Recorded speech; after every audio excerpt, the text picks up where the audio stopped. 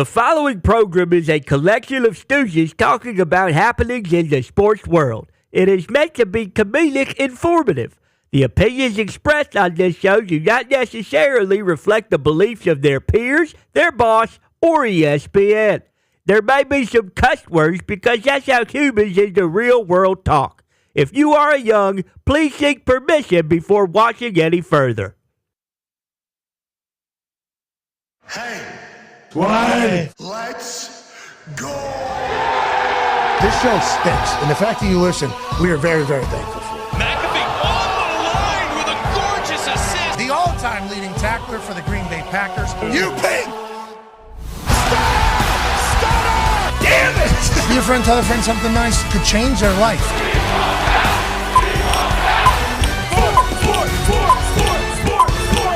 Hello, beautiful people, and welcome to our humble abode, the Thunderdome. On this magical Overreaction Monday, December 30th, 2024, this program starts now.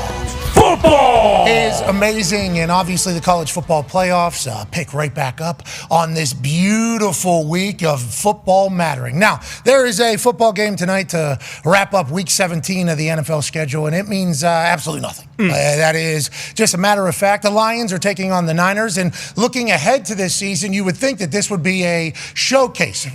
Obviously, a rematch from last year's playoffs between these two teams. Two teams that are going to be vying for the number one overall seed. So let's put them on Monday Night Football. It's going to be great. I don't blame them. And obviously, the Niners season has gone how it's gone. And now the Lions have worked themselves into a point where their second to last game doesn't matter. Now, for a couple teams, their last game does not matter. There's already been, a number one seed locked in the AFC, the Kansas City Chiefs. And there's been a number two seed locked in the NFC, the Philadelphia Eagles. And A.J. Brown came out and said one half of the hammer Dahn Cowboys AP tone. That he was going to rest up, heal up, and get ready for it. Okay, so A.J. Brown said, you can count me out for week 18. Okay, if we're already going to be locked in to a number two overall seed. The number one overall seed on the NFC side will be decided next week whenever the Vikings and Lions do battle. So if you think about the season shaping up, we got the number one seed on the AFC side. Right. We got 6 AFC playoff spots wide open.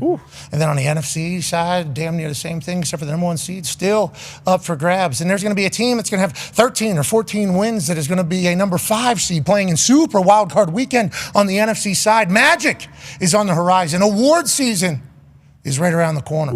Let's go to the Toxic Table at Bossa Connor and at Ty Schmidt. Con man, your team stinks. Yeah. But still a lot to play for. Number one overall. See, we're talking about the playoffs. Cool. I understand we all want to win the Super Bowl. There's a heated race for the number one overall pick that concludes this upcoming Sunday. And obviously massive news this weekend was the Patriots losing on Saturday 40-7. And the Giants winning, moving the Patriots to that number one option, which is huge. I mean, look. We knew this year for New England was kind of a wash. We knew it was a bridge year, but did we know it was going to be a number one overall pick competition year? No, but here we are, and we love the spot we're in, and I think everyone in New England's hoping we lose once again on Sunday and see what happens in this week, because a lot's going to happen. Heard there were some boo birds potentially happening up there in New England. There were some chants happening in the fourth quarter up there in New England, and Drake May, after an early scare, for a concussion on the sideline there, comes back and plays, had some magical plays. I think everybody, which is weird because they are 3-13 and they got their shit pushed here. Yeah. Holy by hell. the Los Angeles Chargers. Oh, did they? In a big way, big way at home up in Foxborough, across the country, 10 a.m. kick for the Chargers. 10 a.m. local time kick in the cold. They get their absolute asses handed to them. But there is a lot of contempt, we'll say, or contempt from the Patriots fans. And now that's only opening up the rumor mill even more. What do the Patriots look like going forward? Everybody assumes and knows that Drake May is a guy, but will they be able to figure everything else out? And for the Chargers' sake, geez Louise. Let's go to 9-year NFL vet, host of Everything DB, good D, bad D, this Los Angeles Chargers team. This year one of Jim Harbaugh going on a run, that's the reason why the Patriots are in the position that they're in right now, is because Harbaugh went up there and beat the hell out of them. And now the Chargers, congratulations to the Chargers. Awesome. Locked up a playoff spot. 1 year with Jim Harbaugh. What are the realistic expectations for this team as they hit the playoffs, you think, D-Buck? I mean, look, Dan O called it.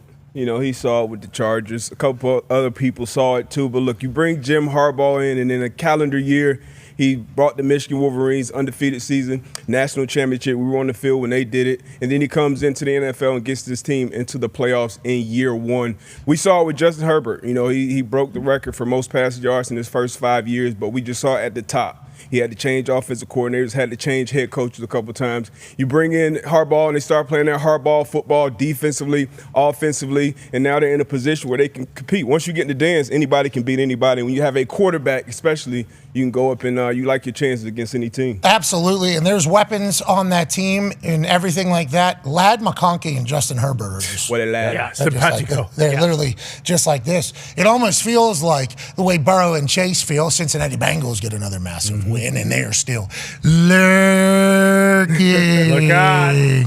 for that last AFC playoff spot. Let's go back to the NFC, the number one seed race. The Vikings are in that because of a magical comeback win over the Green Bay Packers. Let's go to @Ty Schmidt, one half of the Toxic Table. What does this mean about the Packers, buddy? I saw you were a little bummed out, it seems like, about it. No, I don't think bummed out. I mean, I think it's what we said a couple weeks ago. They're probably a year away, 2 years away. It just, hey, you got to beat the good teams if you want to win a Super Bowl. Against the Eagles, the Vikings, and the Lions, they're a combined 0-5. So, that's not great going into the playoffs. And now they slide down to the 7 seed. Probably going to have to go to Philly in the first round. It just, you can't start slow against these good teams like this. It's what they did both Vikings games and against the Lions. You can't let teams that good get out to big leads and then have to rely on, scoring 17 points in the fourth quarter. I mean, they gave it their best shot. They came back and made it seem a lot closer than it actually was. But,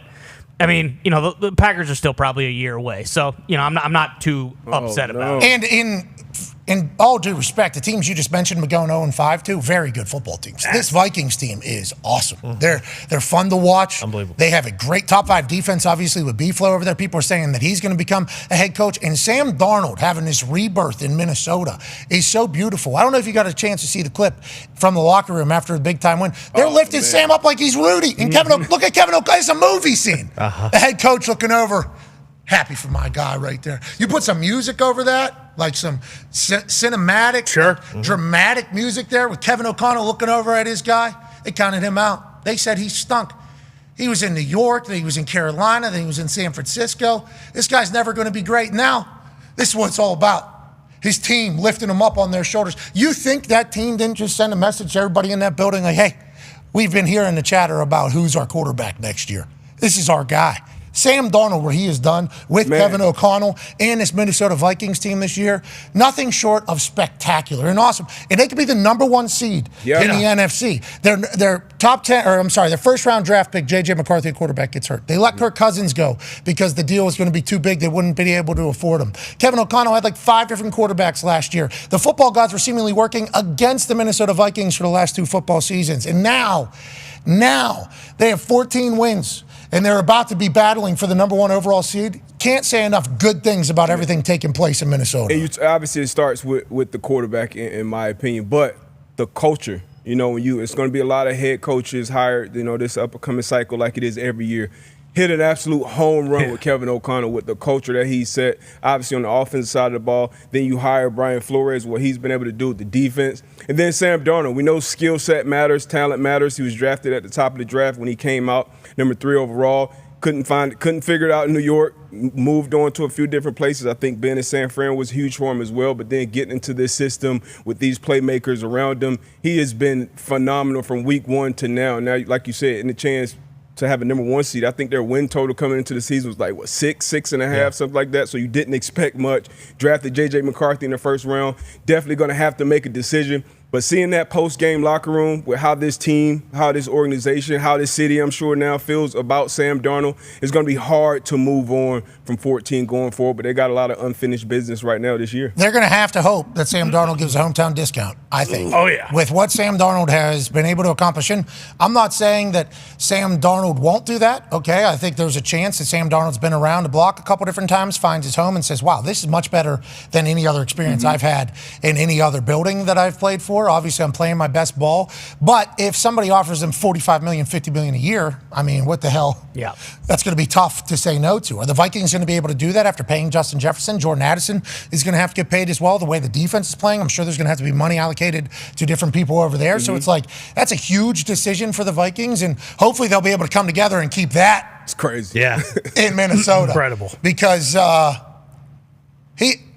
so much vindication, I assume, Sam. So much. Yeah. Just after you're the guy. He was drafted, what, 20 or something? I think he was very Dahn? young. Yeah. No, three. No, 20 years old. Oh, yeah. I think he was 20 years old or something like that. This is the guy. New York, too, so that everything that comes with that. Then bad. Bad. Gase. Bad.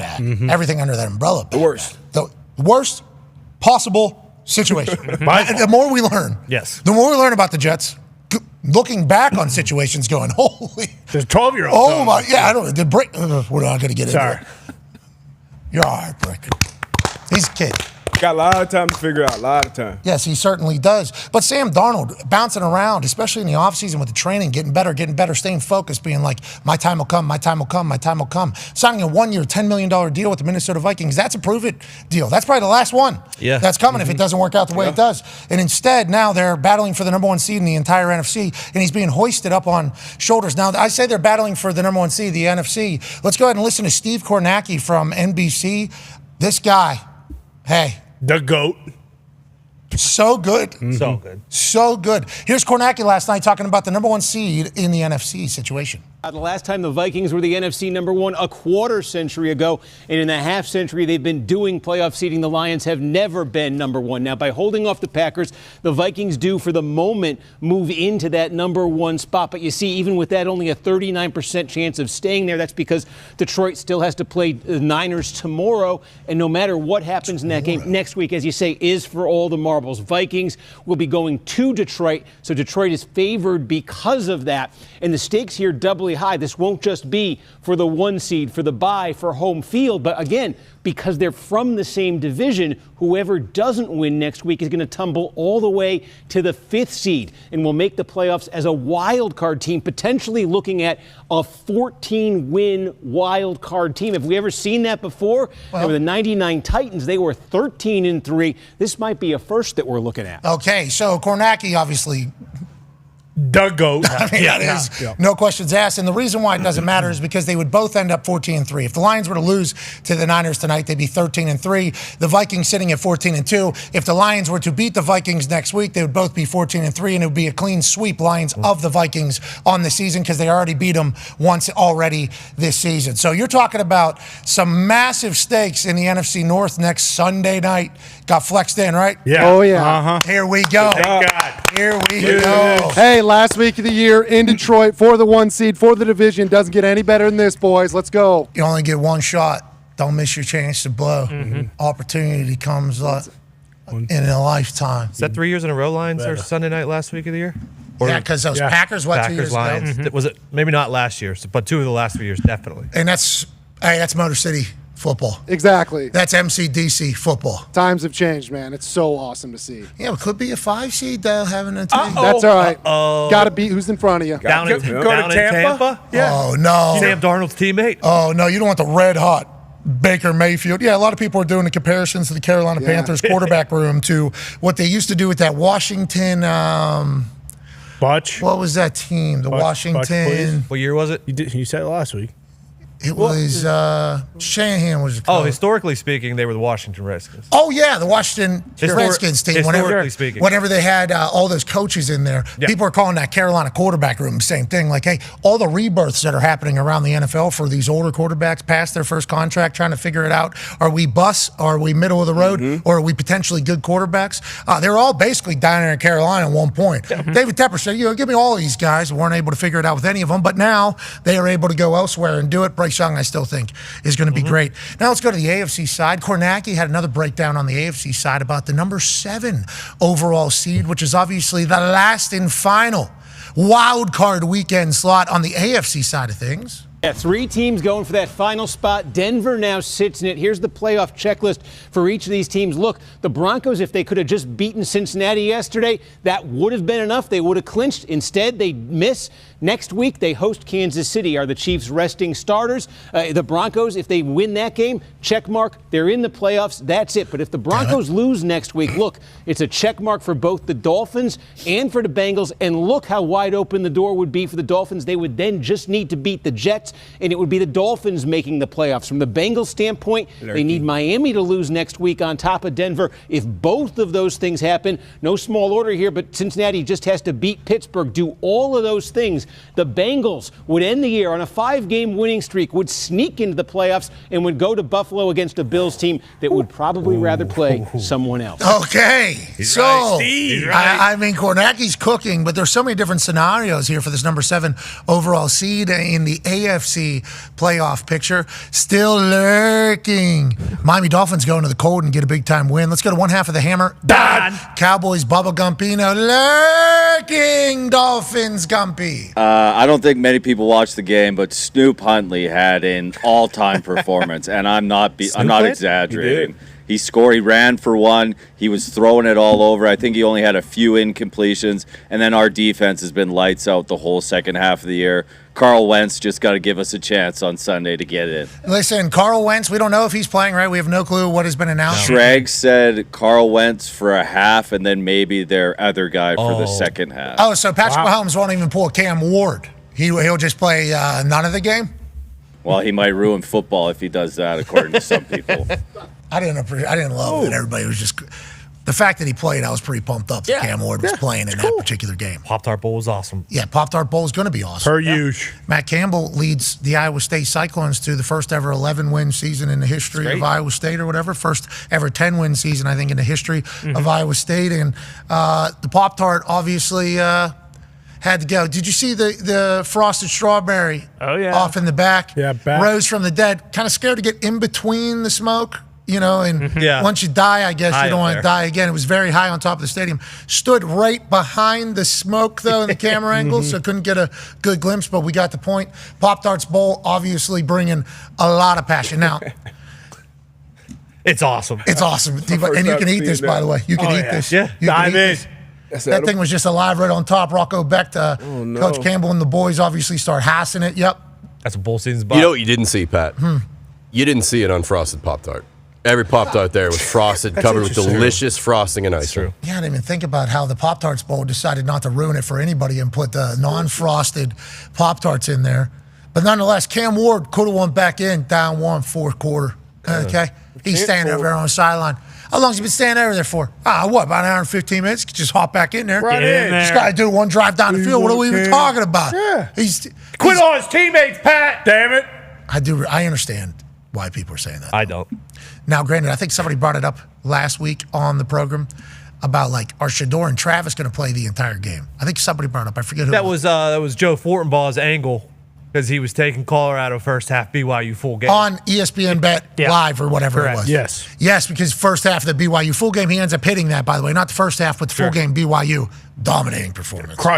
Absolutely dominating performance. We were wrong, obviously, up on the game day set other than Coach Lee Corso, but he presented the idea that Shador and Travis and everybody would only play for one half and then everybody would play for the second half. And I remember thinking to myself, well, why would they do that? Why would that be the case? That was not the case for Colorado. Was the case for Cam Ward. I don't know if this is going to become the new normal. I think there is a chance that some of the NIL bonus money and deals that have been signed, I think the bowl game is a part of that. There's an incentive to play in bowl games. Smart. So I think start however many games too. I think that is a part of some of these deals that have been written. Now, what do these deals mean April 8th when the revenue share comes in and there's a whole ruling and everything? I don't know, but I think that is why we saw some people play. And then obviously Prime getting the shout out, by the way. Shout out. Shout out. Wow. Shout out. Close. Bill McCummins got me these. Bill McCummins got me these. I've been seeing that shoe a lot. It's a nice shoe. Yeah, I saw different colors. Makes me feel athletic. Makes me feel real. Great shoe. Is that the shoe they put in the grinder in Jumanji? I wish I had that pull for you. I don't have it either. I've been watching the Grinch show. When they put the Grinch down in the Christmas wrapper, the boom when people going down through Clarkson or Jim Carrey? Jim Carrey won. Anyways, Prime got insurance for all the guys. Yes. Yeah. Love that. Which I I think Coach Saban has told us about that process of insuring his guys so they would play, and the process of it all, and Colorado fronting the bill for the insurance for the guys to play is cool. Expensive. But I think very much so. Oh, yeah. It's a whole money grab for those insurance companies. Yeah, I had to get one because I was franchise tagged. That's all. And what would have to happen for? So I would have needed to be on a football field practicing, and somehow my leg gets sawed off. Just saw it off somehow. Chris Angel comes through. Yes, and takes my leg off and puts it on somebody else's body. And then all of a sudden I can get the $10 million or whatever it was, Lloyd's of London contract. Signed it because I thought I was supposed to. Like franchise tag, you get insurance. That's what people say. You should insure that leg of yours. You only go 1 year of payment here. Yeah, but I'm going to be a millionaire. That ain't going to last forever. Okay, Mr. McIntosh, this ain't blank check. This is a whole new world. You're gonna want to get insurance. Here's the people you want to get to. This is how you want to sign up for it. This is how much it costs. It was like 40 grand or something like that. 35 grand. Jeez. 35, 40 grand. Would have got like 10 million, but that contract's pretty thick. Yeah. And you start rolling into page like 35, 40. It's like, how do I get this money? You don't. You don't, actually. Yeah, thanks for actually just giving it. Thanks for the premium. Hey, but if you can never kick a ball again, which is kind of what it was, we got your back. You know, and it's like, thank you so much. But for Travis Hunter, Shador, a lot on the line for them to play there, especially if they're projected top 5 picks in its entirety, which I saw he's wearing New York Giants cleats. Yeah, with the logo and everything. The Giants had number 1 overall pick. They don't anymore. Because they got a big win over the Colts. Colts have been eliminated from playoff contention. They're the only ones that went into the weekend lurking, knew they had an opportunity to still make the playoffs, and ended up losing. And they lost to the New York Giants football team, and a lot of people didn't know they were still playing football over there, but I'll let you know.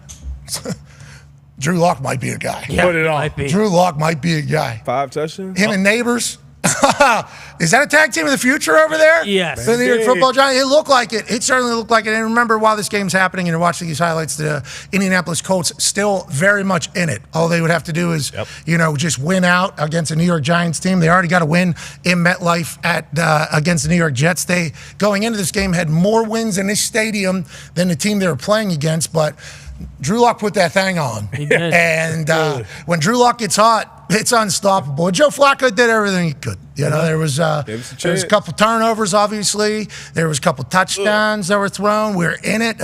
But inevitably, 45 points. 45 points. The Giant total? No, for the one team. The New York Football Giants. They scored 45 points. In a game you needed to win. Fun fact, the Giants were the only dog to win yesterday. Okay, so the only. Well, it was 14-1 and 13-2. The dog or the favorites were yesterday. The Titans and Jags were basically a pick 'em. So whichever book you looked at, but yeah, let's just say the Colts were the only favorite to lose. Yeah, and it was all 3 phases of the Indianapolis Colts, and that led to me typing something up on X. Sure. Okay, and the only reason why I felt obligated to put this particular message out is because the things that people were saying to me as I was observing and reporting on the Indianapolis Colts, as somebody that has been, in the city, obviously, at all the games, like 2 hours before games start, watching everything, how it goes. Because I don't know any of these guys on this team, really. I don't know any of them. No relationship with them. Now, my fault probably, but also whenever Jonathan Taylor did what he did last year to start training camp as our superstar and our best player, and he was just potting with a hoodie on for the first 2.5 weeks of Shane Steichen and Anthony Richardson trying to set a brand new culture, a culture that is only existent because all the pillars that are still on the team now earned the team the number 4 overall pick because of how bad they were. Okay, so whenever that whole thing starts, I have to point out the fact, like, hey, this would be a lot easier if you just, didn't do this and kind of set precedent and showcase that this is how it is. Inevitably, it was the right business move.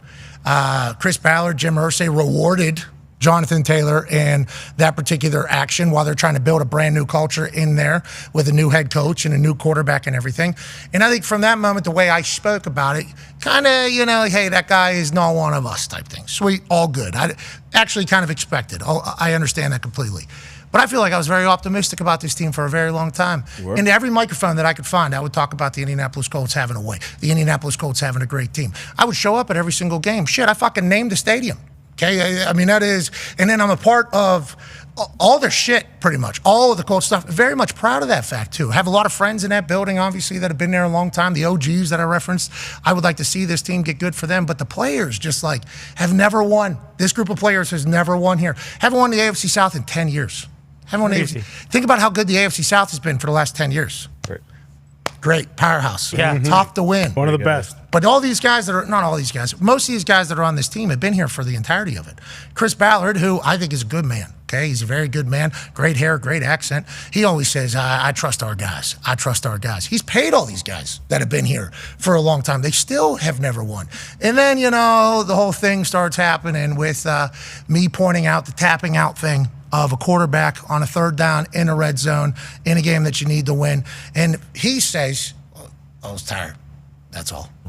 And it's like inside voices don't need to say that. The fact that you think you could say that leads me to believe that you literally have no awareness of any repercussions of anything. There's no accountability anywhere. So obviously it was bummer to hear Anthony Richardson, a man who has so much potential, so much. I mean, you're talking about being able to throw, 62 yards off his back foot like this into a bucket, being able to run 4.5, 4.4 at 260 pounds, might be 290 right now, who knows, whatever. He is immensely gifted. I mean, it is bananas to think about how great he is. But then you start putting pieces together, start watching things, you see the tap out. That's not the only time he's tapped out of a game with no problems. Happened in his first year, too. If you watch his first 5 games that he played, there's like 2-3 different times where he's off the field. And then what happened medically? Nothing. He's back. Practice Wednesday. It was like, well, what happened? He was sore.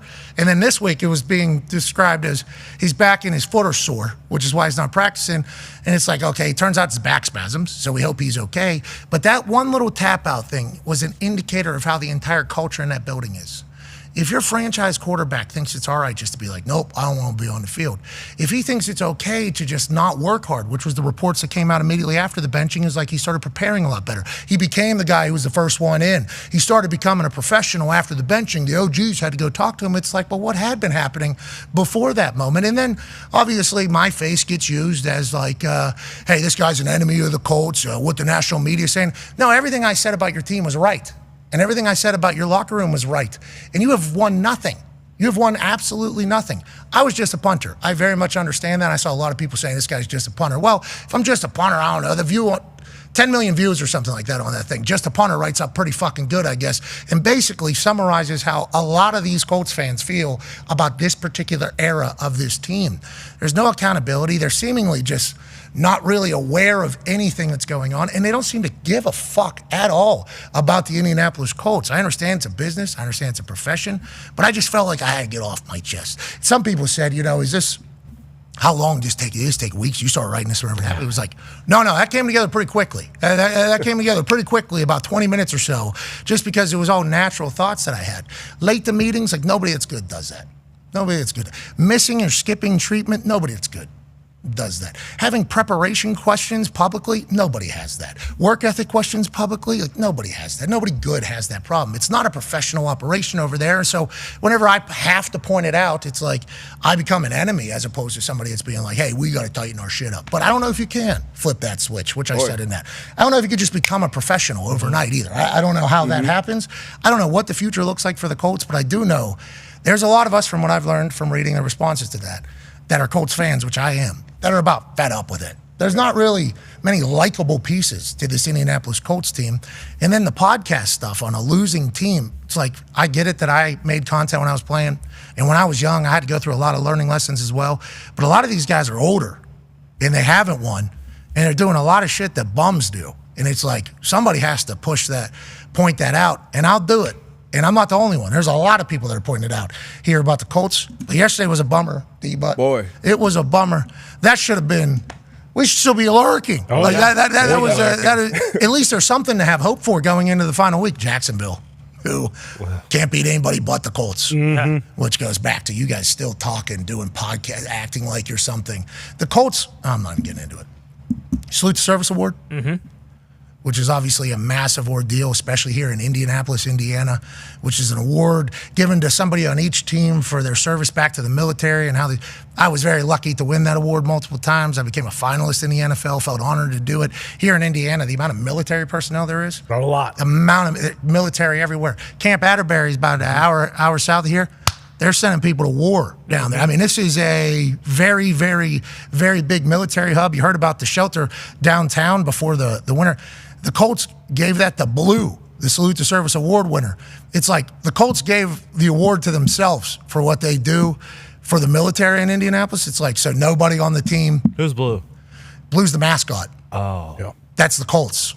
Like, that is the Colts. Yeah, they tell him where to go. So it's like you just start adding up all these things. It's like, who are you guys? Like, why do you think you are who you are? And it's because they all got paid. They've all been here.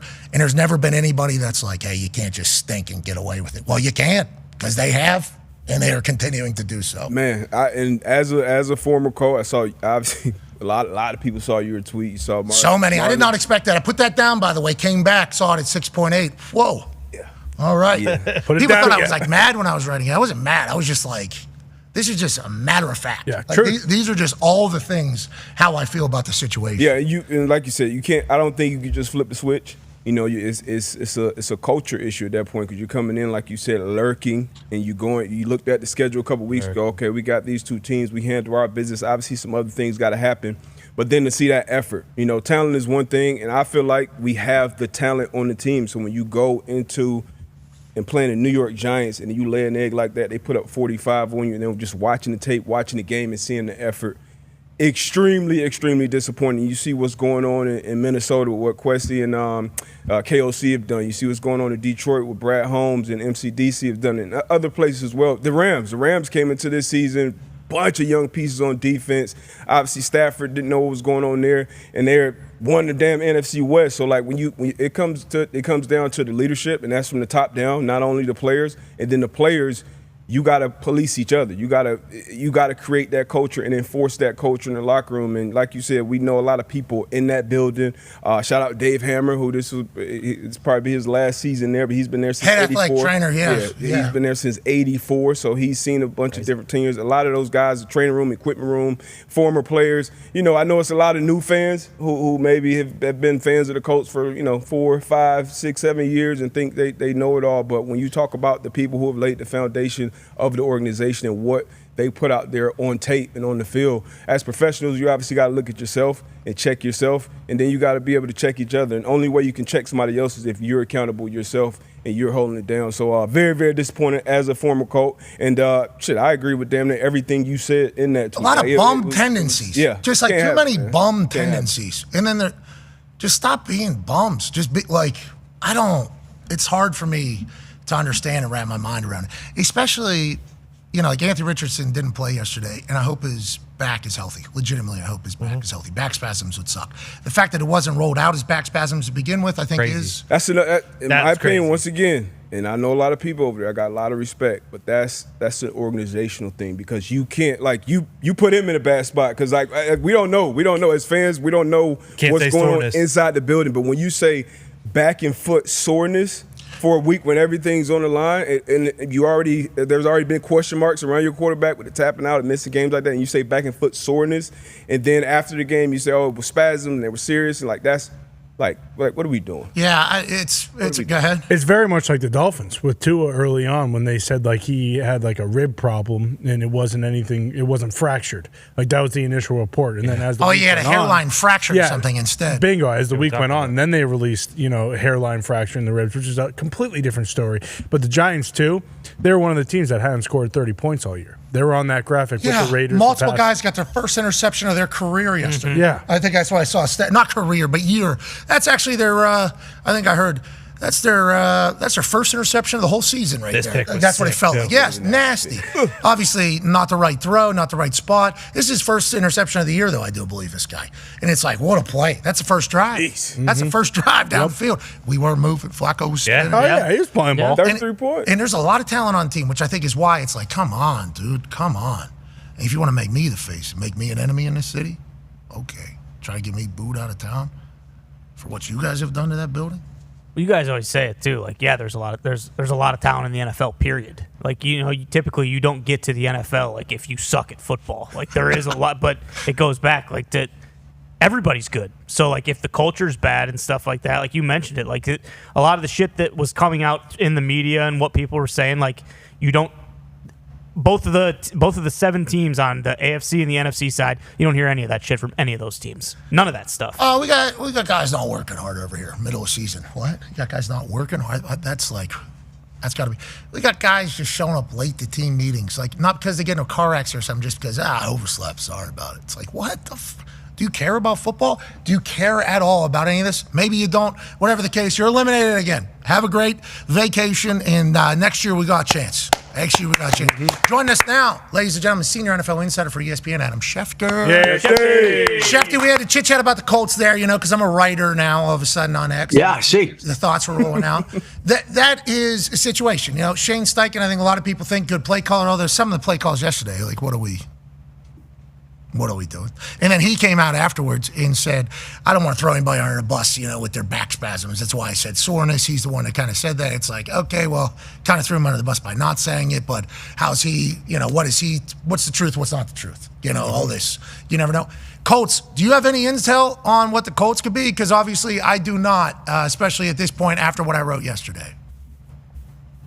Well, that was unbelievably disappointing. I mean, you ripped into them, or you basically put out the facts the way they are. I don't even think you have to do that. They lost to the New York Giants, who hadn't won a game at home all year long.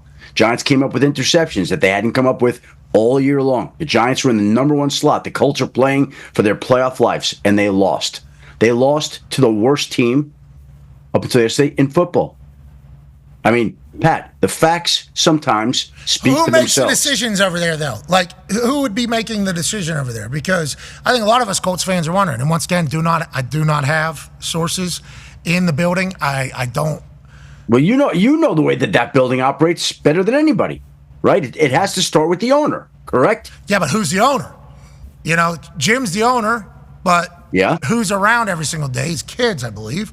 Carly's on the sideline, literally with a headset every single day. Kaylin's in the build. It's like, would this be Carly's first massive decision? Like, is that how's it? Like, do you know? I still think Jim makes the decision in the end. Ultimately, I still think Jim makes the decision, and I think he listens to the people around him. But I think he's making the decision. Okay, so let's pivot away from a team that has been eliminated from the playoffs yet again. Okay, let's eliminate from them. And let's talk about the teams that are in the playoffs already. Let's talk about the Kansas City Chiefs. What do we think about resting, playing? How do you think this pans out for this last week for the number 1 AFC seeded team? I think we'll see Patrick Mahomes in the divisional playoff round. I think we'll see Chris Jones in the divisional playoff round. I think we'll see Isaiah Pacheco in the divisional playoff round. I think there are key players that have not been healthy, that this is the ideal time to get them rest. And the Chiefs are playing at a level that is as strong as any time they've played at during the season. They're hitting their peak. And so when these guys aren't healthy, this is a chance to rest them. You're not going to risk them. They didn't risk them last year once they had clinched their spot. It was a different scenario. I don't think they were the number 1 seed, but they had clinched their spot, and Andy Reid used that last week to rest them. I know they'll get another bye, but this team is clicking right now, and you're not going to expose certain people at times like this. And here's the thing that I think a lot of people also need to understand. Like, there's 53 players in the roster. So if there are 4, 5, 6 guys that don't play, there still are another 45 or so that are on a Super Bowl caliber roster that are going to go play against the Denver Broncos. Like, this isn't going to be a gimme game for the Broncos. And by the way, for Carson Wentz, this will be a Super Bowl. This is a big game for him. This is a big game for all the people that are going to be called on. Now, it's as favorable as Denver could hope it to be for a matchup against a team as great as the Chiefs, but it's not a layup. It's not a gimme. They still have to go out and take care of business. But I would expect that the Chiefs rest the key people that have had injury issues and don't expose them any further and get them ready for the divisional playoff round. Okay, and that is Andy Reid's move. Remember, the reason why Patrick Mahomes is the Kansas City Chiefs quarterback, or became the Kansas City Chiefs quarterback, is because the number 1 overall seed or the number 2 overall seed, I forget which one, was already locked in going into the final week against the Broncos, and Alex Smith took a break Patrick Mahomes goes in. Mahomes beats the Broncos. Then obviously you finish out the season with Alex Smith, trade his ass to Washington. Patrick Mahomes is the guy. A lot of us go, well, this is the best Alex Smith has ever played. He finally found it, and he get rid of him. And then everybody behind the scenes was like, just wait until you see this guy. Wait till you see this thing. Turns out that was the right move. Turns out that was the right move. I'm not saying that's going to happen with Carson Wentz and Patrick Mahomes, but Carson Wentz goes in there and gets a massive win for the Kansas City Chiefs. Boy, you're talking about a resurgence of a career all of a sudden. Yeah. And for us, I'm pumped that it's happening, not because the Colts are no longer lurking, but Carson Wentz football is electrifying. Carson Wentz football is electrifying. Anything could happen at any point of the game. Let's last question for me before the boys have some about current situations. Up there in New England, we brought this up last week, I think, to you. Connor is actually the one who says, I am Mayo guy. Okay, I'm Mayo guy. But I'm just letting the world... Do you hear that? What happened? Somebody's phone's going off. That was my laptop. Sorry. It's a 1999 ring. I mean, that was a pretty magical moment. Okay, so Connor though said there's some reports up in New England or coming out of New England that Kraft and the Crafts might, if it goes bad the final 2 weeks of the season, with just one season of being a head coach, Gerard Mayo, maybe move a different direction. And some people in New England are like, Vrabel would be the guy that would go and take over. The prince who was promised wasn't Mayo. It was actually Vrabel this whole time. What are your thoughts on what's taking place in New England? And after an ass beating in Foxborough with fans chanting anti-Mayo stuff, how do you see it kind of working out up there? I think the Crafts have wanted to give Gerard Mayo every opportunity, and I still think that that's the case. Again, you never put too much into any one game, but if there's another game like that at the end of the year, I think it's going to lead to discussions. I think that they want to stick with Gerard Mayo. This is a guy that they've believed in. It's a guy they've promoted. It's a guy that they've stood behind. Now, there are things that they have to address. Like, there's a team, again, that needed help at wide receiver and traded the draft pick that became Ladd McConkey to the Chargers. Yeah. They traded that pick, and they used the picks they got back in return on Jalen Polk and Javon Baker, I believe. Yep. And so they need to get some things straightened out. Right now, they're in position to secure the number one pick in the draft. And by the way, like, if you're Buffalo, to me, you're resting everybody this weekend, and you're letting New England win that game because they're going to try to win the game. And if I'm Buffalo, it's my pleasure to have New England win the game so that they're dislodged from the first pick in the draft, which is an incredibly valuable spot to be in, especially when there are quarterback-needy teams lined up at 2, 3, 4, and are going to be vying to trade up to number one, and you can get back a ransom for that pick. So, to me, Buffalo will send out guys they're going to be trying. Players are never going to be in the mindset, we're going to let this team. That's just not how the NFL operates. It's why the Giants hammered the Colts yesterday, because players are fighting for their jobs and trying to prove something on a weekly basis, and everything they do goes on tape. But the fact of the matter is, if I'm the Bills, like Josh Allen, we'll see you in the wild card round, and James Cook, we'll see you in the wild card round, and anybody of any import, we'll see you in the wild card round. But again, there's only so many guys you have. Guys have to play. You can't rest the whole roster. You can't forfeit the game. I've been a part of a team that rested players the final 2 weeks. I think all the starters started because there's start streaks and all this type of shit and appearances and escalators and contracts, and then they were kind of replaced in the second half. It was like a preseason outfit, though. Because you say, at the beginning you said there's still a lot of guys that are on a Super Bowl roster, and then you said we need enough guys to play the game. It's like a lot of those guys are very good at their jobs, which are what? Well, special teams. They're great. They're great at special teams. They're great at giving looks in practice, but to have an entire game depend upon them, we shall see. Might see some superstars just like a preseason. You talk about the Buffalo Bills saying no mas to the New England Patriots, so they dropped to 4 or 5 instead of number 1 overall. Let's talk about tonight's game. That means absolutely nothing. Tone has a question for you. Yeah, Shefty, it does mean nothing because the only thing that matters for the Lions is next week's game against the Vikings. So does that mean the Lions are going to rest people tonight? And especially because they have been so banged up, why would they risk more people? Or is MCDC playing their guys tonight in a game that means nothing to them? But that's how you think. That's how I think. And I had this debate with somebody in the Lions this morning. I'm like, there's nothing to play for. You're on a short week. You play the Vikings, and like Dan says, we're going to try to win this game. I'm like, okay. I mean, if you listen to his quotes, this is who they are. They are built on grit and toughness. They go for it. They're going to go for it tonight. Now, again, I think you have to see how the game is flowing and what's happening. And I think they're going in with the mindset, we're going to try to win this game. Again, this is, in talking to them, they're like, well, we could become the 10th team in NFL history to have 15 regular season wins. I said, okay, bravo. Sweet. Good for that. They're like, well, we don't want to take away from the energy and the momentum that we've built. Okay. But again, you're in a short week. Everything is riding Sunday night. But they're not thinking the way we're thinking. They're just not thinking that. Now, for me, it's hard to imagine that you're going to go run Jahmyr Gibbs into the ground tonight when David Montgomery's gone. But they remember that they lost to this team. They think that they can just go out and be tough every week. And Dan Campbell's been pretty adamant they're going to keep playing. Now, if they're up 2 touchdowns in the third, fourth quarter, could we see a quicker hook? Yes. Could certain situations in the game enter into his thinking? It would be illogical to think that they wouldn't. But going into the game, their mindset is, we are going out there to win the game, and we'll see how the game unfolds and how he handles it from there. Second bye week here, week 17. Yeah, it'd be nice. Getting an opportunity. Let the boys, hey, let's get a couple drives in. Let's get a couple drives in, and then bang, go head out there now. That AMCDC. I agree it's not, but boy. Football family, the whole family over there. He'll be going for it on fourth down, too, tonight. He'll be Jared Goff, QB, sneaking in fourth downs. First quarter, second quarter, we need it. There's some dogs on the Niners defense that can hit. They still fly around. And this game means nothing. Yeah. Hey, but the Niners have shut down more of their roster than the Lions are considering shutting down their roster. There have been a lot of guys who have been hurt, a lot of guys placed on IR. They're missing a lot of guys already. The Lions don't care. They're going in there to play the game, which, again, as fans, we could sit here and debate it. I think all of us would say, why are you doing that? Well, okay. Well, I think most fans would say, I don't love it. Like, I would risk if someone gets hurt, you won't love it.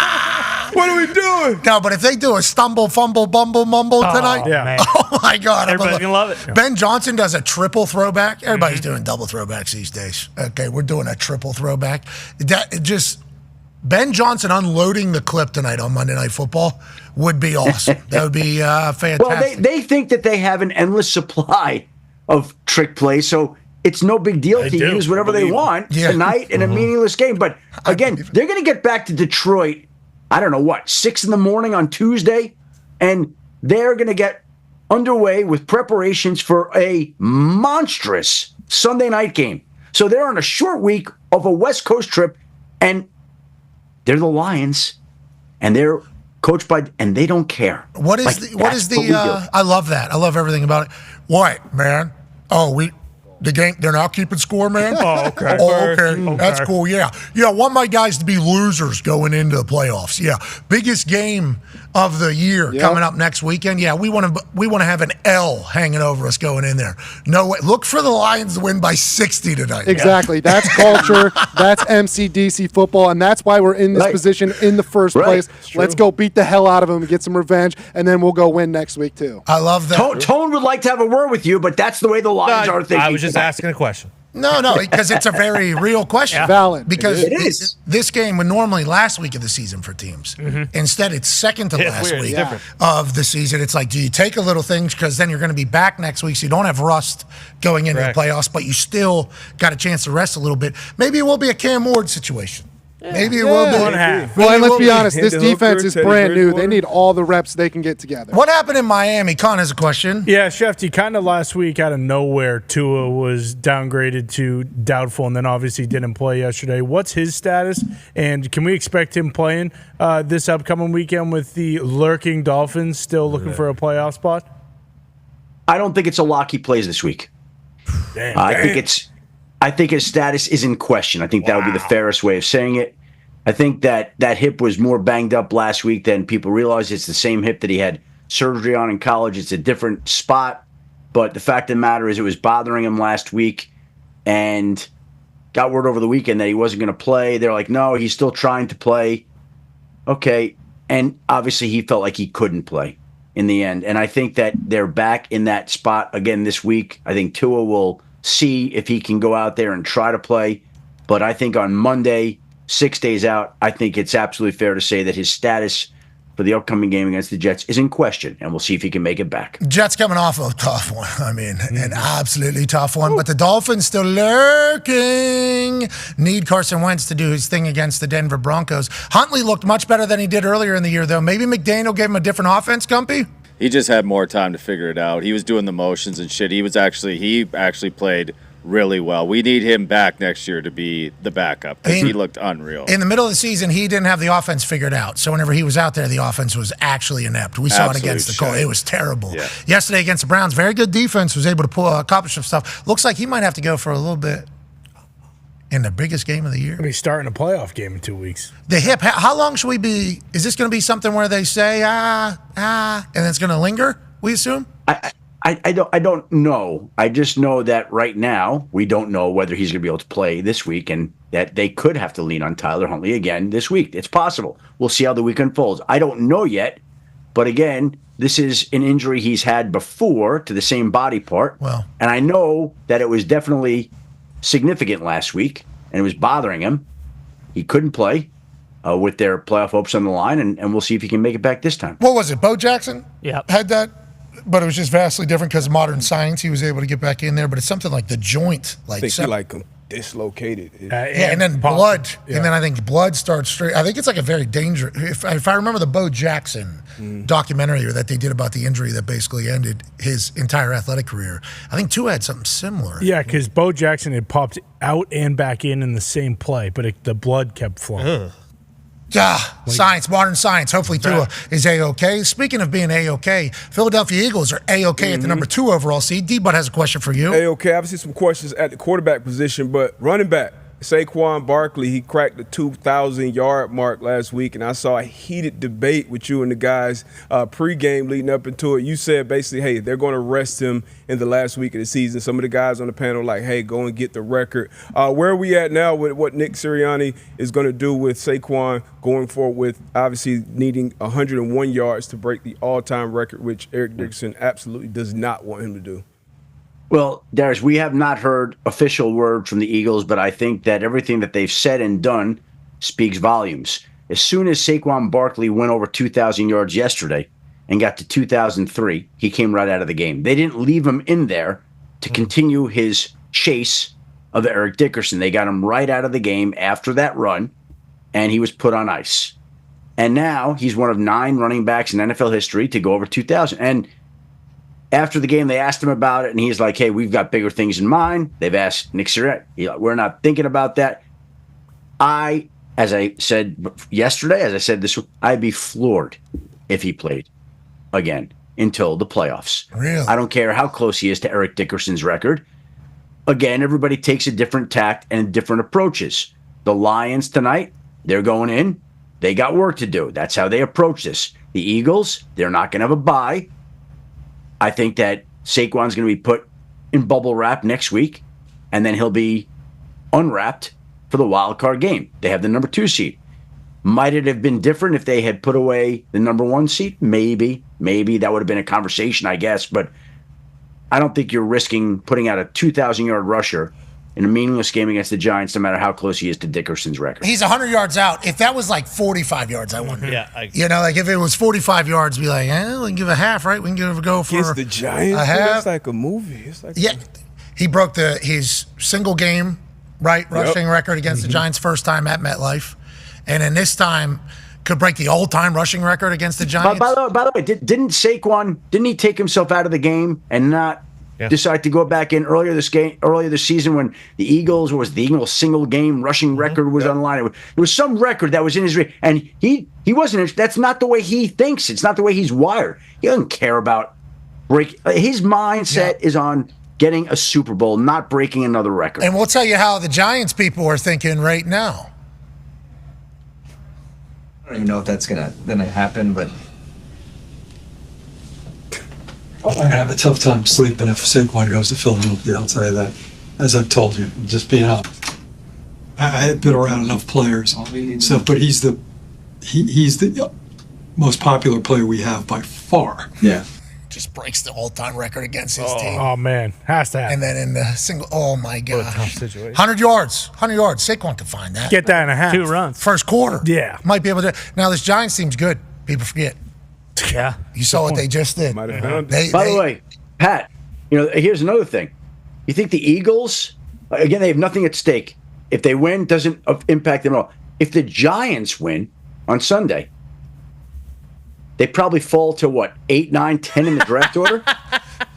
Like a win. The Eagles losing is a win for the Eagles organization. Bills, Patriots, same situation. Now we got Eagles, Giants, same situation here. Now, again, I want to be very clear. The players are not thinking like that. They're going to go out and play. But you can't tell me that organizationally that they aren't thinking, well, if we let the Patriots win, if we let the Giants win, if we don't put out our best guys, if we don't do everything we can to win this game and they win, their draft order crashes. And to get to where they want to be or where they are now, like the Giants need a quarterback. Everybody knows it. They're at 4. If they win on Sunday, they're going to roughly 10. Roughly 10. How are they getting Sorry, back up there? Saquon Sirianni. Sorry, buddy. Gonna have to get 100 yards earlier in the season. Dickerson did it in 14 games, too. I can tell you this. I think the Eagles care a lot more about the Giants falling to 10 than Saquon Barkley breaking Eric Dickerson's all-time single-season rush record. Saquon's been special, though. Yeah. That's been so much fun to watch. And obviously, he's going to be at the NFL Honors if they're not playing in the Super Bowl as an MVP finalist. Running back, being able to do that, obviously, in the modern age that we're in is insane. Best offensive player will obviously come in to the award to Saquon Barkley. It's like, congrats to you, Saquon. And especially because I, like many, had no idea this was possible. Because we thought he was just going, just another Giants wasteland. That's what we thought it was going to be this entire time. But instead, the Giants said, we can't pay him $13 million a year. Yeah, all right. No. Get the hell out of here. John Mara called it. John Mara called it. Him with his hand on his face. He's got to be so mad. Going, buddy, I won't be able to sleep. This fucking guy goes to Philadelphia Eagles. You hear me? And he is by far our most popular player. Well, there's a reason. He's also your most best player, MVP, which I think is what he's going to win at the NFL Honors, even though he deserves MVP, valuable player conversations. Because look at the way this team is finishing this year versus how they finished last year. It's because of the run game being able to do what it's doing. And also Kenny Pickett and McKee can spin that thing. What a time to be Philadelphia Eagles fans. Congrats to you guys. Last question here. We appreciate you. And it's not just the way that Saquon plays, it's the way he carries himself too. Like, he's class and a pro. Like, that's the kind of guy you want in your locker room. Last question. Sorry. Hey, no problem. Ty has a question for you. Shefty, has any of the conversation around Sam Darnold changed over the last couple weeks? A lot of people saying, hey, there's no way they can pay him, and then they're potentially going to get the number 1 seed. We saw how the team reacted to him in the locker room yesterday after beating Green Bay. Is there any way that they actually let go of Sam Darnold now? Ty, I'm glad you asked that question, because my reaction to seeing that video when Sam Darnold walked into that locker room and they all jumped all around him and popped the champagne and did whatever they did, there it is. Like, look at Kevin O'Connell. He's watching this. It's a movie scene, brother. Wait, well, hold on. He's watching this, and in the back of his mind, they just want a huge game. So not how he's thinking now, but how can you let somebody that your team feels that strongly about walk out the door? That video tells you that they're not going to let him go. That's what that video tells you right there. I agree. We agree. We saw it the same exact way, although it's going to be a big number. Will they be able to afford it? Will Sam do a little business with him, too, to remain there? We'll watch you tonight. What are you doing? You're from home? Yeah, sitting here, getting ready for the pregame show tonight, Monday Night Countdown. Hey, Mazel. Happy Hanukkah. We're getting ready for the show. The game might not have as big a stakes, but I'm attacking this show. I'm treating this show like it's the most important show that we've done all year long. Let's go! That's Adam Schefter. We're back on the other side. Adam Schefter. Joining us is a demon. Ladies and gentlemen, O's the Mentalist will be joining us. All right, O's. Let's go. What's the pick? I'm not giving away for free. Bill, what time is it right now? 7:57. Write it as big as you can. Wow. Okay. It's about to get Nice guy. weird. From this point on, I never touch this bad boy. We're going to revisit later in the draft. All right, O's, get in here, you sick son Get of a weird. bitch. Almost 2 hours. Hold it. Oh, don't drop it. Oh, no, I dropped it. Okay, AJ, take the cards, look through them, and here's the thing. I want this to be random. Yeah, you can Okay, I don't yeah, care what's what you do. My Look hands at are a bit Your stuff's frozen, up. but yeah. I want you to take, but hold on. Uh-oh. I don't want you to look Freezing like your off. favorite. Bill's I want booking you Sean Payton right now. to There we go, lift head up. boy Bill. AJ, slow. Lift. No. What one of your guys? Take off a piece. Oh, it could she be a fucked lot my or a little. shirt. Oh, right here. And don't look at it. Lift it up. I'm not. Put it against your body. That feel right? Yeah, feels AJ, great. if you don't feel like this was the right moment for you and you want to change, put it back. All right, once I'm around. putting it back. It's up to you. All right, Yeah. lift off wherever you want, We're back. more or less. A piece. No, that's not okay. Now I'm you good. want. Is that times. good? Good. Okay. This is a good one. Are you sure? Yeah, of course. Stay right there, locked and loaded. Oh, you fucked up my shirt, That's bro. not- And there is a white piece of paper. Yep. Is that right? That's all that's in there. Take that out. I want you to see this. Look, AJ, open it up. No fucking way. No and way. show us and show AJ what you got. What is that? Show us 9 to 9. Turn around and show us where you're at. You ready? Yep, turn it around. No way.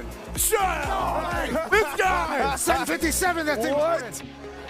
That's been in there since 7:57. Imagine that you somehow know the game of the year next season. Tell us, what are the two teams that you're seeing in this game? Say it. Packers and 49ers. Who do you think's going to win that game? Packers 34, Niners 27. Tell me on your life. Did I tell you to say anything? Did I You say did it, and I swear to God, if you get this right, I'm gonna rip your fucking head off. Tell him the game of the year. Oh my Read God. Read it to him, please. Come on, bro. Read him to him. Packers beat the 49ers 34-27. Remember this screen grab when it happens this season. Open up what's been in there since 7:57. Come on, dude. There's something wrong with you. Open it up. It says Brock Bowers, 13th How? pick Raiders. Fuck this guy. Oh, fucking way! There's no way! This guy's a witch. Bears, Caleb Williams. 100% we knew it. Commanders, No. Jaden Daniels. No, don't you dare. Patriots, Drake May. Cardinals, Marvin Harrison Jr. Chargers, Joe Walt. Giants, Malik Neighbors. Titans, J.C. Latham. Michael Penix Jr. Roma Dunze. Vikings from Traded Jets. with the Jets. What? J.J. McCarthy, Jets from Vikings. Olu Fashanu, Broncos, Bo. Knicks, and then the 13th pick. Oh my God! Bowers to the Raiders. I'm so happy I'm not. Beautiful. Taped on his chest since 7:57. Right now it is 9:50. You're a demon. The following program is a collection of stooges talking about happenings in the sports world. It is meant to be comedic informative. The opinions expressed on this show do not necessarily reflect the beliefs of their peers, their boss, or ESPN. There may be some cuss words because that's how humans in the real world talk. If you are young, please seek permission before watching any further. Hey, Why? let's go. This show stinks, and the fact that you listen, we are very, very thankful for. McAfee on the line with a gorgeous assist. The all-time leading tackler for the Green Bay Packers. You pig! Damn it! Your friend tell a friend something nice could change their life.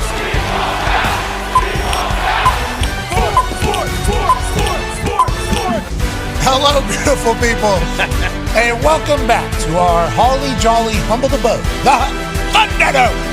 On this Overreaction Monday, December 30th, 2024, hour 2 of the program starts now. Football! He is wonderful. We're so lucky that we get to talk about it. The Talks Tables here at Boston Connor and at Ty Schmidt. One after the hammer, Dahn. Cowboys AP Tony's here. Rocking at Pittsburgh Steelers tarp. Feeling good about the boys? Feeling really, really good about the boys. Really? Yeah, why wouldn't I?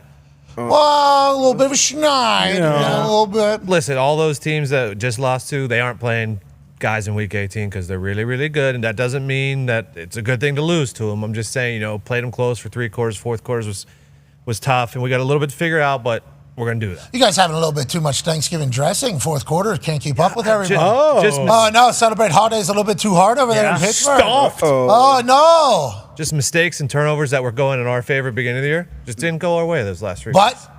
what goes around, goes around, goes around, goes around, comes back around. Well said. Yeah, maybe for the playoffs, you guys. Thank you, Nelly Furtado. All you got to do is get into the dance, and then you'll get moving. Was it just Nelly Furtado on that song? I thought that was Timberlake's part.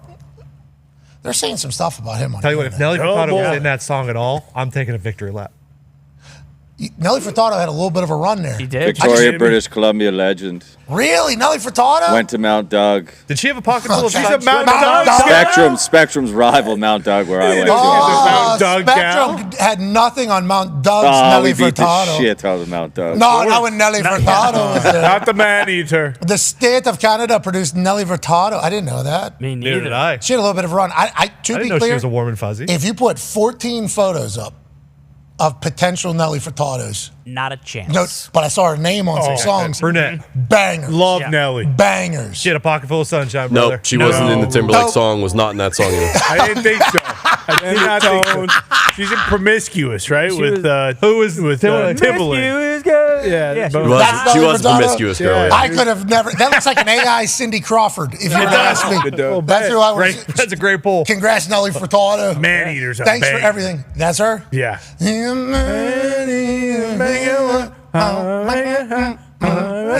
I remember that song. A little run. Yeah.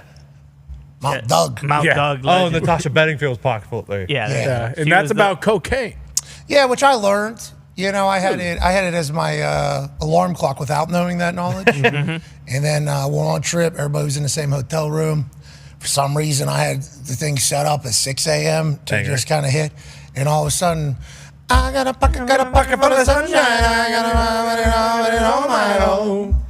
Oh, snooze. 9 minutes later.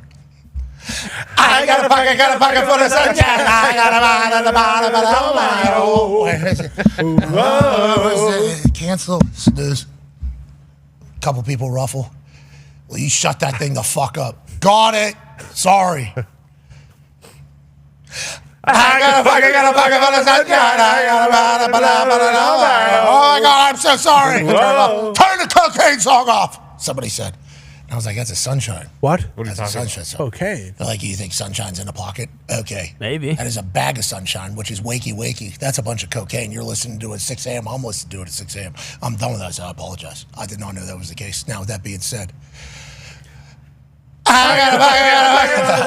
what a time. Banger. Banger. Banger. There's a lot of those bangers that just pop up out of nowhere. You know who's been bringing them back to light? The Notre Dame social media team. Yes.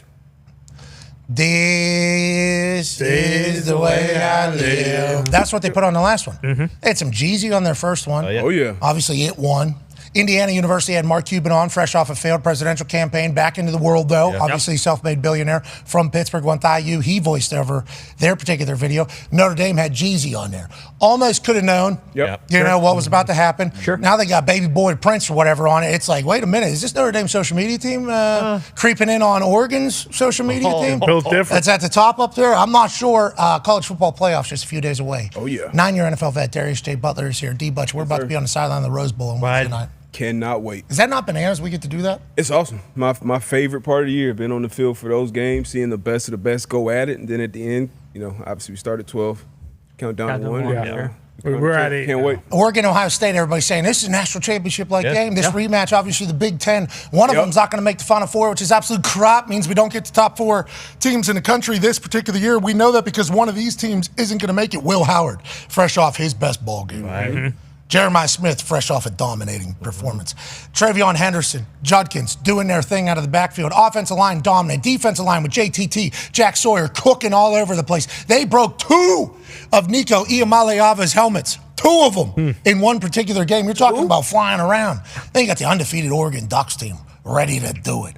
Obviously, Dan Lanning is an absolute dog, but his team's littered with talent. You know, everybody chit-chatted at the beginning of the season about this Ohio State roster with how much money they spent on it. Valid. Okay, valid. Very valid, because they have gone all in this particular roster. And then you heard, you know, Tressel and Urban Meyer say, that's got to be the best team that's ever put Ohio State uniform. Now, we've won national championships with teams that aren't as good, but we'll see if Ryan Day's able to do it with this good of a team. Basically, is what they said about the roster and everything like that. Oregon put together quite a fucking roster, too, now. Let's not get crazy at all. They have high-end talent at every single position, and they fly around. Now, obviously, that was right in front of our faces, and we're all mind-blown. He was screaming and actually projecting some spit onto that crane that was blocking our view in front of our suite, so we got to watch this. And what is this? That's tight end. They got every position like that. Now, they had to take on a Penn State team in the Big Ten Championship right there, just jumped over a Nittany Lion, that pounded a rock against them with Singleton and Allen. They were able to gain some yards. Is Oregon going to be able to bounce back? Is Dylan Gabriel going to be able to utilize Tez, absolute dog, Jordan James, absolute beast out of the backfield, Dylan Gabriel doing his thing. It's like, this is going to be a good game, too. The granddaddy of them all. We're going to be lucky to be on the sideline broadcasting on ESPN2. But the game itself is setting up to be a banger. Physical. Both need it. Both want it. Both feel as if they are at their best forms right now. We got a good one coming on Wednesday night, which football needs. Great one. Two great coaches, two great organizations, a lot of NFL talent, and then that setting. That beautiful setting. Oh, that'd be so nice. 5 o'clock kickoff. Cannot wait. It's 5 o'clock somewhere. Pasadena, whenever this thing kicks off on the Eastern time zones, 2 o'clock local. We have a 7 to 10 a.m. local game day, I believe, on New Year's Day. And then there is the... It's Texas, Arizona State. Have you heard that? There's a little Peach Bowl, I believe. Have you heard a little bit of the chatter out of the Texas-Arizona State conversation? Some beef, What's correct? going on? Sam Levitt Jr., redshirt freshman quarterback for the Arizona State team, who just won the Big 12. Obviously, a lot of conversation about Cam Scattenboo, the running back, who's a stud. Sam Levitt Jr. has become he's a dog. Very, very good. He was asked about Quinn Ewers, and he gave an answer about believing in himself and said, I'm ready to prove I'm the best quarterback on that field or whatever. Quinn Ewers took the high road, said, I heard what he had to say. They've been fun to watch, yada, yada, yada, do that. But you got those Arizona State dogs ready to cook. They're ready to activate the Valley in this entire thing. Could you imagine the upset that could be if Arizona State knocks off Texas? Texas, with all the talent and size and funding and everything behind it with Sarkisian, that'd be bananas. Now, I'm not saying it's definite. I'm not saying that's the way I'm picking. I'm just saying would be gigantic for Arizona State and also another massive shot across the bow to the SEC. Yeah. You know, the SEC during this bowl season has had a lot of things happen to them that's not great for all the talking points that have been said. Correct. Not as bad as the ACC, but the SEC there's been a lot. And that's, I believe Arizona State also has a lineman who went to Texas or wanted to go to Texas, and they said, you'll never play here. So now he's starting at Arizona State. So there's some chips on the shoulders for the Sun Devils. Yeah, and then obviously the Rose Bowl, and then at night, the capper, Notre Dame, Georgia. How you doing? Keep it moving. Can't wait for the Catholics to take on the Dogs. And, I'm excited as shit for tomorrow night, Penn State, Boise State kicking it off all the way through Wednesday, New Year's Eve. Joining us now, ladies and gentlemen, is a man who obviously has a rooting interest for the Ohio State Buckeyes, but will also be on the sideline with us at the Rose Bowl. He's a college football national champion, Super Bowl champion, Ryder Cup winner, AJ Hawk. Hawker, we were just talking about the slate. Your first takeaway whenever you think about it? Arizona State, that would be I don't know what the line is. 13 I see right now. Okay, that would be a huge upset, but I'm excited to see Scatterboo, see if he can run wild, as you said. There's been a lot of home ass beatings thus far. Yes. College football playoff. But it was called home field advantage for a reason. Yep. It was called, the reason why they were seeded for home field advantage because everybody thought they were the better team. So sometimes chalk is going to win it. At this point, people are a little bit worried that maybe there'll be another couple blowouts. There'll be some That's what people are saying. Big spreads, but what we don't have this round that we did have last round is that cold weather that we talked about a lot, and that obviously played a big factor in that first round. Now it's neutral sites, warm weather. Obviously some teams that have well rested. I'm excited about this, but 11 points and 13 points at this point in the playoffs, that's some big time spreads. Those are some big time spreads. We'll be live on ESPN2 for Ohio State and Oregon. AJ, let's talk about that game real quick before we pivot to the greatest of all time when it comes to NFL coaching and general managing now in the college world. Ohio State fans, we talked about it last week or something with Coach Saban, where Coach Saban talked about how, hey, Ohio State fans, we got a chance to win national championship. We'll worry about everything, off-season. Let's right now, I know we lost to Michigan, let's roll. Feels like Ohio State is behind this Ohio State team, right? Yeah, absolutely. Especially after the showing against Tennessee. I think anybody that was on the fence or thought, hey, this team isn't what we thought they were, I think they're back now and they're ready. Hey, and that's a beautiful thing. Yeah. Some Buckeye fans get loud. Oregon's fans are going to be bananas. They're closer, too. Joining us now is a man who's going to be trying to get to this particular game for the next couple of years. He is now the head coach at the University of North Carolina of the Tar Heels football team. He's the greatest general manager and greatest NFL coach of all time. Ladies and gentlemen, Bill Belichick. Bill. How you doing, Coach? Great. Happy holidays. Happy holidays to you. Merry Christmas. A lot of football this weekend. So much. I mean, there was games. So many games. Now, I'm not going to say, The New England Patriots are kind of like when March Madness happens and there's only one game at a time and the game stinks. You kind of are forced to watch it, nothing else. But it was a nice day. It was a nice break up there. It was nice to see the Chargers do their thing. But it was a lot of football. Let's talk about your world. Is it a lot of, what is your world right now? Are we still recruiting, putting together a staff? Where are you at right now down in North Carolina? Yeah, definitely recruiting. A lot of guys going into the portal. Seems like every day, as team seasons conclude with the bowl games and then the playoffs here that are coming up. So a lot of guys in the portal, a lot of people contacting us, want to come to Carolina. My Instagram account's been busy. So scrolling through that, I never thought I'd be saying that, but here I am, joining the 21st century. So that's been good. So yeah, we got big weekends coming up. The weekend of the 4th, weekend of the 11th. A lot of guys coming in to visit and stuff like that. And so yeah, it's been fun. It's been good. Really enjoyed it. And school's been great. Chancellor and the staff and administration have really been behind us, and so we got a lot of positive things going. But a lot of players want to come to Carolina, so that's a good thing. You see any good ones, send them our way. Yeah, you got it. Hey, listen, no doubt about it. Cannot wait to see who ends up as a North Carolina Tar Heel under your watch down there. I think that's something that a lot of people would be excited about. I can't believe you're using your Snapface and MyFace DMs now to connect with people that potentially are in the transfer portal, but I love it. Let's talk about the 4th and the 11th. Is that when you're going to try to figure out if these guys are guys that you think could be Carolina guys, or is that them trying to get a feel whether or not they could fit in with your particular system? How does that kind of 4th and 11th weekend go in your eyes? Right. Well, the weekend of the 4th, we're still, open on some transfer portal players before school starts.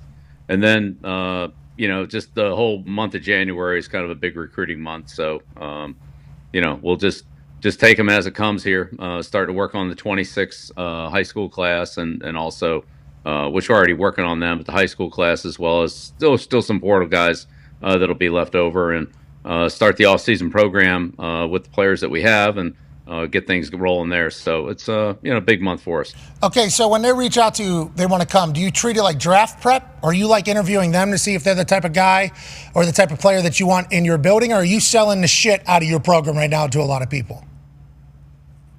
Yeah, both. Not only recruiting the players, but as you know, in college, there's a lot of recruiting that goes with the parents and also with other people, high school coaches or people they train with, and so forth. Which is a little bit different than what it is in the NFL, but I'd say a combination of the first 2 days of pre-free agency, where there's a lot of talking going on before free agency actually opens, and the few hours after the draft when teams are trying to trying to sign players to fill out their roster. Where you're dealing with agents and players. It's some kind of combination of those 2 days. Has it been more interesting? Been doing it. Go ahead. Pardon? No, go. You said you've been doing it for a long time. I was about to say, has it been more or less tasking than you thought going into it all? Oh, it's just different. Yeah, it's just different. But it's good. It's again, you feel like you're just talking to younger players who have the same aspirations of being good and developing their career in college football to lead to the NFL, as opposed to college players who are actually out of eligibility and heading into the NFL. So it's a little bit different conversation, but it's kids that want to be good, kids that love football, and kids that want to play for your team, whether it was New England or Carolina. It's a lot of the same team. Go ahead, AJ. Especially the skill position players. Pat and I talk about this a lot. We feel like we see these young 17, 18-year-old kids step in day one, and they're great like receivers from the jump. Are you seeing that when you're recruiting these skill position guys? And we think it was maybe they're growing up doing these 7-on-7 tournaments, traveling the country, doing all this stuff. Is that something you've noticed at all as young players being developed at such a young age? Yeah, I do think some of them, do have a big edge there. But as you know, AJ, those kids catch up to each other in that, call it 18 to 20, 18 to 21 age. Some of the kids that mature quicker, they don't get, they don't physically develop very much. And there's other guys that, come in at, 210 pounds, 220 pounds, and they're 250, 260, or the 240 guys end up being 310, and, things like that after some training and, good nutrition programs and so forth. So it's more of a projection element for sure in looking at the high school to college players. But In the end, it's up to each one of them to, develop as much as they can. And we'll provide all the tools in terms of training, nutrition, coaching, scheme, techniques, fundamentals, and so forth to make them the best that they can be. And if they work hard and apply themselves, then they'll max out on potential. How's it been putting together your staff? We know it was announced alongside of you, Lombardi, general manager. We're incredibly happy for him that he's back in football. I think he mentioned at one point, or you mentioned at one point, a director of player personnel needed, and obviously you need all your coaches. We know about Steve. How has the staffing been coming together? Yeah, good. I'll really start to move on that this week and next week. Again, a lot of coaches that are potentially available that'll be on the staff are either still involved in college football, bowl games, playoffs, or are still involved in the NFL, which we still have another week of the regular season, and then some of them are in the playoffs as well. So we'll see how that plays out. But there'll be a strong NFL presence on the staff, but not exclusively. We have some other people too that we're working on. So try to put together the best that we can, and players that are coaches that'll help the players and help produce winning football at Carolina. That's what we're there for. We're there to help the players. I'm very excited for you to take advantage of the college special teams rules. I cannot wait to see what shit you come up with those college special teams rules. Now, let's talk a little bit about the NFL, shall we? We are in a certain season. You just talked about the last week. Tone has a question for you. Yeah, Coach, you've been in a lot of these scenarios. The Chiefs, they locked up the 1 seed, so their scenario is if they don't play guys in Week 18, they're going to have 2 weeks off. The Eagles, they locked up the 2 seed, so it'll just be Week 18 off, and then play the first week of the wild card. And Lions have nothing to play for tonight, but then have something to play for in Week 18. How did you handle these situations year by year as far as resting starters going in the playoffs and stuff like that? Yeah, I think it's a great question. It's a great question, and one that gets kicked around a lot. I think each situation's different, each team's different, and in the end, as a head coach, I think it's your responsibility as a head coach to do what's best for the team, and you just put the team first. So in some cases, that could be to rest a particular individual, maybe who has a nagging situation or condition. If your team is not playing well, particularly in a certain area, maybe they need to play more. It's really hard to go to your team and say, well, we're going to rest these 5 guys, but we don't care about everybody else. We can put the rest of you guys out there. We don't care what happens to you. That's not a message I could ever give to the team. So if there was an injury situation, then that's one thing. I would say the guys that I had, the Bradys, the Gronkowskis, the Brewskis, Mike Vrabels, Rodney Harrison, those guys wanted to play. They practiced all year. They worked all year. They wanted to play. They've never said, hey, coach, put me in. I don't want to play football. They complained when they had to come out. Brady complained when I put the backup quarterback in to take 2 reps in practice on Wednesday and Thursday. He wanted to take every snap. So that really was never a problem. Guys coming to me saying, oh, I'm too good, I don't want to play, or oh, I want to sit this one out.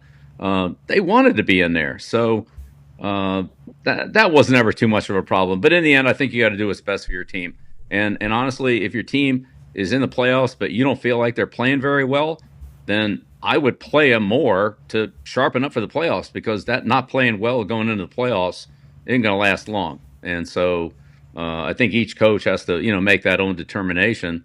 But look, if there's a player that is dealing with a chronic injury situation or chronic condition, then I would absolutely rest that individual player, because if he's at full strength, it just makes you a better team in the playoffs. Okay, so I don't know if that answers your question or not. No, it does. It's a long answer to a short question. No, you give a lot of situations or situational answers, which makes me feel good about the way I view things, because you can't give black and white answers for everything. Everything's different. Every situation is very different. Now, did you ever pay attention to, and once again, this is something you were in the position, I forget how many AFC championship games you hosted or whatever. It's like 11. You have like the record of it, obviously, going into the season. Your teams have been playing well whenever you were coaching them. But like the Bills and Patriots, if the Patriots beat the Bills, the Patriots currently have the number 1 overall pick. If they beat the Bills, they drop out of number 1 overall. And then Giants-Eagles. If the Giants beat the Eagles, the Giants drop to like number 8 or number 9 for the pick.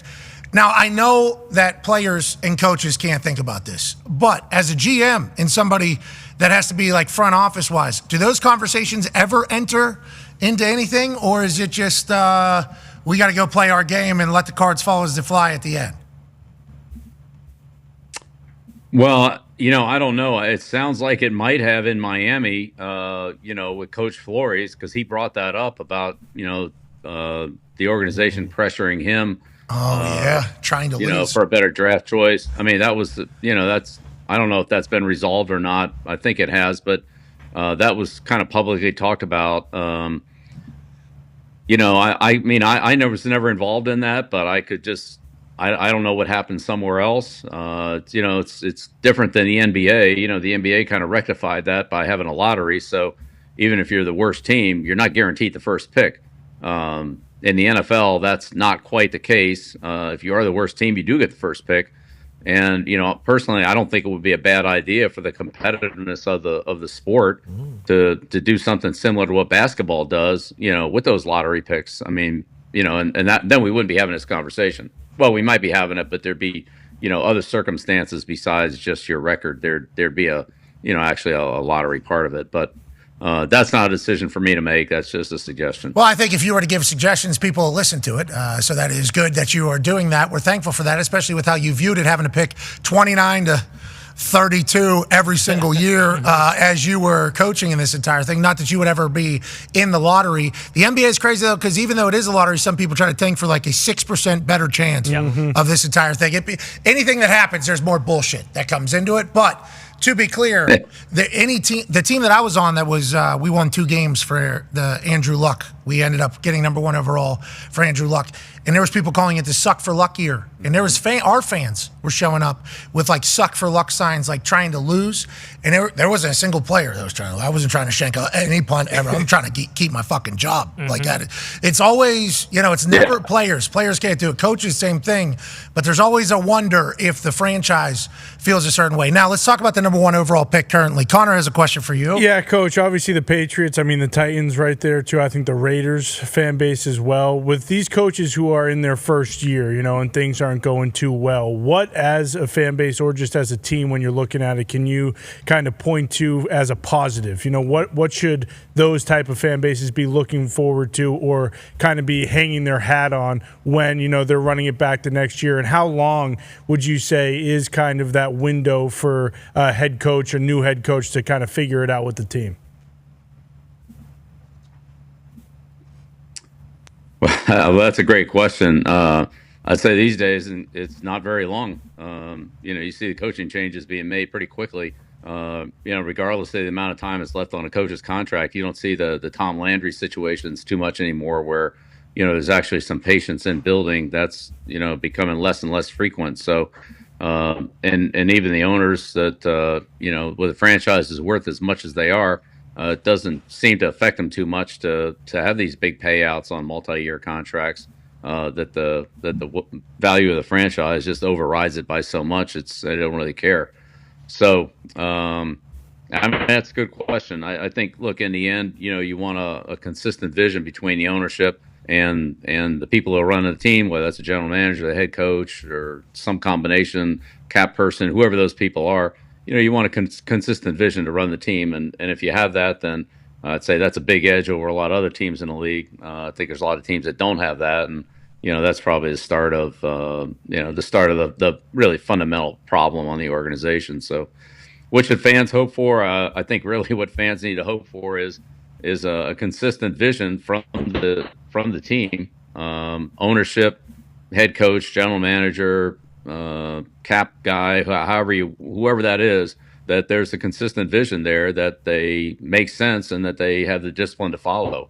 And if they have that, then they'll probably be all right. And if they don't, then they're going to keep bumping into each other. And I'd say it's hard. Is there anything, obviously, thank you for all that, but is there anything tangible that fans should look at to be like, yeah, this guy could be good coach, will be good coach? For instance, when Motor City Dan Campbell was with the Detroit Lions, they started like 0-10 up there, bad. And then the second year, they started out bad as well. Ownership, Sheila Ford Hamp came out and was like, I believe in the process. I believe in what's happening behind the scenes. I believe that they're getting better. Is there things that fans should look at that, like, for instance, Darren Rizzi down there in New Orleans, okay, he's the interim head coach. they get blown out and then they lose bad again. And everybody's first thing is like, the team doesn't want to play for this guy. Doesn't want him to be the head coach. I think he's a great coach personally, but that's like 40, whatever it was up there in New England, 40-7. A lot of fans are looking saying, oh, the team doesn't want to play for this guy. Is that fair, you think? Or is there things that fan bases should look at and be like, oh, here is progress. This is what a coach is trying to do. Or is it just the vision being stated all the same?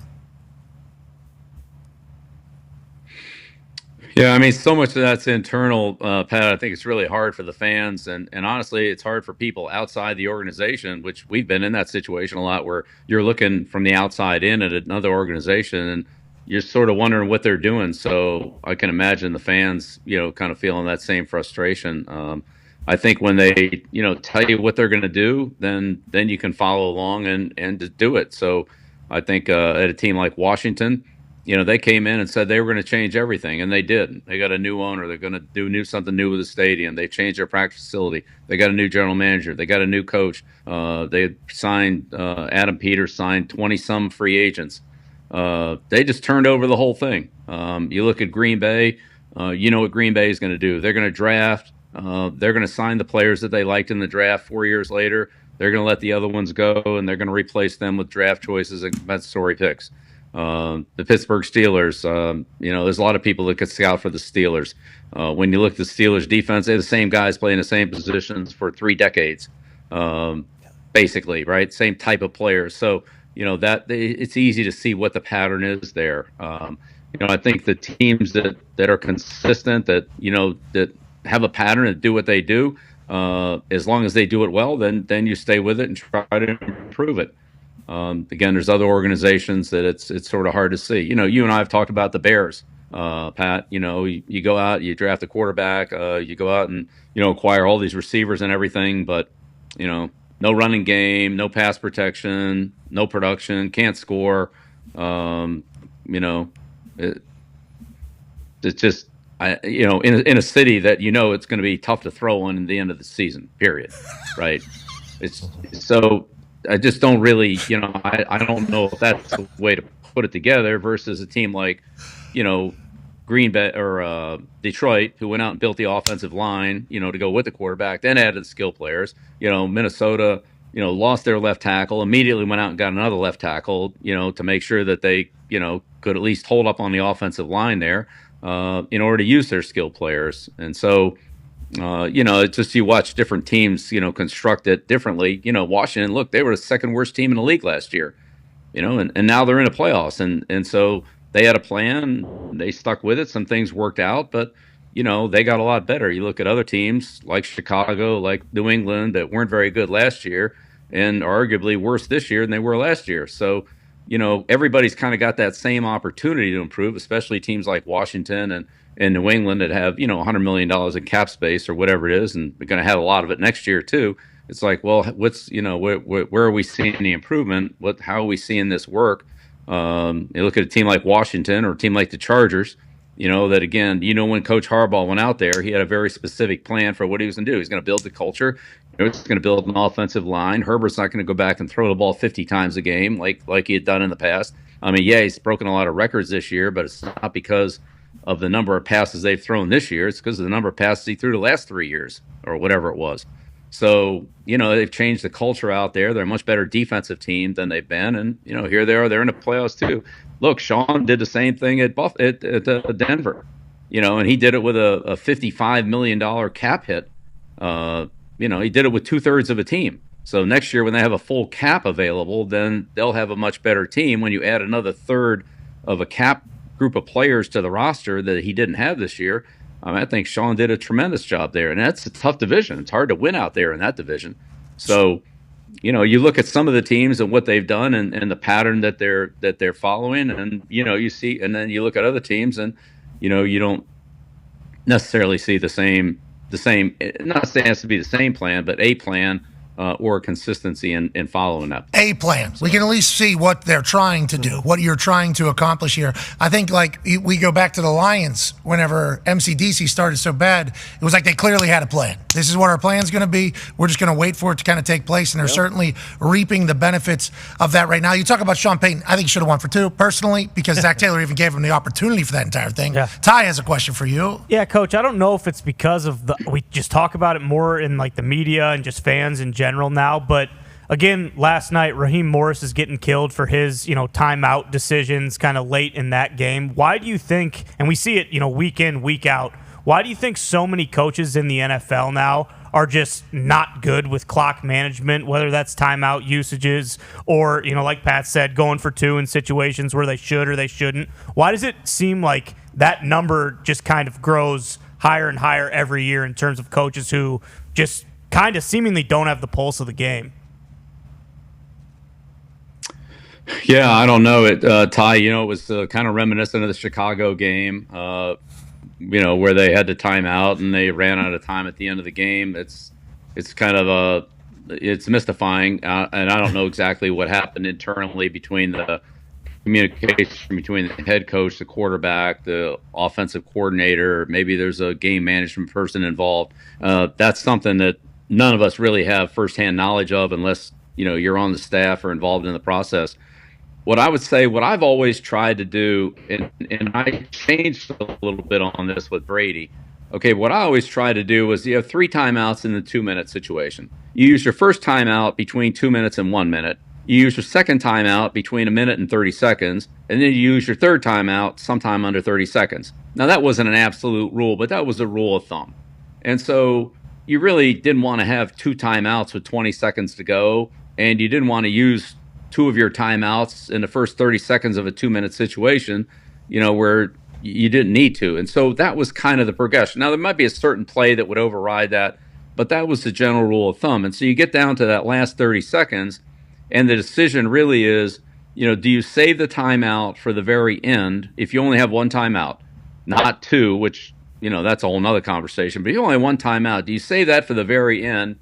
Or do you use it a little bit earlier so you have more time, all right, but now the quarterback's got to manage it?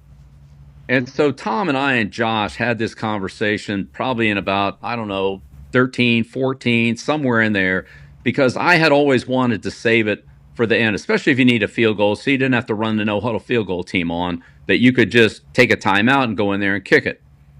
But Brady said, look, I'd rather have more time and less timeouts because it gives me more options than less time and a timeout. So let me handle it. If I screw it up, then that's my fault and you can take it away from me. But I would rather you take the timeout with 27 seconds and give me more time to do something with than run a play with 27 seconds. And now we go to 13 seconds and we have 1 timeout. I'd rather have 27 seconds and no timeouts than 12 seconds and 1 timeout. And it puts a lot of responsibility on the quarterback, but Tom wanted that, and I felt very confident giving it to him. So basically, we fundamentally made that switch. And I would take that third timeout a lot of times in the 30-second range, even though it had gone against a little bit of my previous thinking, because Tom felt more comfortable managing the game that way, and he did it very well. So, I was more than happy to, give him that responsibility because, he could manage it. And so I think some of that depends on just how you want to set it up between the head coach, the quarterback, the offensive coordinator, and again, possibly if you have a game management person, in my case, that would be Ernie, that we all kind of got on the same page, said, okay, this is what we're going to do. We're going to give it to Brady. And, Tom, here's what you got to work with. You don't have any timeouts. But he wanted more time and less timeouts. And so I think any of these can work, but it certainly helps when you're all on the same page. And that's, that's a big one, really. You and Tom Brady having that meeting weekly is kind of like legendary. There's shots from Do Your Job 1, Do Your Job 2, Do Your Job 3. I don't know how many of those documentaries we have, but it's the only time we've got to see. There's only one, but go ahead. Okay, yeah, all right. Anyways, there needs to be Do Your Job 2. But the other documentary, as you remember, is a roast. I wouldn't count that one.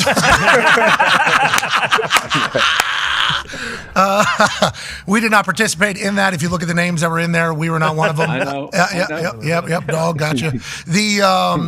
But whenever you and Tom would meet, is that the type of things that you would talk about, situation stuff? You would talk about the defense. You would talk like those meetings. I think are pretty legendary now. Everybody in their head sees it.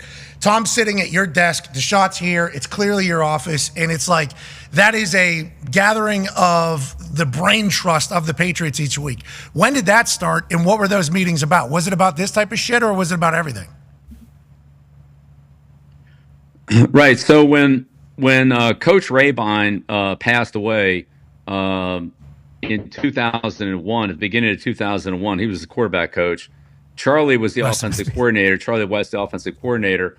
And so we kind of had to replace Coach Rabine. And so I did that on the defensive side of the ball. So that's when Tom and I would talk on Tuesdays about this is what the defense is doing. This is how they're playing it. This is how they're playing their cover 3. This is how they're playing their cover 4. When they go to blitz 0, they make these adjustments, so forth. So I instructed Tom on the defense. Charlie talked to him about the offense, right? We're going to run this play on this play. If we get this, we're going to do that, and so forth.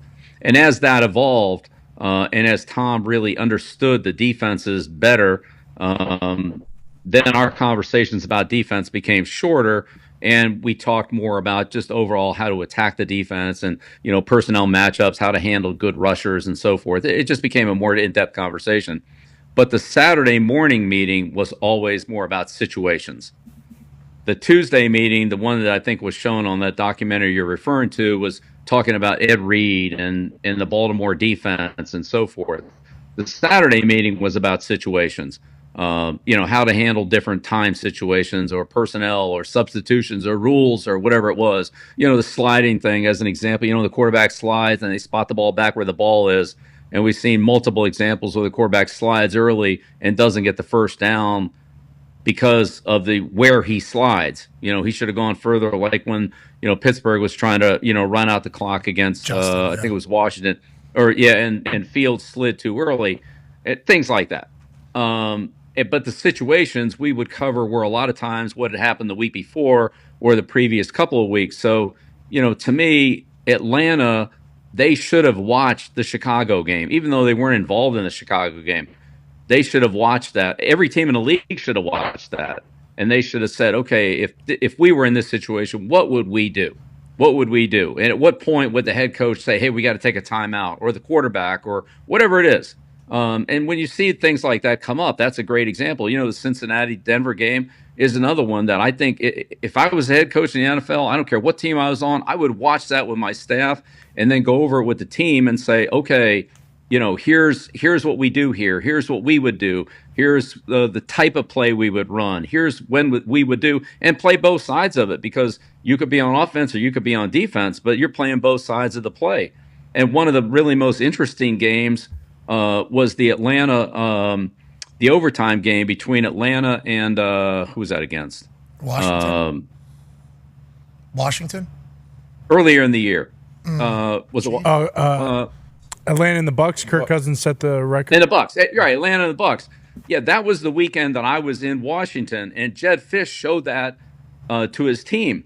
And he was going back and forth about, here's the Bucks, and then here's Atlanta, and here's the Bucks. And it was about a half-hour meeting with his team, and Jed was explaining in great detail. It was a tremendous meeting, honestly, one of the best meetings I've seen, about how the team we would do this in this situation, and look at how this player made this decision here, and we wouldn't want to make that decision, or we would want to make that decision, or this was played right. And the game went back and forth and back and forth. And then, the guy who ends up catching the pass is the special teams guy who never even plays on offense, about, Hodge being ready to go, going in there and taking advantage of his opportunity and winning the game. And then all of his teammates saying, hey, there's nobody we're happier for than this guy, because he's the first one on, last one off, works harder, and we needed him, and he came through. And those are the kind of things that you just learn situationally. And I would say one of the best feelings that I've ever had as a coach would be when we were good in New England, and I would walk into that Saturday night meeting, and the guys would all be sitting around having dinner, and the games would be on, and it'd be Georgia, Alabama, or Michigan, Ohio State, or whatever the game was, and everybody'd be watching it. and they would all be talking about, hey, watch out for the bingo situation. They're going to hard count here. Be ready for this. Oh, they made a bad play here. We wouldn't have done that. And they were talking situational football or giving each other a hard time about what their alma mater had done right or done wrong in the situation. But it was all situational football, and they're just watching the game, and everybody's into it. And so that's when I knew, with the Brewskis and Rodney Harrisons and Brady's and all those guys, Troy Brown, that those guys were so into it because they just couldn't watch a game. They had to watch a game and talk about strategy and play calling and timeouts and, that wasn't a foul and it was a foul and those kind of things because they were just so into the game. But honestly, it was an awesome feeling as a coach to hear our players have those kind of conversations. Yeah, and that's why they were good. Yeah, when you talk about a culture, it's like there it is right there. That is literally what a culture is being talked about. Do you think you're going to be able to? And inevitably, there would be a situation that would come up from time to time where there would be like, hey, what would we do in that situation? And you're sitting there as a coach saying, that we don't quite have that. Like what we would do if it was this, but this is a little bit different. We need to talk about that. And honestly, it was a great, it was a great environment. I mean, it was fantastic. Yeah. And I learned so much as a coach because those guys would bring up stuff. Brewski'd bring up something, or Rodney'd bring up something, or Vrabel would bring up something and say, hey, we do this, but actually that's a pretty good idea what they did. What do you think about that? And, a lot of times we'd end up doing it. No, I heard you didn't listen to people. Remember, I heard that wasn't the case. I heard, Let me tell you something. I'll go on record right here, Pat. I learned more from them than they did from me. And I learned more from them. And I assume they would flip it because I just want to let you know, we just sat here for 25, 30 minutes with you here. I just learned more right now than I have in a long, long time. So I couldn't even imagine playing for an entire season under there. But I do respect the fact that you appreciate all the players that have done everything, in your world. Legit. Well, Pat, I wasn't a good player. I wasn't like you and AJ. Like I wasn't a good player. Yeah. I see the game as a coach. When Brady tells me what he sees on the field, that's what really matters. When Brewski and Vrabel tell me what they see on the field, that's what really matters. I can say, oh, we can do this. Or Lawrence Taylor and LT would say, I can't read that. Like, I don't want to hear about that key. Here's what I can see, though. Okay, well, then the key I gave him, forget that. It's no good. You can't use it. You tell me what helps you. Okay, I'm going to work on that. And so it really helped me to understand what players see and what information they can utilize and what information they're getting it's just airmailing it out there because they're sitting there saying to themselves, I can't do that. I mean, yeah, it sounds good, but it just doesn't apply. So I really appreciate them telling me, like, that's a bunch of BS. Like, I don't want to hear that. Here's what helps me. Okay, then you try to, gear your coaching towards what helps the players. I love that you're in the solutions business, brother. A lot of people have too much ego, too much pride, everything like that. That's the reason why you're the greatest coach of all time. Somebody that played for you and obviously has immense amount of respect has the last question for you here for D. Butch. Yeah, Coach, you're talking about the culture and a lot of those vets, and now you're kind of on the other side of that in college, getting players ready to kind of go to that next level. What's the biggest indicator of knowing when you have a player that can kind of pick those things? Everybody's talented. We talk about it all the time. Everybody's talented, but there's so many moving parts. The season's so long, especially for rookie players. We got a lot of rookies that's impacting teams right now. Ladd, Cooper DeJean and Quinyon Mitchell out in Philly. These teams, Jaden Mitchell, Jaden Daniels, Bo Nix in Denver. All these guys are going to be contributing big time in playoff teams. What do you see, I guess, coming in early or even in the draft process with these players that you think will be able to pick it up and fit into your culture on the next level? Well, I think it's the same, for all of us players and coaches. The guys that love football, it's not work. It's not work. They want to learn. They want to, they want to process. They want to practice. They want to get better. If you really love football, then you're into all that. If all you want to do is play, then, well, that's once a week. I mean, that's great, but you can't get better playing once a week. You've got to put all the practice and preparation time into it to really improve and get better. And so I think those are the guys that will ultimately be good at that. Again, guys like Harrison, Brewski, Vrabel, all those type players, they put a lot into it on a daily basis. McGinnis, I go right down the same thing on the offensive line, guys like Tooney and Dan Copen and David Andrews and Logan Mankins and guys like that. And those guys are so into it that it's all the time. And they love football and they love talking about it. And so they're going to do all those little things right. Some of them, just comes through osmosis, and others it's really through study and detail. But those guys that love football, like D-Bud, it's just like you. Look, man, I've never been fast. I don't know what it's like to be fast. I don't know what it's like to catch somebody who's got the ball, and I don't know what it's like to run away from somebody who's trying to catch you, right? So I have to learn how to be fast from you because I can't relate to that. I'm slow. I get the other side of it, but everybody's faster than me. So I learned from fast players. Nobody taught me more than Randy Moss did because I didn't know what it was like to be fast. And Randy taught me what it was like to be a fast receiver and how he could attack people, but I didn't really understand that. So I've never been fast. So, like I said, Coach, at one point you could move. We saw you down there in North Carolina, that newspaper clip. We know as soon as that photo was taken, you got up and boom, Forrest Gump right to the other end. See ya. And went crazy. And obviously, Randy Moss, we're all pulling for Randy Moss. What an absolute dog. First ballot Hall of Famer. Let's talk about another player that could be first ballot Hall of Famer that you coached for a long time, Adam Vinatieri. Kicker, potentially first ballot Hall of Famer, Coach. How do you feel about that? What are your thoughts? No brainer. I think so. Gotta be.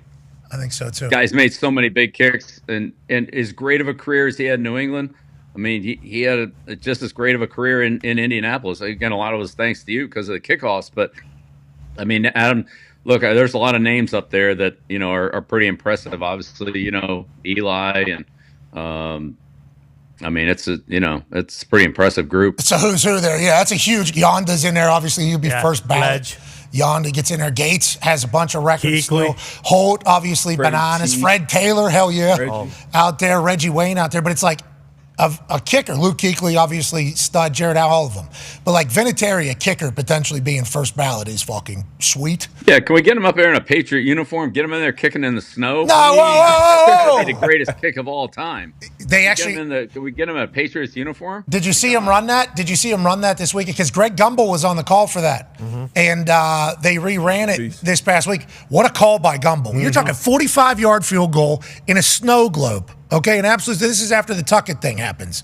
Vinny has to kick a 45-yarder. I think it's like 30-mile-an-hour gusting winds in a snow globe. Guy knocks it through. It's like, of course he does. And then obviously hits a Super Bowl one a couple weeks later. It's like, GOAT. He's the GOAT. And for 24 years, no flubs. Mm-hmm. There was never like a downtime somehow. With kickers, they're always going to hit a downtime. Vinny just powered right through it. Just not mentally such a dog. I love that man. I hope he's first ballot. That'd be crazy. Well, yeah, and the other kick in the snow game was, that was another one too. There was even more snow on the ground, and we tried to brush some of it away.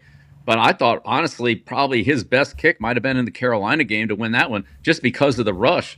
They'd already blocked one, but that rush they had with Peppers and that whole defensive line was, I mean, those guys were unblockable, and they're all 6'5", 6'6", and I mean that ball barely cleared the line. It barely cleared the line, but he got it up and through. But I mean that was a tough kick too. So he's had so many clutch plays. I mean, and you know what, Vinatieri was a football player. I mean, I know he was a kicker, but that guy worked out with the players. He made tackles on kickoff coverage. He was physically and mentally tough.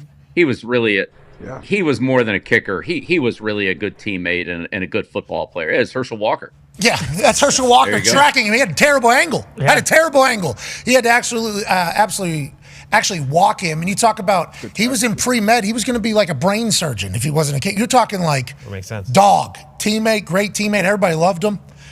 I'm pumped for him. Just like I'm pumped for you to do everything down in North Carolina that you've been able to do everywhere you've ever coached. You're awesome. You make us better every single week. We appreciate the hell out of you, Coach. Thanks, Pat. Appreciate the opportunity to come on. It's going to be a great week here in Week 18. I mean, this Vikings-Lions game, you can't ask for a better season finale than that. That's a heck of a game. Great job by the schedule makers. Howard Katz coming up with that one in his send-off. What a game to end the regular season with. I've kind of cooked Howard Katz a little bit over the last few weeks, but I want to let him know he does a great job. And you're right, the greatest is the last one. Yep. Sunday Night Football for all the marbles on the NFC side. That's a dinger. We appreciate you, ladies and gentlemen. The GOAT, Bill Belichick. Hey, Coach. I didn't expect that conversation to go that long. No. We actually had J.J. Watt like, hey, Jay, do you want to wrap up the first hour with us? Sure, because we're off on Wednesday yet again. And last week we didn't get a chance to catch up with him. So he'll join us in about 14 minutes or so, 2:05 Eastern. We'll continue to talk to him. How about Bill going, the Bears? They play in Chicago in December, and they can't run the ball. So I don't know what's going on over there. Then he made a couple other, and then this decision. The coaching situation. You know, well, you got to go back to the Bears game, you know. He did it 3 times. Cito, has it always been like that? I didn't know if it was like that, or he's just pointing out. I don't know why he was burying us so He's not much. he's just pointing out the odds. No, I know. It just came really fast. Yeah, Bear.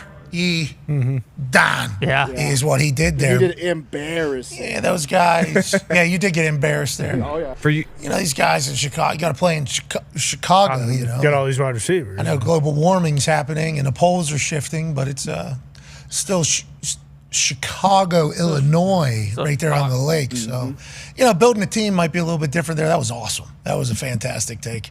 That was very riveting shit there. They talk about how, you know, he would show the team just plays from other teams, like the timeout situation between the Bears and the Lions and stuff like that, and how he talked about how Jed Fish showed it. And and he said every team should do that.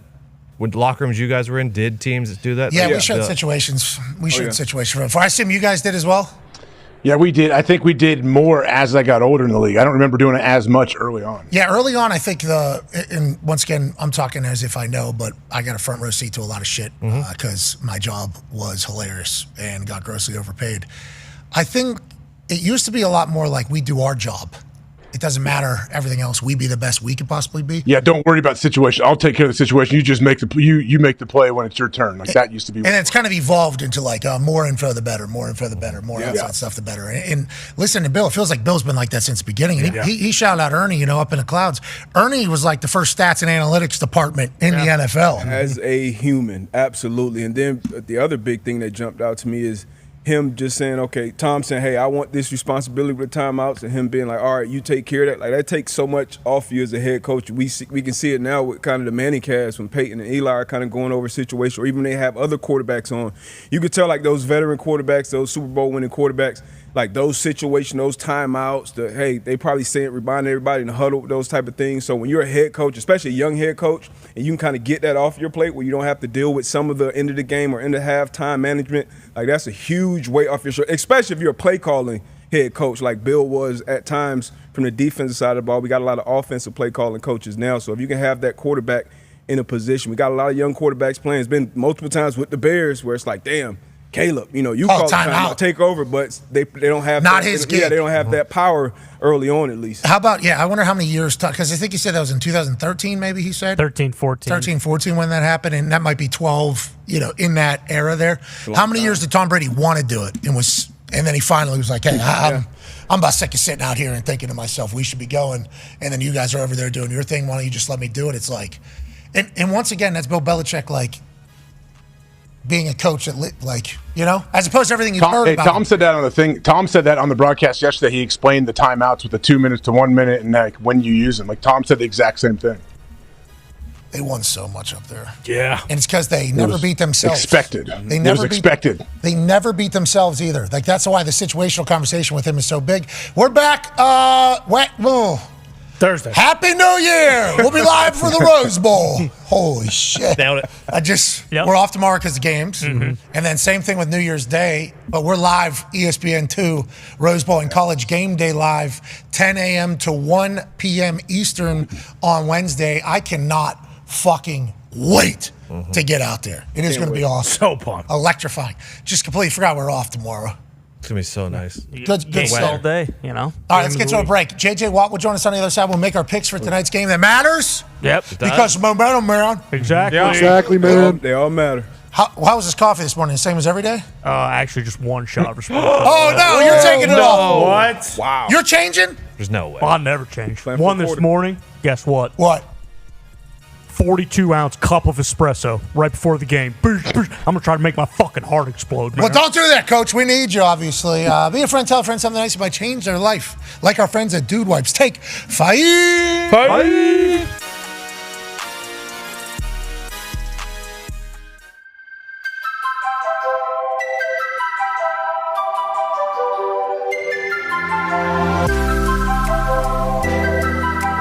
Gentlemen, congratulations. Thank you so much for taking the time where you're contractually obligated to. So I appreciate you guys being here. I want to be here. I just want you to know. Come on. I have watched you do your thing, man. Nothing but respect and praise for you. Will you touch this? Me too, man. Way to go, number 2 overall, baby. Bench, dude. Boys, you're calling a national championship again, Ty Schmidt. Unbelievable. Should we be here? No! Probably not. No but way. I kicked the ball to myself on that. Oh, yeah. Right there, I kicked the ball to myself. That's right. Should have told CJ that. Maybe the most athletic thing I've ever done in my entire being. Well, CJ, yeah, happy to see you. Completely ruined. Everybody's happy to see you. Ruined the lot. I picked him. Really I picked him to win. I'm all right. CJ, congratulations on winning the AFC South as a rookie quarterback. It's a big deal. First time ever with a rookie. You okay? That's a big deal, CJ. Dude, you're absurd, bro. Thank you. For how young you are? Playing in Indianapolis, that was probably the loudest stadium I played in NFL. Wow. That was like a college atmosphere. How about that? That's a lot. Pete, you got 2 knees, 2 ankles?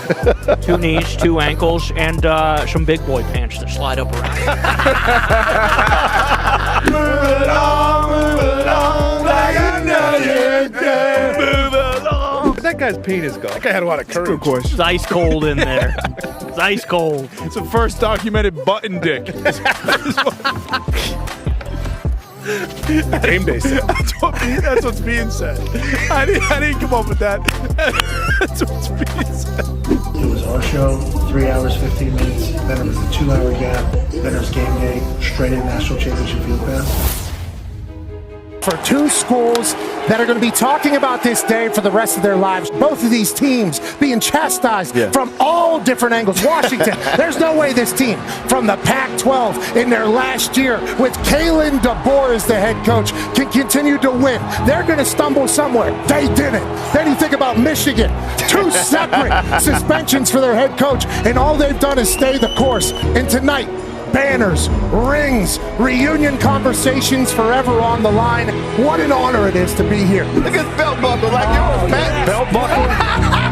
Like with some light ranching to do down here in Houston. He comes out of his cuts, he sees people, he shakes them, and he doesn't look anywhere near as small as you would think.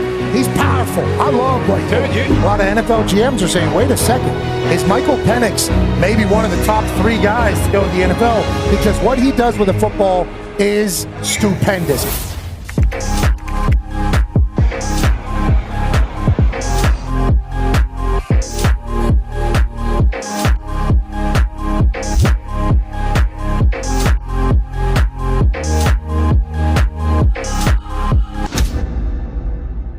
Ladies and gentlemen, welcome to the national championship game for the 2023 college football season.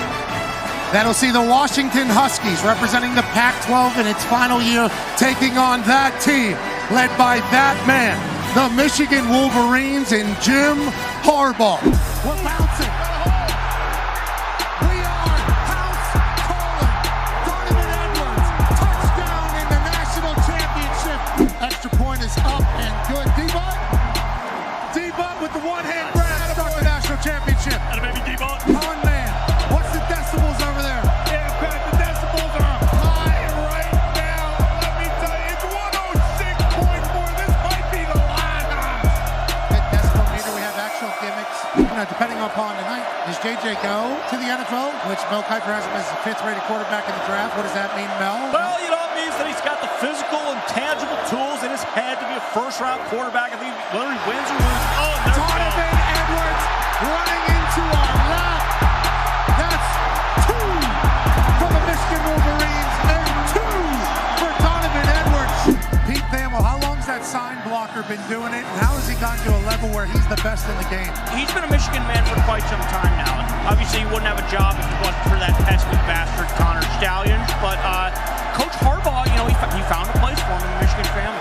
A beautiful moment between the Harbaugh brothers on the sideline. The one on the right there, number 1 seed in the AFC. The one on the left, up 17-3 in the national championship. Third option, McMillan, touchdown with a flag on Michigan. That'll stand 17-10. That's the way the cookie crumbles. Hey-o!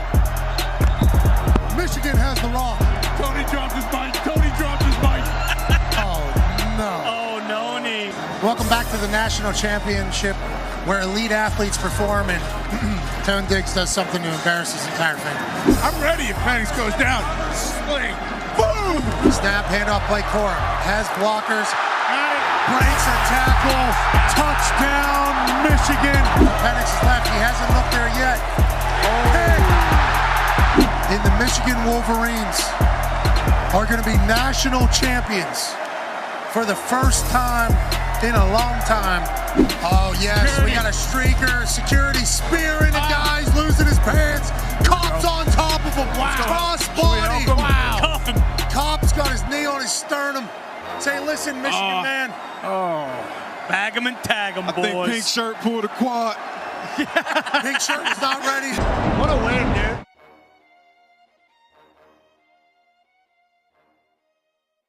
Is now is a man who will be compared to forever whenever they're talking about GOAT conversations in the sport of football. That's because he won 7 Super Bowls, was consistently dominant for more than 2 decades at football. Ridiculously handsome, so absurdly handsome. An underdog story too, picked at 199 of the NFL draft. Not a top 5 pick, not handed anything, and then what did he do? He went to work, did his job, became the greatest of all time, and now a phenomenal businessman and a great representation of the greatest league on earth. Ladies and gentlemen, Tom Brady. Hell yeah, What's dude. up, my man? Tom, I thought this was all potential gimmick rip. I didn't know if you were actually on the show. I'm so pumped you were here. Hey, we love you, dude. We love you, Tom. I appreciate it. When you're 40 years old and you've won 6 Super Bowls and you're already being called the GOAT, was there anything to you getting to the point of just being, I'm tired of Bill Belichick talking to me like I'm a 23-year-old? Because that was kind of the lingering at the end of your time at New England. There was so much people just trying to create some division that most of it was untrue, but it's just the way the world works. And naturally, I think division from within is a big problem in these team environments. And I don't like seeing any dysfunction in team environments. Obviously, my respect for Coach Belichick is pretty well documented. He was an incredible leader and coach for our team. And I tried to do my best every single day that I took the field. I knew that he did the same thing. And I think that's why I respected his coaching so much. But whenever they talk about the Patriot way, that is normally the reason that is given is like the Patriot way, the Patriot way, the Patriot way. I've never used that term in my entire life. I think when people say it, I'm always like, what's the Patriot way? It sounds like the title of a book. I think what we tried to do was we tried to do things the right way. I think we tried to practice the right way and prepare the right way. What happened on game day was ultimately a reflection of what we practiced. And I thought we had great leadership from our coaches, and it filtered down to the guys who really drove the culture. We had so many guys that I played with over the course of a lot of years that really understood that, okay, I'm going to care about my teammates and I'm going to care about helping the team win. There's a guy on our show who is diehard Patriot fan. Boston Connor has a question for you. Yeah, Tommy, I have to. What's up, Boston? I have to start and just say thank you. You know, my whole life has been incredible because of the fact that you have won 6 Super Bowls. And, you know, I'm a loser every day, but I'm a winner as a football fan because of you and what the Patriots were able to do. So thank you. What do you think the new era of New England with Mayo is going to be? Him coming back into coaching, I think is great for the NFL and certainly great for the Patriots. He's got a great understanding of how things need to be done. I think Gerard does an incredible job relating to everybody in the locker room, all the coaches, and I think he'll do a great job. Going into the booth, are you utilizing the same thing, hearing what people are saying about you going in there? And how do you balance that while still being a human? The broadcast going to be 5 years from now is going to be hopefully more improved than the one that starts on day one. So I'm going to go in there with the opportunity to start and learn, and I'm sure by the end of the year I'll feel more comfortable. I really want to be a great ambassador for the NFL and the game. I love the sport. I love the athletes. I love the organizations, and I really appreciate how challenging it is to get there, again, like the Chiefs have. Hey, Why? let's go. This show stinks, and the fact that you listen, we are very, very thankful for. McAfee on the line with a gorgeous assist. The all-time leading tackler for the Green Bay Packers, you pig! Damn it! Your friend tell a friend something nice could change their life.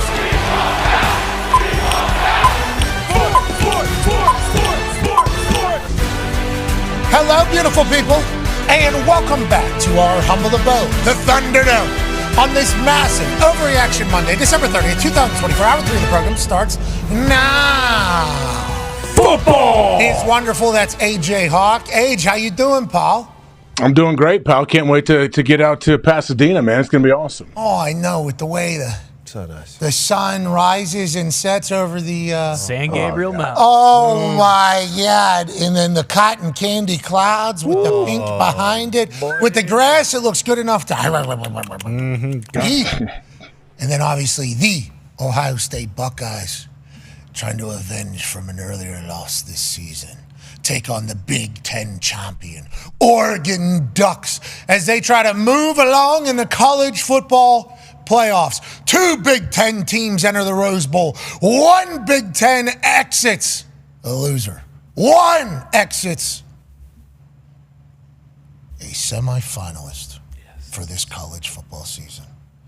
Drama, intensity, violence, skill. And maybe some comedy on ESPN, too, as we broadcast live from the field. AJ, have you been doing your research on these teams, and how do you feel going in, pal? Yeah, I have been. I've been checking things out, watching like what happened the first time these two teams played, how different they are right now. I saw a little clip earlier today of both Oregon and Ohio State arriving at their team hotels. Everybody seems to be locked in. Getting off the bus. Getting off the bus. Yeah. A lot of fanfare, a lot of people taking pictures of them as they're walking in. None of the players are phased. They're just head down, focused on the game. Yeah, they're locked in, obviously. The boys are locked in. I did see that Will Howard said something along the lines that they didn't beat us, we beat ourselves. So, that's good. And I think that's him saying, like I screwed up. Like I did. Mm-hmm. If we know anything about the leadership of Will Howard. But if we know anything about football and how teams motivate, they're going to be like, this team didn't even. Oh, okay. So we didn't even play. All right. Let's see how that goes. Talks the tables here at Boston Connor and at Ty Schmidt. One half of the hammer. Dahn. Cowboys AP Tone is here. 9-year NFL vet looking very cool today. Darius J. Butler is here. And joining us now, ladies and gentlemen, is a 5-time first-team All-Pro. One of the only members of the Bull Ring of Honor down there in Houston. He's a future first ballot Hall of Famer. A gimmick machine. Ladies and gentlemen, J.J. Watt. Yay. Yeah. What's going on, guys? How you doing, What's Jay? going on here? Hey! Hey! Dogs are barking. Everybody's excited. The whole town can't wait for this. We're pretty excited over here. Yeah, I bet you are. I bet you're pumped. Tex is the name of the dog? Is that the name of the dog, Tex? That's Tex. Named after the first, after the division champs down here. The AFC. Okay. All right. Texans certainly playing their best football. Certainly playing their best football. Going to the playoffs. Hey, we're going to be playing football. All right. We're playing football. I'm a little bit worried about the future of the AFC South and also the last 10 years. Obviously, the Colts have not won. The Texans win again. I saw you get real excited on the internet after I posted a blog on the X. I saw a little excitement from the J.J. Watt account. I looked at it and I was like, man, that's really long. Do I want to read all that? And then I read the first 2 lines. I was like, yes, I do. Yes, I do. Let me sit down. I actually sat down in a chair and I said, let's just dive into this right here. This is great. I mean, I have to say, obviously the Colts, we had a great battle many times. They've had my number a couple times. I've had theirs a couple times. And sometimes you just got to, when I see this family infighting, it's just it's good to entertain. Okay, yeah. Sounds like you're pretty excited. I'll have you know, this is only going to last a few weeks, and then next year's Colts team is about to be the best one ever. I don't know if you know that best one. Well, you're not going to see it because you don't have any tickets. I'll watch. I'll be excited to watch from home. Gutsiki. Yeah, Gutsiki could buy the tickets if I'd like to, but also watching from home's not bad either. Not bad at all. Not bad either. Especially. I saw a stat. Is this stat correct? I don't know if this stat's correct. I just saw a stat. You never know on X. True. Since the last time the Colts have won the AFC South, every other team in the division has won it twice. Yeah. At least. That is true. Yeah, is that correct? Titans and Jaguars are in that. That's real. No way the Jags have won. Bortles? Whoa. Yeah. The Jags have won twice It's a championship. since the last time you guys won it. I couldn't believe it. I had the stat check. Yep, it's real. Well, you didn't fact check it. That's why you said I don't know, and you just wanted to present. I came to the show that does the best fact checking on the planet. Amen. Thank you. Nobody gives us enough credit for Stat that. Yeah, hashtag stat that. Yeah, it's not great, okay?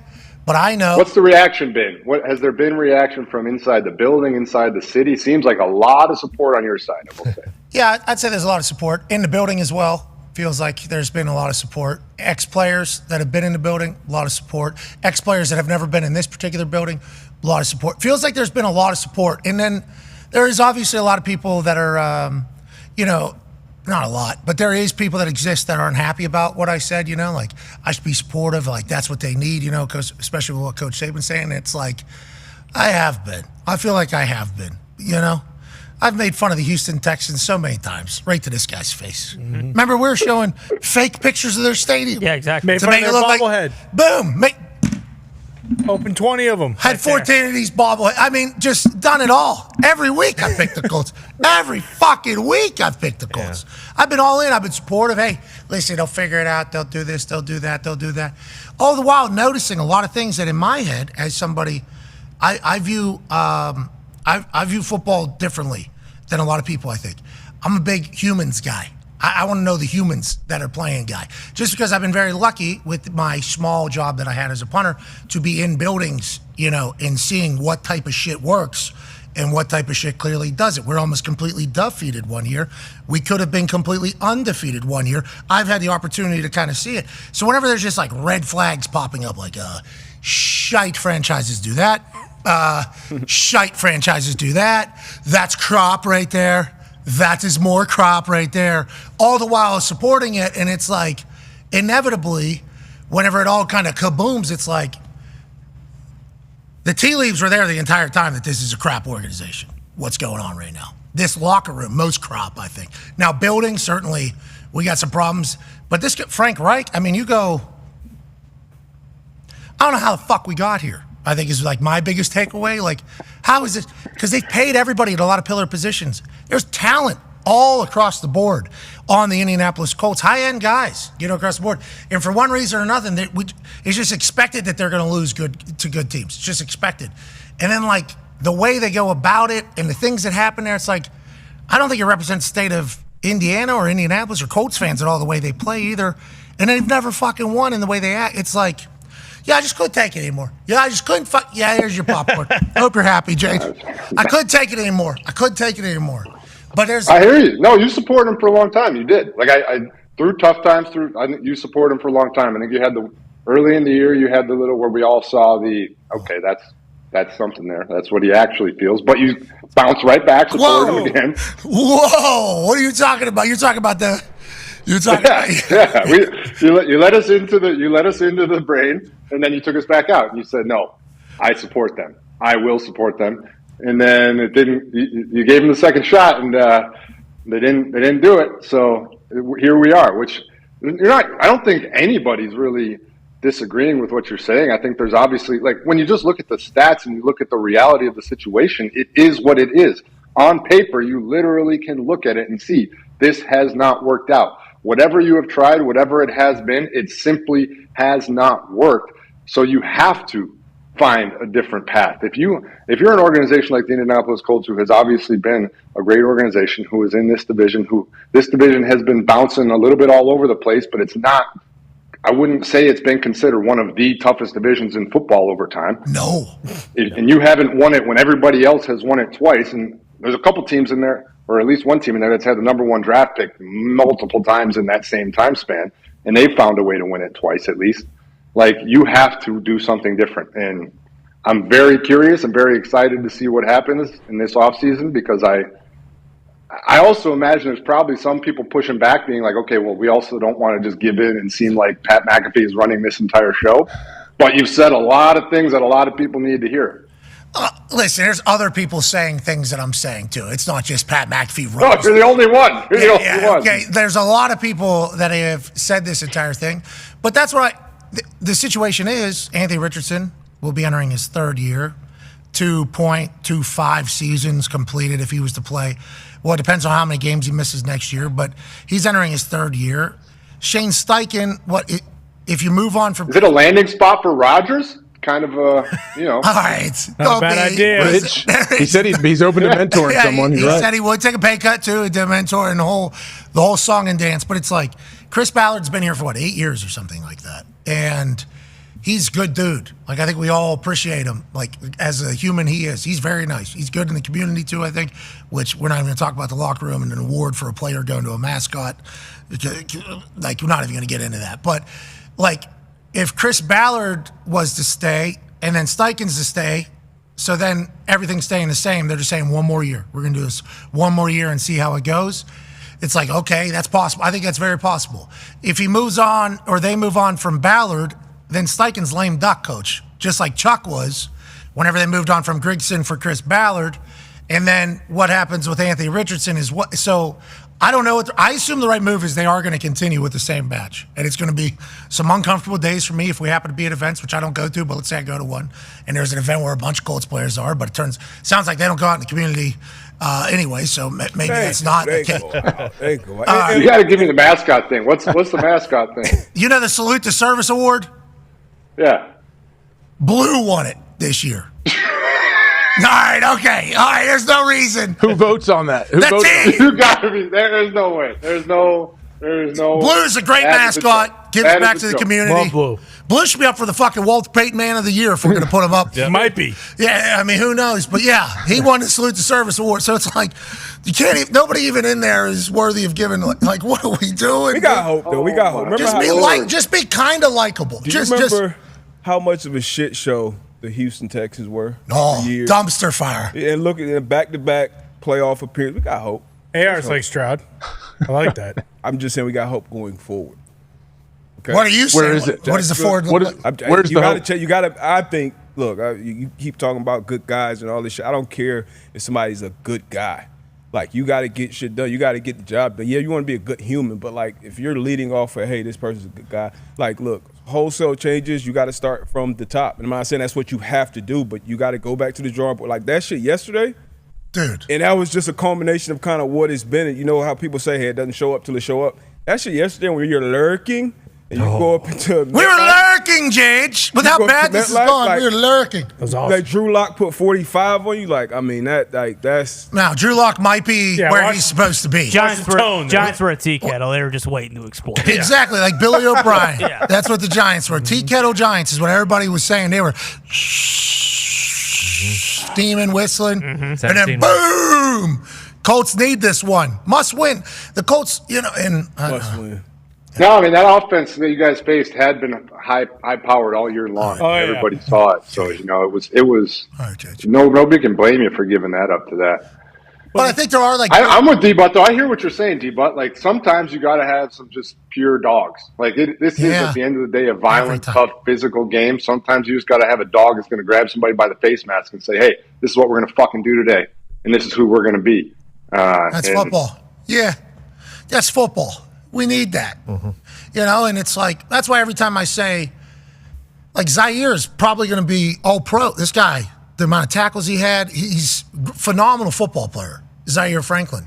But it's like, all this shit is happening in his locker room, too. And I don't expect him to be like, not everybody's like a vocal leader, but at some point when you're constructing a team, you need somebody who is some sort of leader. Like Ryan Kelly.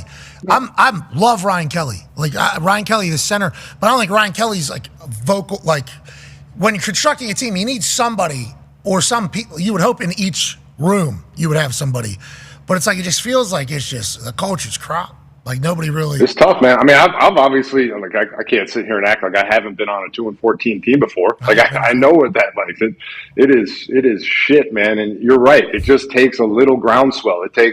But sometimes there are other bigger factors at play that you do need a full blown culture shift, because if you're in that locker room and you're trying to change a culture, but nobody above you is supporting it. You're just, like you said, you're a lame duck. So you could be in that locker room Pissing in the wind. And everybody's like, why would I listen to this when it's clearly being allowed at this level, at this level, at this level?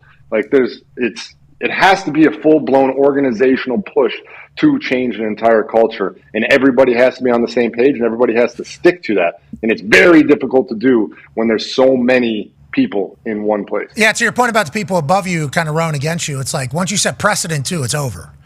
Like, if you set precedent with anything, it's over. And if it's not good, you can't just, like, get that back. That's not something you can just put the toothpaste back into the tube once something happens, And I'm not pointing directly at one contract holdout, but it did happen at the very beginning of a guy's career in a brand new culture in a very loud way. After it's just like, I don't think Anthony Richardson had a shot in, like, knowing how to be a pro. I don't think he had a chance. It's in college, you didn't play much, didn't win much, but it was like potential's there. Then he goes into the Colts building, and it's like best player on team holding out, wearing a hoodie, 2.5 weeks, potting around to start this entire thing. That's how the NFL is now, he thinks, right? It's just there's no real – and then once you just start steamrolling that thing, and there's been 6 years of that kind of before it, it's easy for young guys just to catch in and be like, oh, this is how this shit goes. And then it's just never ends. Like, I don't know how you – I legitimately don't know how you – stop that thing and be like, not anymore. Nope, I don't know. I legitimately don't know how it stops. Get luck on the horn. Just get luck on the horn. See what that general manager job pays. Yeah, just get him back out there. That would be great, actually, if we had Andrew Luck playing. That goes back to like what you asked Shefty in the first hour. It's like ultimately like who's making the decisions? Because like Irsay's there, but if he's not making the decisions, then you just have like a void of leadership at the top. And you would think after hearing that stat about how every other team in the division has won 2 division titles in the last 10 years and you haven't won any, like most owners would be like, all right, this is unacceptable. Like we need to make a change, but that's not happening. So like if you do just go status quo and just run everything back next year, like we saw the way the fans were today. Like, I mean, dude, like the overreaction tweets, like guess what? Not as many people are going to be showing up bright-eyed, bushy-tailed to go to Colts games. The Colts are such. We need to win. We just need to win. They just need to win. It's also like you guys have like if you're sitting there looking at it, you're like, okay, what are our different options? Okay, we tried Rivers, Ryan, Flacco. We also drafted the young guy early. We tried the young guy early. So we've tried the young rookie. We've tried the old vets who have been like. It's a tough spot to be in. Middle of the pack, Dan Jones. We tried a high quality coordinator from a place. We tried a guy that's never coached in his life. We've tried Jeff all Saturday sorts was brought in here to try to bring a little accountability back in the building. Okay, he was. I'm just saying. I'm sure they're looking at it like, all right, we're attacking it from all these angles. None of these ones worked. What's the next angle that we're going to try?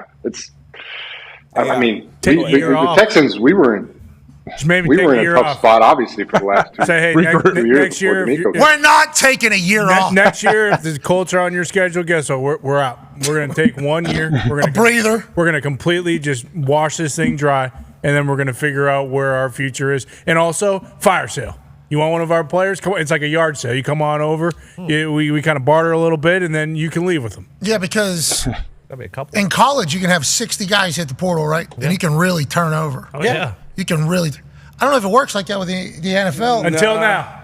I heard Peters over there in Washington, Bill just said he signed 20 free agents. They try to turn that thing over. 20 that's less than half. In college, they can sign 80 new guys. I hate this place. All of you.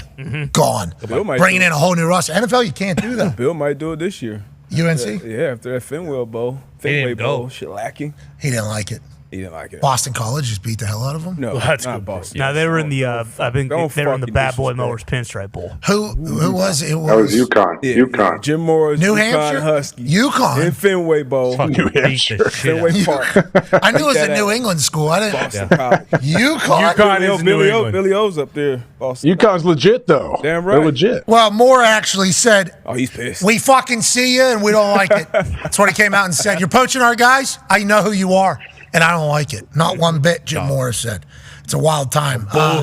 We do know who you are. Think hard before you tamper with our players, says UConn's head coach, Jim Mora, fresh off a 9-4 season. Nice. Wasabi Bowl. Fenway. Brett?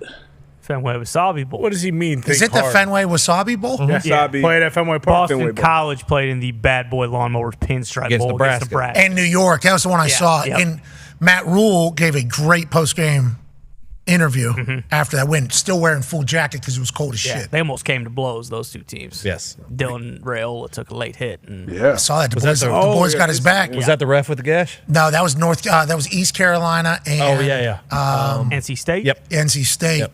Boys got passion over there, so a little rivalry. And ref got caught up in the middle of that thing. Damn. Ooh. Banged up. Hey, listen, boys. And then bang. I said, shut up. I don't like that happened. Obviously, we need our officials to remain healthy and everything, but the boys came out with some emotion and started to fight for that Carolina. There was some booms. Well, I still care. I like it. No, not all of them. I think it's pretty A lot of it's been good ball. Yeah. Good ball. Cam Ward only played a half, though, so kick him out. Quit on his team. He'll be a second rounder now for sure. Guy doesn't like pop. Team had no idea that was going to happen. How about, who was it? Daniel Jeremiah got back to his phone. I've been busy with the family all day, so I haven't caught up with all this chatter. NFL teams will not give a fuck about Cam Ward not playing. That was basically what Daniel Jeremiah said. College football is ramping up right now, Jage. Ramping up right now. These playoffs, first round, kind of a little bit of a chalk. A lot of good teams beat a lot of not so good teams. We got some big ones here tomorrow night and then Wednesday. Yeah, no, first round, I agree. But also, like, that's the teams that were supposed to win won, and that's just the way it goes sometimes. Sometimes the NFL playoffs aren't great, whatever. This is going to be a lot of fun. Very much looking forward to this. Jealous of you guys out at the Rose Bowl, one of the best, greatest settings of all time, and this game is insane. This is going to be a lot of fun to watch. All right. Before we let you go, we have to ask you about the most valuable player and the most best player. Also, all your other awards that are potentially something you care about. No ties. I don't know what you're talking What's about. the most best? You're not allowed to say it's a tie. It's a cop-out. You can't do it. So the most best player is the offense player of the year. Or defense player of the year. Could be.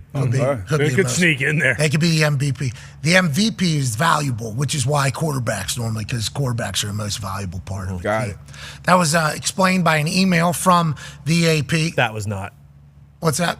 That was not in any. That was just Acho, who is. Are you a peer of yours? Peer of mine. I'm starting to think that maybe no one votes except for Acho, and we just say, hey, we put him in charge. Oh, it sounds like he's a little jealous. No, jealousy. Yeah, he's jealous. A little bit. No, he just understands the rules better than everyone else. AP stands for Acho's picks. Oh, Okay. boom. It should be maybe with the way Tone's reacting right now. Yeah. Tone knows that there's a chance. How many voters is there now? 50. That could go down to one quickly, especially with the way things are going. I appreciate the way Acho has been explaining these awards. But can you give us your watch list for the MVP and then the two MVPs? Yeah, so how it works out is you vote for 5.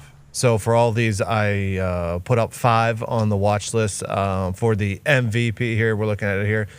Josh, Lamar, Joe, Saquon, and Sam Darnold round out my top 5. A lot of people think this is a 2-person race, and it depends on the eye of the voter, the eye of the beholder on what you think valuable is. Because a lot of people can define valuable in different ways. Last year, the voters defined valuable as most wins because Lamar did not have the best stats, but he did have the best record at 14-2. He also had great stats, don't get me wrong.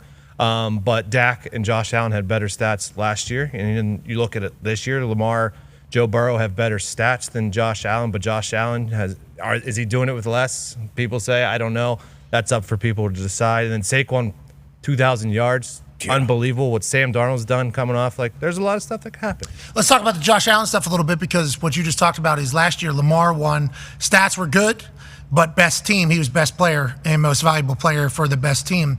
Josh Allen now, the Bills' best team in this particular conversation because there's no Chiefs up for the MVP, but his stats aren't as good. Why are his stats phenomenal? He didn't play fourth quarter this past weekend, right? I mean, the stats are still phenomenal. Like last year, Lamar had 29 touchdowns, 7 interceptions. Josh Allen had 44 touchdowns last year, so he clearly had a lot more touchdowns. This year, Lamar has 43 touchdowns to 4 interceptions. Josh has 40 touchdowns to 6 interceptions. Joe has 44 touchdowns to 8 interceptions. They're all absurd. They're like this year, the stats, they all have absurd stats. So it depends on how you look at it. Okay. I'm happy I'm not a voter. Jage, let's say you were a voter. Are you a voter, Jage? No, thankfully. I'm very happy I'm not. How do you think it should be viewed, and what are your thoughts on this year's race? I mean, obviously, this goes back a ways for me. I'm a believer that no player on the field is more valuable than the quarterback, so I agree that MVP is always and should be a quarterback award if we're truly going off valuable. And I also look at the word valuable in that. Like, it's if you took that player off of their team, which one is going to drop off the most, in my opinion? Like, and going stat by stat in this category especially is tough because there's other things that come into play. Because if you're behind in games and you're throwing, you're definitely always like Joe Burrow is having an unbelievable year, an insane year, rightfully so, is in this conversation. But when you're also behind in games and chasing, your numbers are going to be way, way higher. So it's a really tough one. Like if you take Saquon off the Eagles, how far are they dropping? If you take Josh off, dude, this is insane. Like, I also agree with what Tony said this weekend. I don't like not the tie part, but I do agree that voters get fatigued. We've seen it in other sports MVPs. We've seen it in. It could be where they're like, all right, we maybe gave it to him last year, but we're not going to give it to him again this year, or he already has 2, so let's give it to somebody else. Like, that absolutely does happen, and it shouldn't. And I also think, last thing, is I think there's a lot of people that have already either written it down on their sheet or at minimum made up their mind even before Christmas. I think there's a lot of voters that put Can't do that. put their stuff down and Can't tell their come out story. of that AP. Race Can't is do over. that. Can't come out. That's No. what I just saw people saying the race is over like 2 weeks ago. No. Oh, who said that? People. Nope. I don't know if One they have guy. votes. Who's that? Does he have a vote? It was Dan Orlovsky. No, What? he apologized. He apologized this morning. He said he was sorry. He said he was sorry? He legit, So- first for time what? I've I'm ever heard sorry. Dan say, I'm No sorry. way. Legit. He was sorry, though. For Yeah. what? I mean, he's been right about everything else this weekend besides that, but he was sorry about saying that. Dan did have a hot weekend on the X. He did. He always does. He never brings up how Mac Jones would have won all those Super Bowls with the 49ers. What are you talking about, Gumps? I don't know. I never see him talk about that one. Dana's having a nice little fucking Monday right now. There's no reason to do this. And Mac's spinning it in Jacksonville right now. To their detriment. Don't look now. To their detriment. They're going to Dan. hate him forever. He did call to Sam Darnold. He was on an island with that one. He spoke very highly of Sam Darnold in Minnesota this year. Shut up, Butch. That's my guy. Dano's my guy. talking UConn about legend. that, We love Butch. Dano as well. That's the most fascinating offseason situation that I'm looking at. Like, that one's crazy, man. What do you think That one. happens? What do you think happens? I mean, you, in my opinion, you have to, at minimum, franchise and try and hold on. Like, you can't take a guy that's going 14-2, possibly number 1 overall seed, and I don't think they can franchise. I assume there's no, no I don't know. franchise. 1 year, 10 I asked somebody that rule, and they said they could. So, Well, think maybe it's completely off here. legitimately, I think it's all dependent upon how it's negotiated. Well, it's 43 million is the number anyway. So if you're going to pay him, like, I think you have to try and run it back. It is way too damn hard to find a quarterback that fits what you want to do, that can be successful in this league. I think you have to try and hold on to that guy. It's proven successful. I would much rather bird in the hand versus 2 in the bush. If J.J. McCarthy comes in and he forces you to make a change and you overspent, fine. But you can't, like you could have the number 1 seed right here in a first round bye. You're telling me you don't want to run that back even if, like, I don't know. That's tough, man. A bird in the hand as opposed to 2 in the bush. Potential will get your ass fired. Is what J.J. Watt just said right there. Hey, we know it's possible if J.J. is able to just pick it up as quick as possible, or maybe we find another guy that's been around the block a few times, sign him to a 1-year deal, run it back because Kevin O'Connell can draw plays for anybody. Justin Jefferson can catch the rock from anybody. Addison's a weapon. TJ's obviously a monster. Is B-Flow going to be a head coach somewhere? Oh, potentially. It could be. Definitely. You'd think. Because $43 million is franchise tag for a quarterback. These are your stats. You just said that.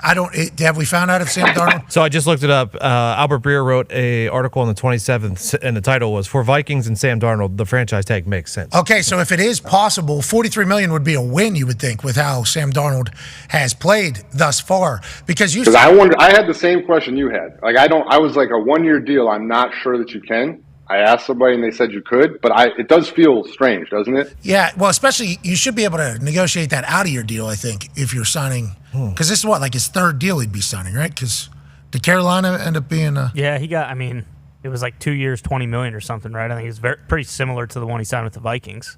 And then 9 You have to figure there's also not a lot of 1-year deals that they think the franchise tag is ever going to come into play, because why would you be on a 1-year deal if you could potentially be making 43 the next year? You can negotiate the tag out of your deal, though, I think, right? Because you can get trade. You can negotiate trade out. You can negotiate it out, like Dak did it, Brady did it, but I think you got to have the leverage like they had, where they were putting up massive numbers. And So $10 million plus we get a franchise tag option. Because if they have 1 franchise tag option, it actually means, do they get 2 franchise tag options on a 1-year deal? Oh, yeah. You would have to imagine, right? So That's wild. So then that's an increase of 20% from your previous year? I'm spewing a lot of things I don't know a lot about. So that'd be like $50 million. It'd be $43 million. There's a then headline. Like $50 million-ish the next year. So he would technically sign a 3-year, $103 million deal is what these 3 years would be if he was to do the math. I'm surprised 43 is the number. Feels like it should be much higher. Yeah, what is it, average of the top 5 or no? Salaries, not the bonuses, though. I think it's just top 5 salaries at the position of the last 5 years. I believe they might have changed it over the last. I got franchise tagged, so, a lot of kicker bonuses take place. Those aren't in it, conveniently enough. Not a lot of, just salaries of punters and kickers. This is what you're going to make, $2.4 million. Deal. To kick a ball, I will sign that. Should have signed it that quick, I guess. Okay. Everybody else holds out a little bit. I didn't know that. I heard I was going to become a millionaire, guaranteed. I fucking signed it. Went to Canada, celebrated, then found out, wow, this guy's grossly underpaid. That was me. And then that's kind of the franchise tag in a nutshell. Kirk Cousins used it to his advantage whenever he was with Washington. At the time, it was the Redskins. At the time. That's journalism. That is correct. Yep. He is the franchise tag king. Absolutely crushed it. And Vinatieri also, I think, got franchise tag like 3 years straight up in New England. Then they had to change the rule. He can only do it 2 times. But if a 1-year deal could become a 3-year deal with 2 franchise tags, that feels weird, doesn't it? It does. I think I'm going to go back to my phone and there's going to be somebody explaining to me that either I'm an idiot or, it is weird. Probably never happened before. I think you have to. Either way, no matter what it is. I'm FaceTiming a general manager right now randomly. Let's see if they answer. Okay. It'd probably be the first time ever where a player on a 1-year deal got a tag. Hey, we're live. Hey. This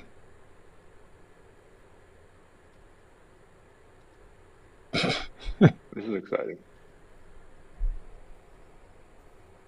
Would Sam be a free agent after the season? Could other teams make offers? Yeah, that's the other thing. Is like there's no way the Vikings will pay him straight to the end of. Yeah, though I mean, like anybody can pay him. Someone's going to give him $1 billion. Yeah, they'll give him a massive deal when multiple teams are bidding for him. Yeah, I feel like it would be talked about more. Weird spot. You're right, Jage. Weird spot. Has to be the first time ever that somebody 1-year deal franchise tag. Who are you talking to? Both of you guys pointing at me. Oh, you're pointing. Vamp. You know that you ever heard Vamp? Jay, you ever hear that in the broadcast? Yeah. Just vamp for a little bit, which means just talking like. Yeah. I'm like, why do you? Let's just tell me to so talk. everything you just said, franchise tag is possible. Obviously, this is an abnormal situation. The second year franchise tag is 20% more than what that year is. And there are some contracts that have no franchise tag clauses in them, but obviously that's a part of the negotiation up in the front end of that. That person also said, would be wild if a 1-year deal became a 3-year deal with 2 franchise tags in the entire thing. I don't think they've ever seen that point. So, but I'd franchise him. If I can spend $43 million to possibly get the number 1 seed again, no doubt. And what else do you do? What else do you do, Jage? You punt that decision to next year. That's right. You don't even have to fucking make it. Oh, yeah. You just let's go ahead and take that thing to next year. We'll see you then. $43 million. That's a good deal. Fully guaranteed deal. Had fun here, right? Probably could get 50 on the market somewhere, but take a $7 million hit here for guarantee. We have a good time, and then we'll see where we are next year, and then maybe we can learn more about JJ. That's the move, JJ. Yeah, that's the move. Yep. It does make for a tough offseason. There's no doubt because JJ McCarthy's going to be healthy and he's going to be out there spinning it. And people are going to say, I mean, that's Jordan Love. I don't think it matters. I think you take the guy that took you to whatever it is. If they do end up getting the 1 seed, and that is your guy. Especially when you look at that locker room, the way that they're celebrating, the way that they love him right now. It's also give just an insane amount of credit to Kevin O'Connell. Like the guy clearly knows what he's doing. Also, let's talk about how coaching matters more than just about anything. Coaches, it's. One of the things that I asked Mike Tomlin in our production meeting before the Christmas game was, if you were hiring a head coach in today's atmosphere, would you offensive coordinator, defensive coordinator, CEO type? And he was like, in today's world, has to be an offensive mind, has to be a guy that's an offensive mind because the quarterback's the most. So that was a really interesting take from a notoriously defensive guy. Wow, that's a big piece of information right there. Wow. Especially because I thought it was coming back to Culture Center, being the head coach. That's why I thought it was kind of swinging in that direction, because I think there's a couple places that are like, if Vrabel's available, let's make sure we get Vrabel in here because he will. Oh, yeah. Boy, does that piss me off. Why does that piss you off? hell? J.J. Watt pisses you off? No. What do you say? Quarterback's the most. We had fucking Matt Canada hanging around for 3 years. That was the guy. You are hot. Son of a bitch. What did you just wipe off with a dude wipe? Notes. He had notes there. See the ball throw Kenny yesterday? What's that, buddy? See the ball throw Kenny Pickett yesterday? I've been waiting to Dude, spit I that saw out that. all And day. obviously, dude. That's what you wrote down there? That's what you wrote down there? It's pretty good. It did took him for a walk, didn't it? Though? Oh, my God. That was the note you put down. You got the other angle, right? Which, yeah, of course. There is no other angle. That's the only angle. Of course, we got the other angle. Dude, because I got thrown for a loop there. I sent it to my buddy, like my brothers, and I was like, dude, this is crazy. What the hell happened? And like, it was the perfect lie gets around the world before truth gets its pants on. And I saw the other, I was like, oh, I'm an idiot. What other angle? What are you talking about? What are you talking about? There's another angle? I feel bad. I've been on that, man. I know what that feels like. That's the worst when like there's times where you look like an idiot and you don't have to look like an idiot. He doesn't look like it. It's football. It's Kenny Pickett football. Trying to make a play. He's been spinning over there. Yes. McKee comes in, spins it. He was spinning. They tush pushed him. It's almost like anyone can spin it. A little bit too high. What's that? It's almost like anyone can spin it over there. Where are you talking about in Philadelphia? Yeah, Tanner McKee comes in, ice cold, just tosses 2 tutty snacks, no yeah, problem. but McKee, we know. I'm worried about potentially seeing him around one of the playoffs. McKee? Yeah. Well, I love that Big Dom got his football back. Yeah. Because I heard McKee potentially wasn't going to be able to sleep at night if he didn't get his football back. A.J. Brown, hell of a throw, too. I mean, like, to his credit, sees it, eyes it. Fuck that guy. Fucking launches that thing. I mean, that was the guy's first ever touchdown. Oh, no. He took a lot of time to think about the throw, too. It wasn't an immediate punt into the stands. He took a couple seconds. He had a couple moments to think and still yucked it up there. Big Dom says, hey, bud, get you a jersey. Okay, we'll get it after the game. Can't get it right now. Need that ball back now, though. Okay, need you to give me that ball back. Yep. We got you. No big problem here. Love that Big Dom is the guy that's negotiating with the fan. Of course. Big Dom is obviously a consultant to ownership, general manager. He's a sideline, obviously, executor. Anybody gets on the sideline, he's going to deal with it. And then also, he is a fan negotiator for situations that could occur. Remember, Tom Brady, Mike Evans had a similar situation down in Tampa. It became a big to-do. McKee's first touchdown, we assume, is going to become a multi-million-dollar ball, but you never know. Never know. Never know with what McKee's going to become. And instead, A.J. Brown signs a jersey for him. Nobody tries to steal it. Shout out to Philly getting it right here. Seems like Philly does it right here. Yeah. Way to go, Philly. Absolutely. Philly. There you go. Nobody ever says that about Philly. No. This type of situation, as soon as A.J. Brown tosses that shirt, this is what people would say about Philly, not us, obviously. As soon as that thing's in the air, somebody takes out pocket knife, snatch in half, rips that thing, sprints for the exit. Other person has it. Whoa, what's it do? Shut up, punk. Yeah, Jacks it off. fight. See ya. He's out of Poop there. finds its way in there somehow. Somebody does step on poop. A human's poop on the way out of there. That's what people say about Philly. Yes. I don't think it's right because obviously they handled that with the most amount of chivalry. Yeah. I think that you could possibly Big have. Dom was involved. Shout out to Philadelphia. Shout out to Philadelphia. Poor Philly. Thank you, Big Dom. We almost made it. I thought maybe on a Monday we wouldn't have any feces discussion. I thought that was a Wednesday only, and here we are again. Well, Here we are That's again. Philly. Philadelphia, some John over there ate horse poop after a Super Bowl. Is that on film? Do we have footage of that? That can't be real. It didn't come out of a cup, but it was a poop. Yeah, right up the street. Yeah, it was poop. It was poop. One of these, like when the Pope kisses the ground, it was like that. Yeah. Ooh, Like yeah, Will same thing Ferrell's pretty much, huh? stepbrothers. Same thing. I wonder if the Pope ever was forced to kiss the ground and had a little poop on, a little turd on it, something like that.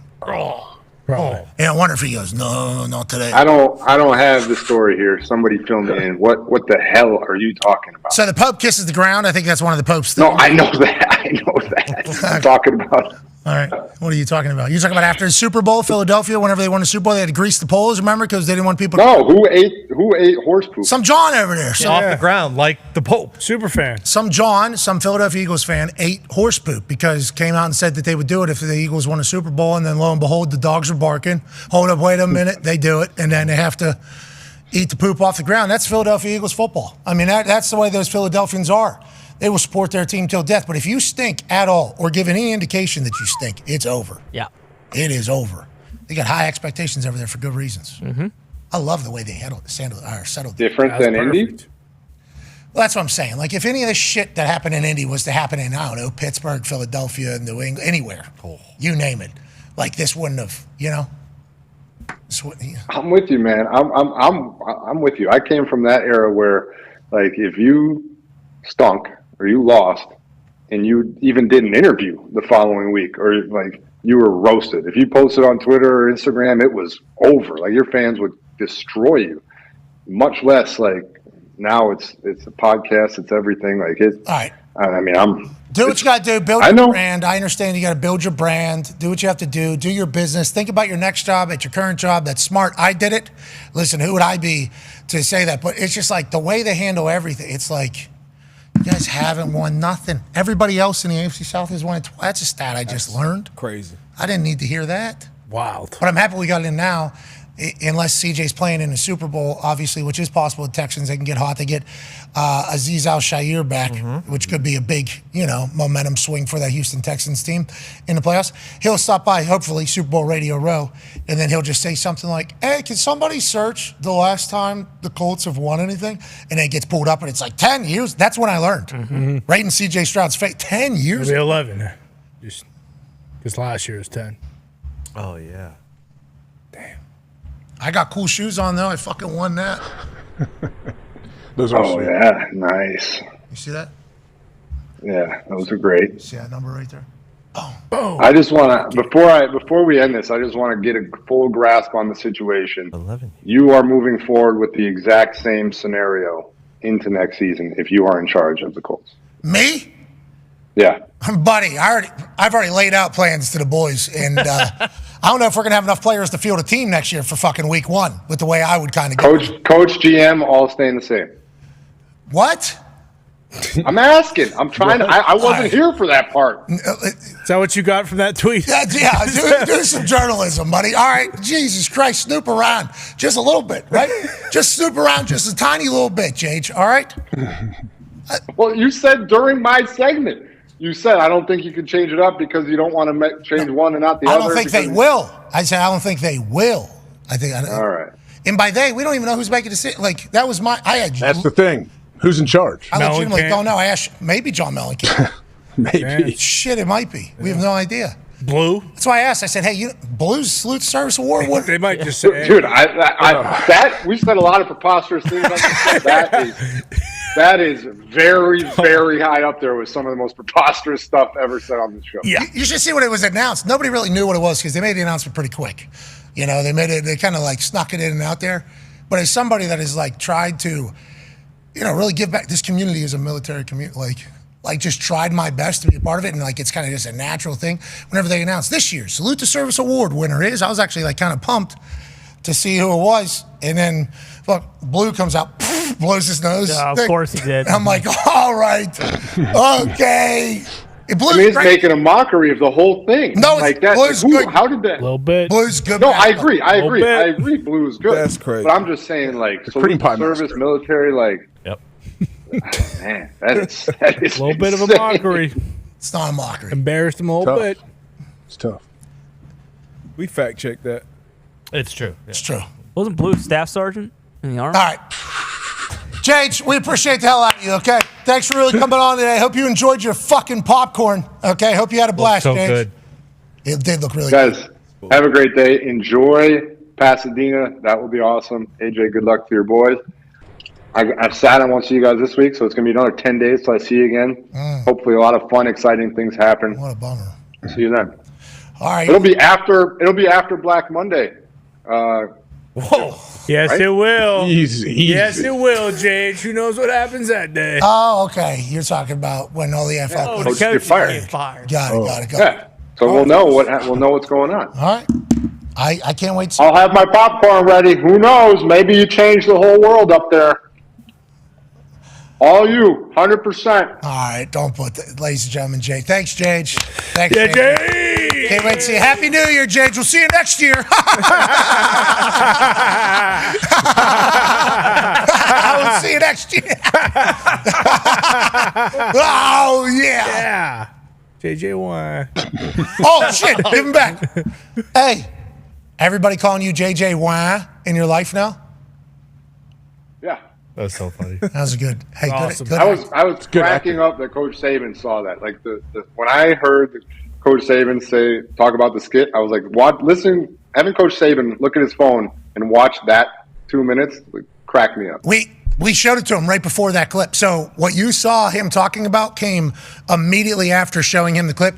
We saw his face, just like your face is right here on this wall. We saw his face the entire time. He smiled at a couple things, but there wasn't any big pops. No. I think he was very flustered on where this was headed. Mm-hmm. You know, like that was immediately upon getting on the.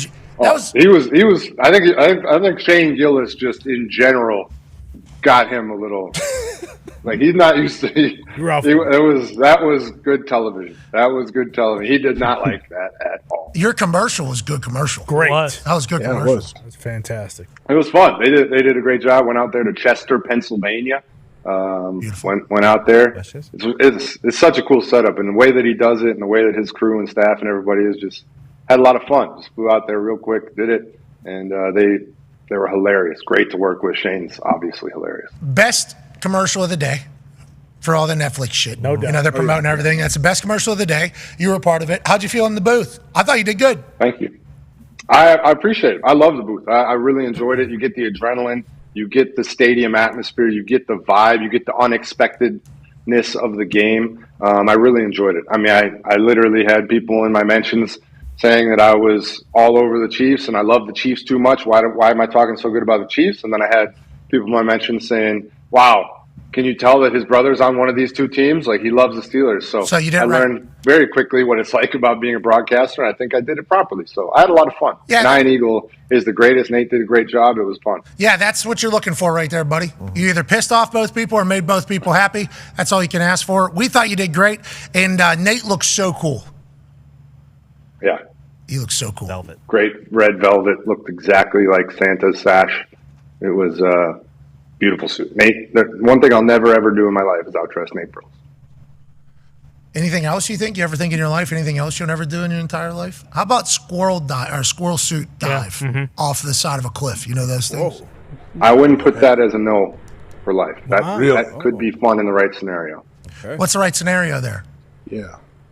Safe landing. VR. Relative. Yeah, but water.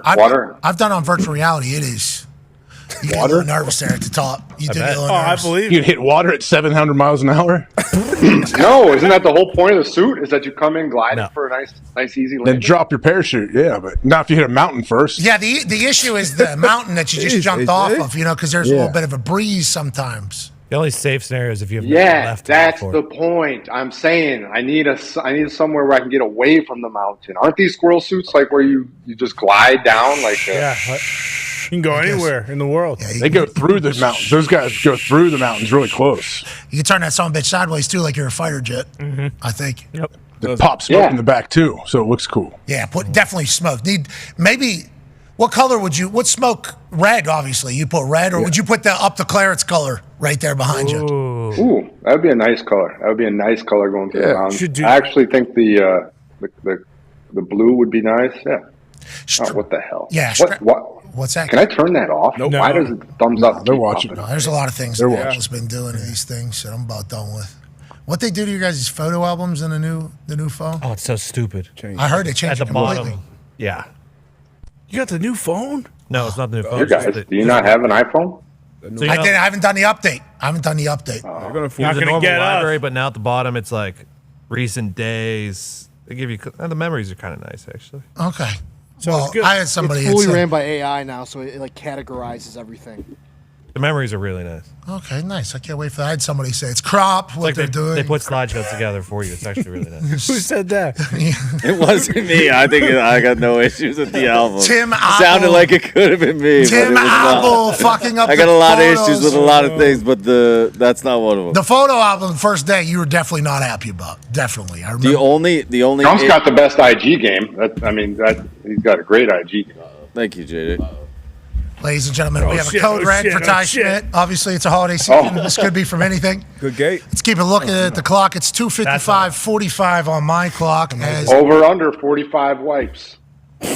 Under. That was so disgusting that you started that, and then you acted like it was okay whenever Age said 100 wipes, and then he cut it down to 50, then to 40. You're like, yeah, that's normal. And then Dig, same thing. You guys got real problems. You're pooping in your hands. Have you guys heard that? You're acting like it's an everyday. You're talking about a once a year occurrence. Once a year? 45 wipes? First of all, this was like the main topic when I was down on the field before the game in Pittsburgh.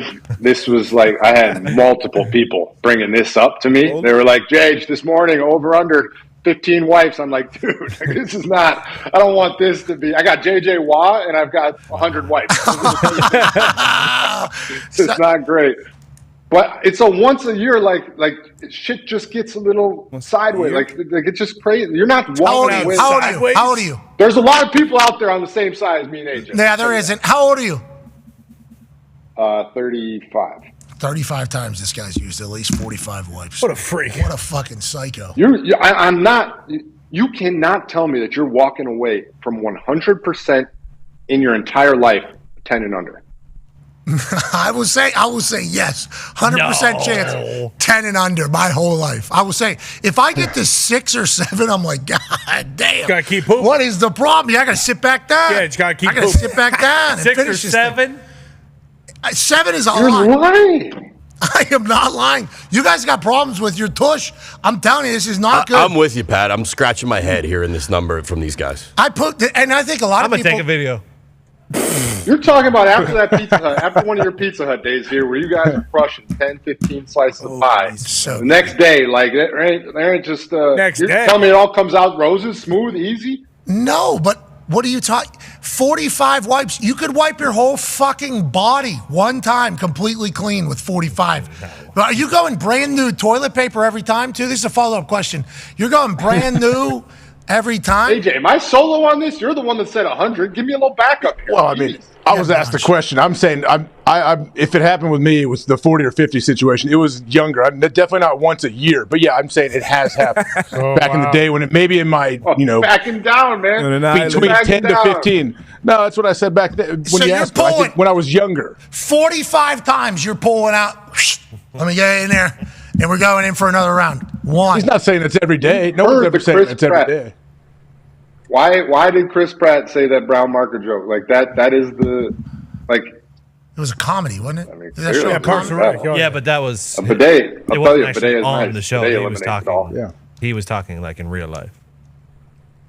I'm worried about you guys. Speaking of worried, we're coming up on 3 minutes since Ty has exited. This is not a number 1 code red. This is a number 2 code red, clearly. Will he dude wipe himself with some dingle bells, or is the season pass? That's a decision that we're going to have to find out and wait for his post-dump presser. Jage, your thought about the game tonight? It's a big one. Lions taking on the Niners. Nothing on the line, Jage. Nothing. Lions lose by 50. They still will be playing for the number 1 seed in the NFC next week against the Minnesota Vikings. Lions win by 50, which is possible. It means absolutely nothing. They'll still be playing for the number 1 seed next week. And the Niners are out regardless. Nobody thought this season was going to go the way it has gone for the Niners. Excited for them to reload this offseason and come back better than ever next year. Jage, how do you see this game going? It's a really tough one. I'm actually very interested to see how they play it out. I am personally of the belief that you either go all out and play as a perfectly normal situation, or you rest your guys completely and let them get ready for next week.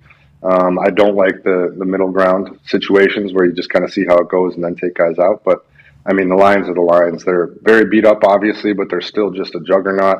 They know how to score. They know how to run the ball. The Niners hasn't gone anywhere remotely close to what people thought. I'm very confused, and I don't even know what to think about them going into next year now But I think the Lions still.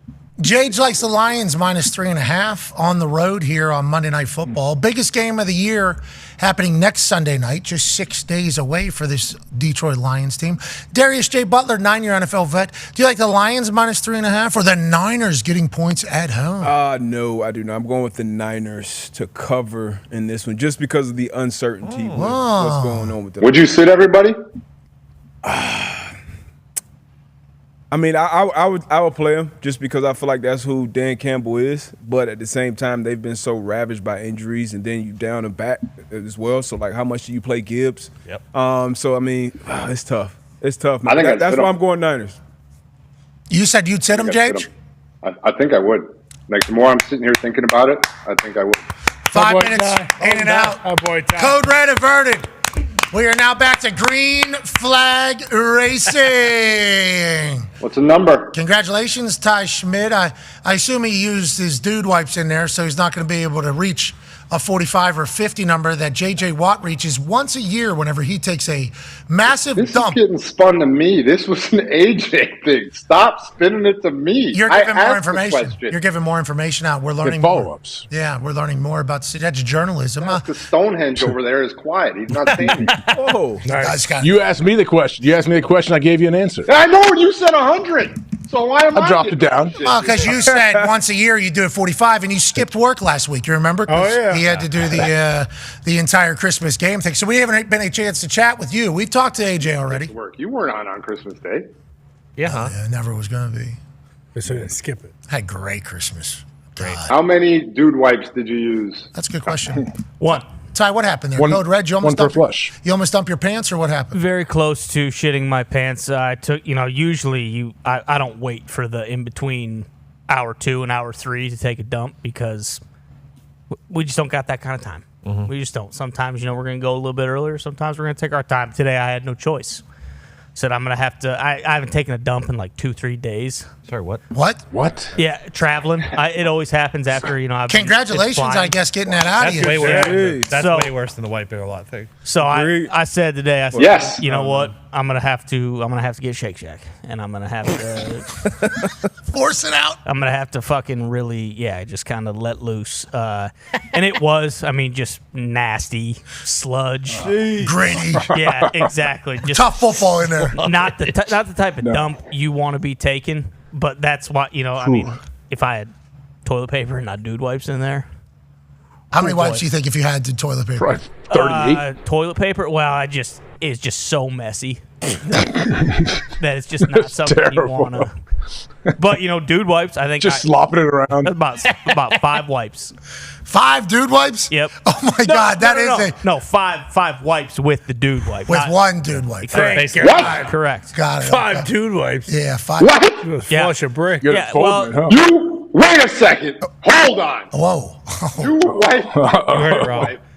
and then you re-wiped with the same dude wipe 4 more times. No. 4 more times is tough. I don't know how he got there, but at least 2 more you could get. Yeah, At least. 2 more. Yeah. With the same wipe? Fold that thing in half. How much food do you guys have coming out of your butts? That is- You guys are using the same wipe? Yeah, I'm not. 2 wipe. You got to fold that in half one time. You wipe it once and throw it in. You don't fold it? You got to fold it clean up. Jesus The folded dude wipes back and clean up in here. Yeah, what? Well, no wonder you're going through a full roll of toilet paper every time you What the take a fuck is shit. wrong with you guys? What is wrong with you guys?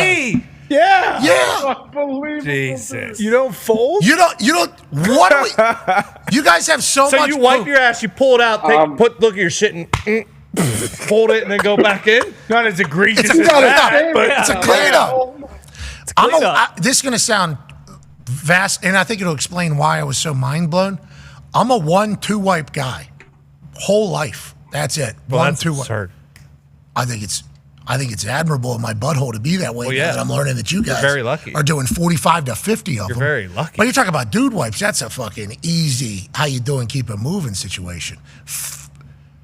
45. Folding it over 5 times. You're going to origami with your dude wipe? What No, the it's- hell? I don't know how you is do it going 5 on? times. Now that is an extension of It's the straight dude wipe. butt piss, gentlemen. Okay, I'm not talking about like fucking thick clumps of poop in there. Like I was pissing out of my asshole. So like you just do it. You do it a couple times and it's good. All right. It's clean.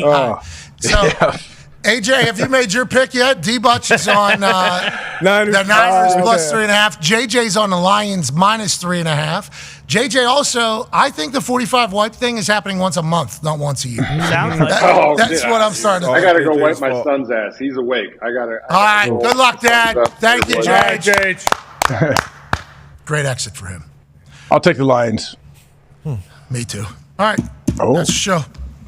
What a day today. What a day. We did good today, I think. Oh, yeah. The more we learn, the more befuddled we get. Boy. Oh, shit, we got overreaction tweets. I completely forgot. Need to do these. Sent out a tweet this morning saying, good morning, beautiful people. A lot has happened. I can't wait to hear your thoughts about your football team. Why don't you make a post and utilize hashtag I don't want to overreact, but it ended up being a number 2 overall trend on X in the United States of America. We appreciate everybody for participating. It is so much fun and so cool to scroll through those. The number 1 trend was a guy who died at 100, former President Jimmy Carter. Carter. Absolutely. Rest in peace, Jimmy Carter. Peanuts.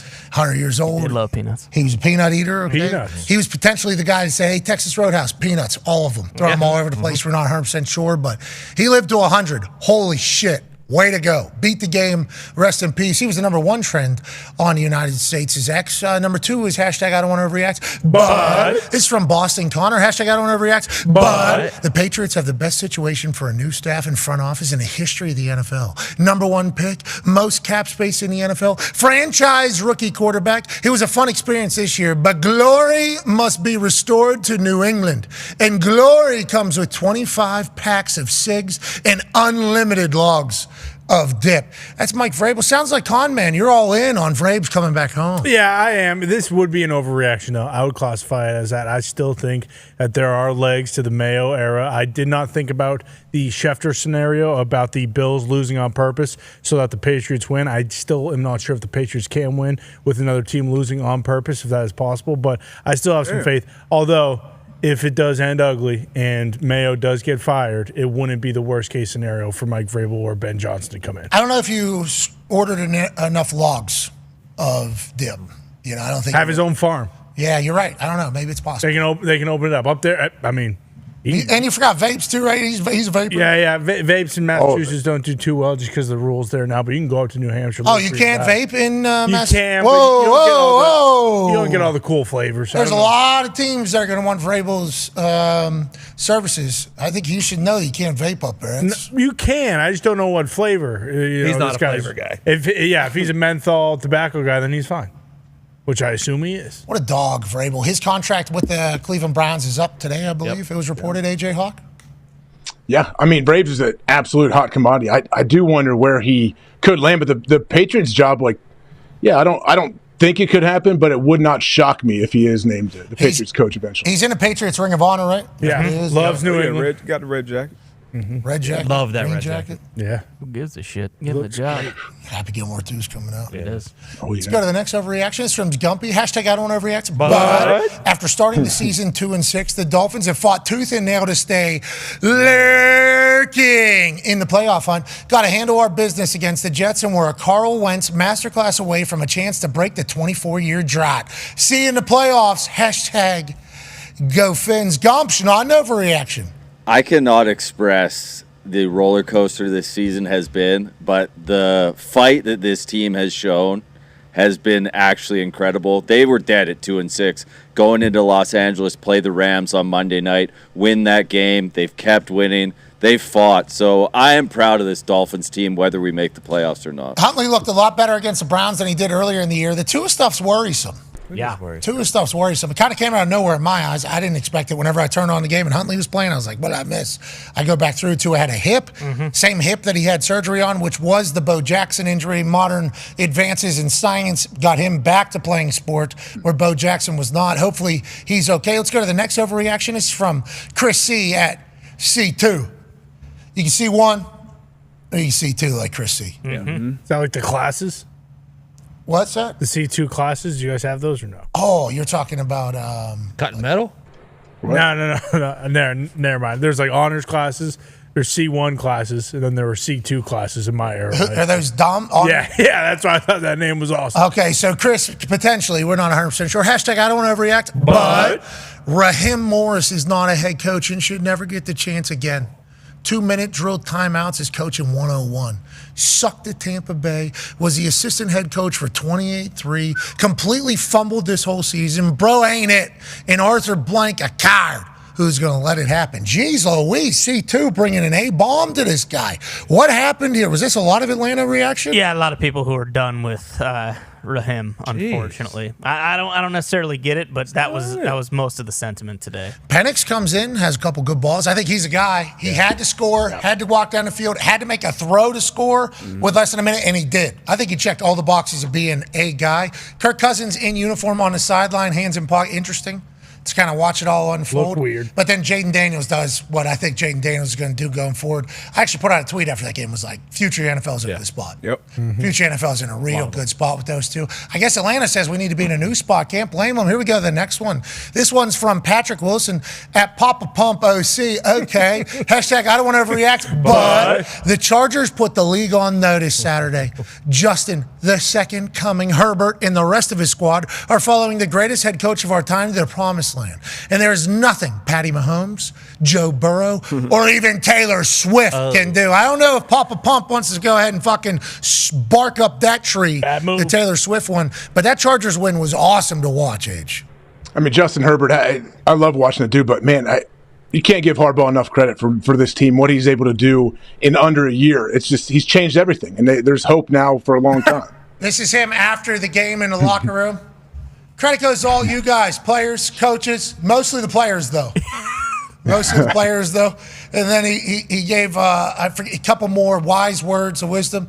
And he said, man, this feels good. Turn around, why don't you give everybody a high five? Fucking everybody starts having And then to you players, for he's a jolly good fellow. For he's a jolly good fellow. For he's a jolly good fellow. Which somebody can deny. And then he goes right into who's got it better than us? Nobody. They are right. Walk it off. It's like Jim Harbaugh is awesome. You knew it. You seen it.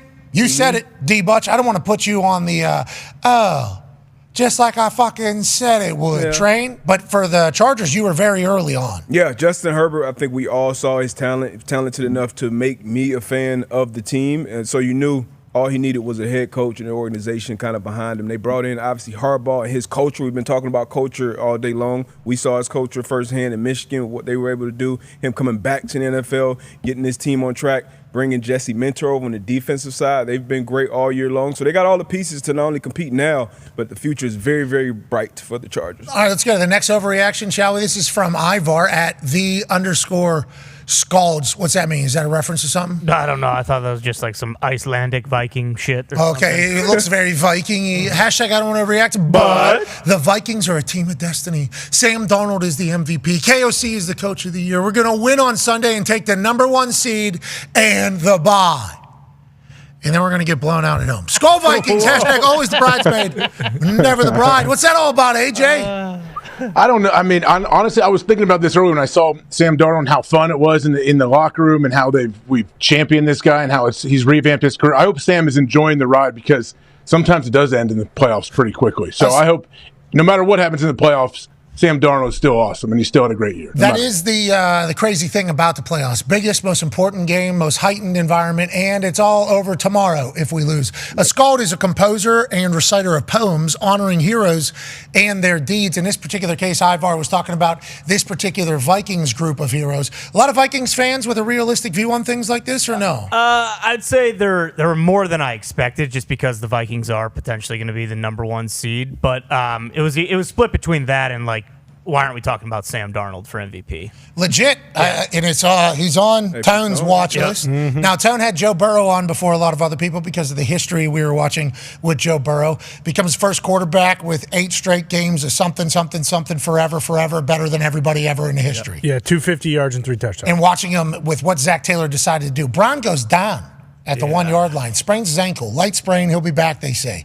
They had the opportunity to just kneel it out from the 1. Now, you would do that, I guess, if you didn't trust the kicker was going to make the kick, and he would go on to miss a 35-yarder, I think, in the next series.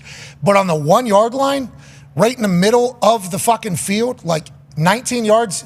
Cade could shank a 19-yarder. You'd think it would be able to go straight in. That was very ugly, and obviously he thought it was very bad. Him getting up and walking off. But, like, them choosing to score the next play, I didn't fully. That was very confusing. I was so confused. And it was like, all right, so one of your guys either thought to himself, oh, I should go down, or was told he should go down. And in the process, he sprains his ankle.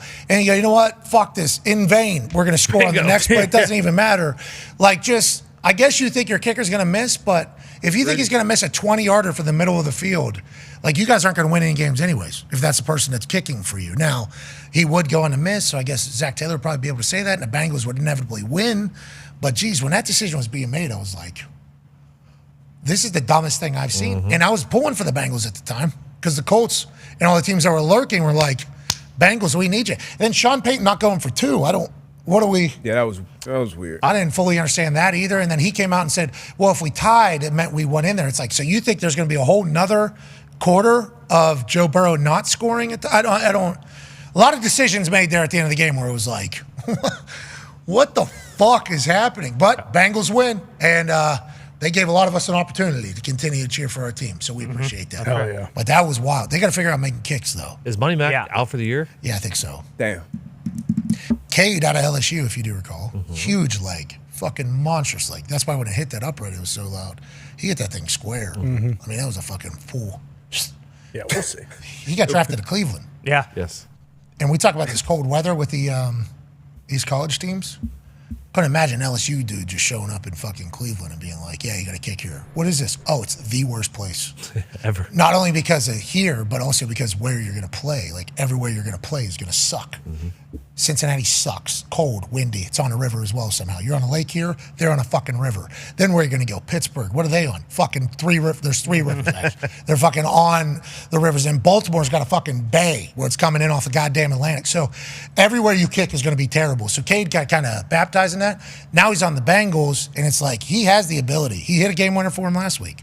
And then this week he clanks that one. It's like a lot of it's mental, I think, whenever you get in that cold and windy. It was a bad day for the Bengals kickers, even of the past. So at halftime in this game, did we play with Shane Graham? I know Shane Graham. Did he play here or no? Here? In Indy? No. Okay, so halftime they had like a giveaway, pizza giveaway for the entire stadium. And I think it was 3 contestants maybe, and the last one faked an injury. Out comes our guy, Shane Graham. No way. For like I think You're it's lying. like a 20, maybe 30-yard field goal. Obviously, he's dressed as a civilian. And boy, it did not go well. No way. He missed all of them. Shanked. One more chance. One more chance. Another Shane. No. I know Shane too. I don't know where I crossed paths with him. I don't know where it was, but Shane's a good man. Somebody brought this to my attention, and I did a little research on it. But, did you see what happened in Shane? Shane will make the next one, and the one more kick chance get very loud, and it gets uncomfortable because the amount of pressure that gets placed on the kicker. Obviously, we feel that every Saturday at College Game Day. How about Jacksonville, Tennessee? Did you see the pregame? Oh, geez. That was awesome. Oh my God, Jacksonville, Tennessee pregame. Oh yeah. It's in Jacksonville. Okay, they got Jackson DeVille, also known as Jax Him DeVille, in a video game taking on Will Levis. Okay, in a punch-out game. He's gonna beat Will's ass. You would think this is in Jacksonville. Look at the crowd, 15 of them going mild at the whole entire thing. They're watching it, and guess what happens inevitably? You nailed it. Knockout. Not even a knockdown. Knockout. Tennessee Titans. How you doing? Keep it moving. That's in their fucking building. What? Imagine a coach, Doug, walking out and going, what are we doing here? Kidding me? Go back in the locker room, boys. We're not fucking. Don't look up. Don't look up. That's all. And I think it was if the end of the video there is right, that's a Jacksonville cheerleader that was, I think, fighting for both sides there. How in the fuck is it even possible for Jax Him to lose? That's tough. They said we won't. It's not an option. Should not be an option. Yeah, it should have been him versus Tony. No, he just Tony Khan should have been in there. Beat the shit out of Will. Should have had no weapons. Will Levis should have not. Shouldn't No even arms? known how to throw. Maybe no arms, no legs. Yeah. Just mat. Yep. Make the motherfucker a mat. And Jax Him just steps. Maybe it's like. Maybe this is what Jax Him does. DDR. The entire time. Yeah, maybe. When I saw that, I was like, God damn. And we're going to lose to them this week. We're going to lose to that team. Well, it doesn't matter anyways. For any side. Win or lose. Anyway. Finish strong, boys. Island of irrelevancy. They gave up 45 points to the Giants. It's tough. Bounce back. A must win. Drew Lock, though. Big bounce back. Was there any overreactions about Drew Lock being the future of the NFL? A couple. Hey, we found our bridge quarterback. Bridge? No, I'm talking about future forever. Well, there were a might be. few like, hey, him and Malik Neighbors. You do not want to see them the next couple of years. I've only seen them one time, and I'll tell you, Yeah. they Did it. fucking can go. All right, let's go to another overreaction, shall we? This one's from Jordan at J Money Kearns. This guy's a money guy. Hashtag I don't overreact, but KOC and MCDC fucking own Matt LaFleur. 3-9 against the Vikes and Lions the last 3 years. Putting on a Guardian cap and letting AJ fuck me up in Oklahoma drill would be less painful than the Packers in the first half of games. Packers are frauds. Ty, you go through these and pick these. You picking a Packers one like that? Wow, what's that all about? It was a good overreaction because I wouldn't necessarily say they're frauds, but it is definitely concerning that they seemingly can't really beat the Vikings and the Lions because I don't think every single year the NFC North is going to be getting 3 teams in the playoffs. But I think same deal. Young team. They probably are about a year away, and they kind of did it themselves. Hey, if you want to be a contender, their gauntlet, if they were to go to the Super Bowl, oh boy, is it going to be fucking tough. So they kind of did it to themselves, but we'll see. They do. They start so slow, and then a lot of games against these good teams are the situation we saw yesterday, where they're down, 13 to 17 points in the fourth quarter with 6 minutes left. They scored 2 quick touchdowns. They end up, they're down 2, and then. You pin it on the defense, but they have no chance to actually win the game. So we'll see. It looked a lot closer than it really was yesterday, but they're still young, and they're still probably about a year or 2 out. About a year out, Age. That's what I think about the Packers. About a year out. Yeah, they got to figure out how to win those big games. Everyone has to learn how to win. The Packers, they're a good team. They know how to win, but you got to find a way to put you over the hump in those big games that really matter. I think they're doing it right, though, to be clear. But I do love that the Packers fans, 1 year or 1 week, then big win happens. It's like, wait a minute. Hold on. And then a loss happens. It's like every time we play somebody good, we suck. So maybe next year. And then if you guys, win here going forward, holy shit, Jordan Love is way ahead of schedule. Is it still Toyota-thon? Here we go in this entire thing, yada, yada, yada. And then I just think next year, I think is Packers' year. That's why I try to keep it in perspective still, is because Jordan Love still hasn't, he's started less than 30 games. He's still kind of figuring things out. They're in a much better spot than a lot of teams in the league. So it's not the Colts. Well, Not Colts. Maybe not, I suppose, but yeah, Colts are staring down a nice refresh. Depends on how you look. Yeah, 10 years. Ayahuasca. What's that? 10 years refresh. Oh, I was going to say ayahuasca. You just hit a nice little reset on that thing. Oh yeah, Whole team. Whole team, whole building. All right, everybody, come on in. Shut the doors. Put your phones down. Comes in. We're gonna be pumping some stuff in the room. Somebody's coming around with it's a boombox. And then that thing that's that puts out fires. Bingo. Yep. They got one of those just In the indoor facility? pumping ayahuasca. Full reset. Don't care about football even less. No. And they already do. No, somebody's going to be in there. The person's going to push them to like football more. Oh, okay. And care about it all. Yeah. Maybe your team will try it out. No, we don't need that. What do you need? We need some big boys. We need some beef. You need some offensive line. That's all we need. We just need beef. Drake May's a dog. Let's go to the next overreaction, shall we? This is from Trevor Cash at TCash176. Hashtag I don't overreact, but fuck that. I'm overreacting. I'm 35. Last time the Commanders were this good, I was in diapers learning to walk. Our Super Bowl window is now. Hashtag hail. Hail to the Commanders. Hail to the Commanders. Left hand up, we're the Commanders. Good for them. They were in the pits of hell. Yeah. Laughing stock of laughing stocks. Cannot even talk about being a fan of the team because the first thing that's going to be brought up is a litany of bad things that have happened to your first thing could be anything. Oh, your owner this, your owner that. Your stadium's falling apart. Your team stinks. You've got rid of this. You have no name. You have no fucking. Boom, boom, boom, boom, boom, boom, boom, boom. New ownership comes in. Jaden Daniels is your quarterback. Scary Terry McLaurin and he get along just fine. Defense is balling. Cliff Kingsbury, Dan Quinn flip a thing. It's like magic happens overnight, seemingly, for the Washington. Did you hear the chant last night by any chance? What was it? There was a Josh Harris chant in the stadium last night. Wow. Good for Josh Harris. Deserves it, yeah. He had to feel so good. Remember, we watched him do an interview there early during preseason. Did not go well. Handshake. It was high five handshake. It was deal. weird. Damn, this season. Yeah. Feel like forever. That wasn't this year. Winning helps everything. It can't be. It was. I think it was this It's year. his first year. I think it was. And we all said, yeah, Commanders would be good. Yeah, obviously, it'll be better than what they were because what they were is like fucking bum. Pope. And then all of a sudden, it's like, Jaden Daniels is doing the same thing C.J. Stroud did last year. I don't think we're ever going to see that again. And then Dan Quinn with the backwards hat. Holy fuck, has this guy found something? Cliff Kingsbury. He doesn't have to worry about anything but calling plays. Whoa, whoa, whoa, whoa, whoa, whoa, whoa, whoa. Now they're dancing. Congrats, Washington. Oh, you guys yeah. deserve it. Deserve it. Oh, yeah, man. You guys deserve it. Let's go to the next overreaction, shall we? This is from Darius the Sagittarius. At It's DJ666. Whoa. Oh, little devil, huh? Okay. What's up, Satan? Jesus. Your name. Hashtag I don't overreact, but I still believe. But watching the Broncos Bover throw their chances after two actual miracles was almost as heartbreaking as watching Joey B put the Broncos defense, and Riley Moss, on all fours and give them the Chuck Pagano treatment all game. The waffle? What? What is that? That's what I inferred. Yeah. He's talking about the waffle? I believe so. Eating ass? Jeez Louise. Jeez Louise. I'm tired of them Broncos Bover throwing. I thought that was a nice touch as well. That's pretty good. Sean Payton and Bo obviously put themselves in a position to make the playoffs still, but with the way they've been able to operate with a $55 million deficit, and Bill said they're free from that next year. I don't think they are. I think they get another hit next year. Yes, they do. From the Russell Wilson deal. I think it was a 2-year thing, but nonetheless, they're on the right direction. That owner, Waltons, they got to feel like they've done a good job over there too. Yeah. New ownership in Washington winning. New ownership in Denver finally winning. You know, first couple of years of Russ didn't work out, but now we're ready to roll. Good for all parties.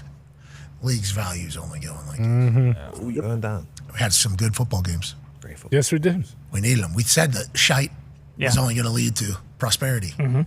All the bad was going to lead to some good at some point. Have to sit through the rain to see the flowers. And that's what we did. There's a lot of bad football. Then we got some great football games. No thanks to your team. No thanks to your team. Pretty good game, 45 points. I mean, it's Shootout. it was playoff implications on the line. It was a pretty good game. Tough for me to watch. I couldn't stomach it early. Sure. Let's get me the fuck out of here. I can't take it. They'll be back. Let's go to the next overreaction. That's not an overreaction. Yeah. Sebastian Nelly Fortunato at Flaming Hamsters. All right. Okay. Hashtag I don't overreact. But as a Pats fan, the Josh Allen Bills will win more division crowns than the Tom Brady Patriots heartbreak. Flaming Hamsters onto something here? Conman? Flaming Hamsters, sure. Who gives a fuck about the division crowns, okay? They can have them. Will they win more than 6 Super Bowls? I doubt it. Flaming Hamster wants a home playoff game again. Exactly. Yeah, don't we That's all? what Flaming Hamster wants. And so do I. But when we're talking about who gives a shit bowls, the division champion, those fall into the who gives a shit bowl. Hang a banner. Yeah, exactly. Have fun. Hang your division title banner because no one gives a fuck about those. Well, the Flaming Hamster says, I want a home playoff game. I'm sick of this. I want the Flaming Hamster was actually at the game. What were your fans chanting? Fourth quarter. They're chanting Fire Mayo. What? No. Fire they Mayo. Yes, they were. Kraft's actually shut the windows. He said, turn John Bon Jovi up. Turn this.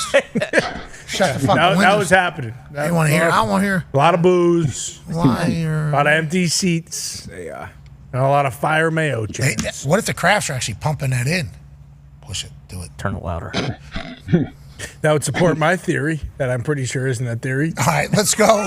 Let's go to the next overreaction. You know what he's talking about? I don't. You do know what he's talking about. I don't want to know what he's talking about. Yeah, you do. Let's go to the next overreaction. This is from Andrew Shockley. Who is the Pittsburgh News guy? Andrew Shockey. Yes. Not to be confused with Andrew Shockley at The Real Shockley. Hashtag I don't want to overreact, but the Giants are a doomed franchise. All they had to do was lose 2 games to finish the season and get the #1 pick. All they had to do was lose, which they become pretty fucking good at, and they couldn't even do that properly. Fire John Mora. the owner's not fireable. He's not. But this particular owner might be on the hunt to fire some people, especially if we continue to show that Hard Knocks clip where he said if Saquon Barkley was to go to the Philadelphia Eagles, it'd be really hard for me to sleep at night. What do you think this guy's heart palpitations are like every single Sunday whenever he has to open his phone or he gets a text from somebody and says, you see Saquon just went for another 200 fucking yards today? Hey, did you see the Eagles are still in the lead in the NFC East? Hey, you see the Eagles are fucking favorite to go Saquon's MVP? Joe Mara's like, I fucking hate this place. Joe Shane, though, Daboll got another opportunity. Mm-hmm. That's right. One more year. What do you mean, another game or another year? One more year. One more year. One more year. Bruce Brown, is that how everybody feels about Giants fandom? Yeah, I mean, the backlash to winning is loud. I do think that Joe Shane and Daboll both do stay into next year. And, you know, I'm just enjoying the hope that we do have Malik Neighbors. We got Tyrone Tracy, some nice young pieces. Obviously, first priority above everything else is that we got to go get a quarterback. It felt like it was going to be Shador or Cam Ward going into this weekend. Now who fucking knows? So, you know, time will tell. I believe that Joe Shane will figure out the quarterback position, and it will be much better next year. He will figure out the quarterback position. He's got a gem in the waiting. He's got the apple of his eye. He's got Carson Beck at number 10. Oh, I didn't even think about Carson Beck because he was being talked about as maybe top 5 going into the season. Has an injury now, obviously, on the elbow, which is a big part of the whole thing. He'll be supporting the Dogs throughout, but he is declaring for the NFL. Maybe Carson Beck is the Giants' next guy. He just screams New York Giant quarterback. Maybe we go up to Canada and get Curtis Rourke. Nice fit at Mizlife. You're talking about Kid Canada's little brother? Kid Canada? Curtis Trade Rourke. up to 1. You get Sexy Dexy, 3 firsts and a second.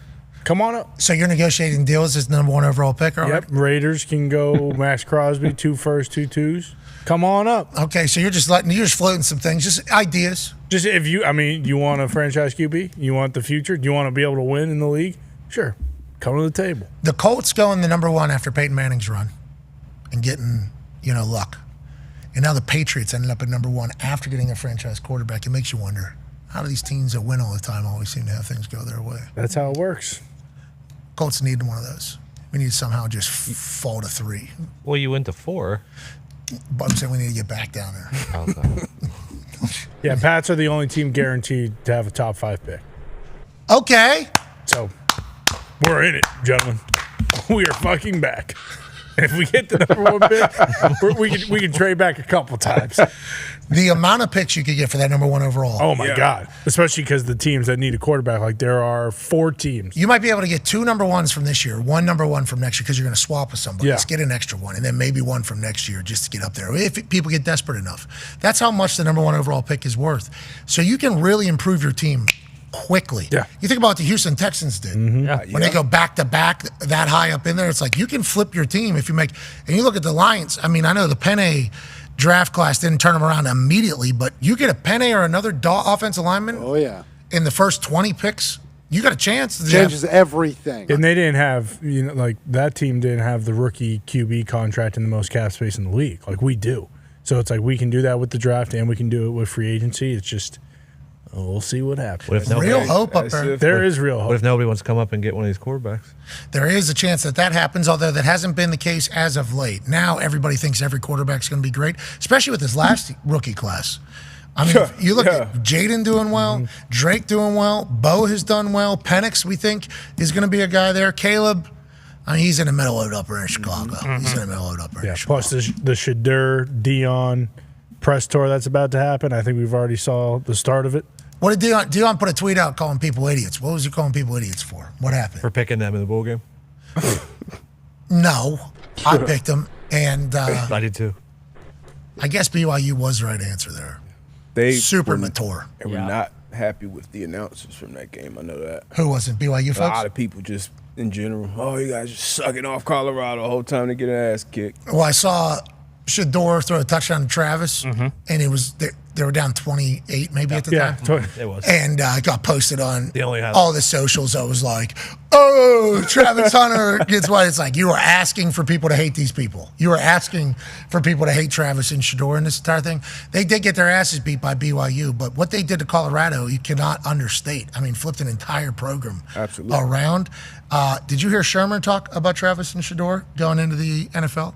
Oh, how they would dominate? Yeah. Much, yeah. He thinks they're already pros, basically. Now, will he be able to build up enough of a team to really have success over there? Priming them at all positions.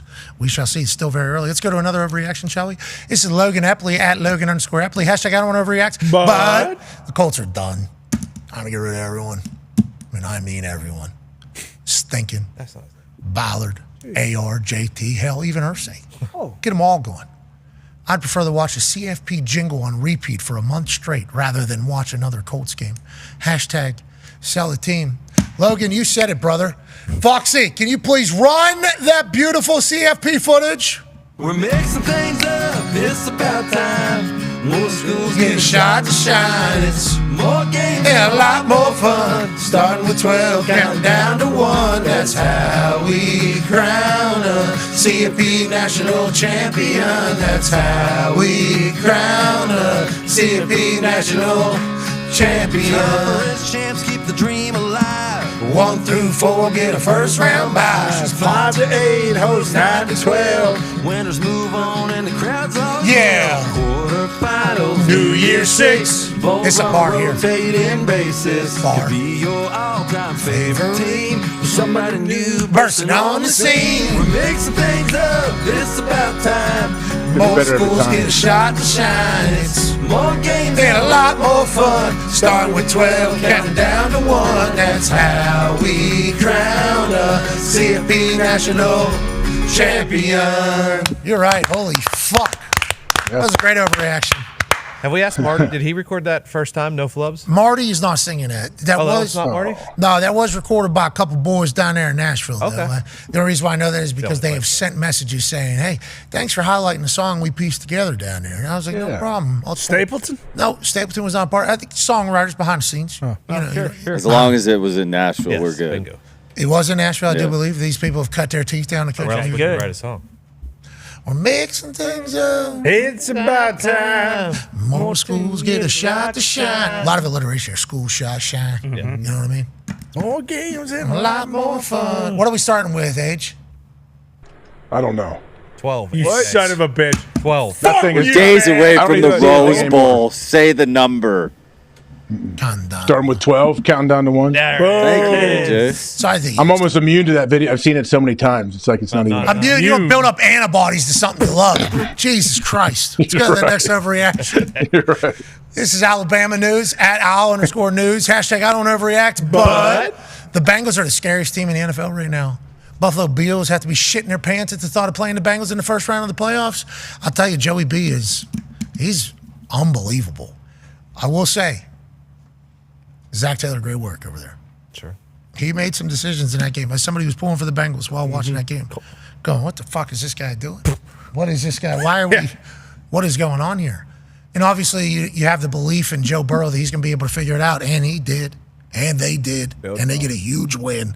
But man, they made it harder on themselves than they needed it to be. They made it a lot harder on themselves than they needed it to be. That team's ready to roll, though. Yeah, very questionable coaching decision. We've seen some of that with the Bills this year as well, but I wouldn't be, if I'm the Buffalo Bills, what they have right now, I would not be scared to play anyone going to playoffs. Me neither. All right, let's get the hell out of here. We'll be back on Thursday. We'll be live from the Rose Bowl, 5 p.m. Eastern on ESPN2 on Wednesday. So honored to be a part of that. Pumped. Hell yeah.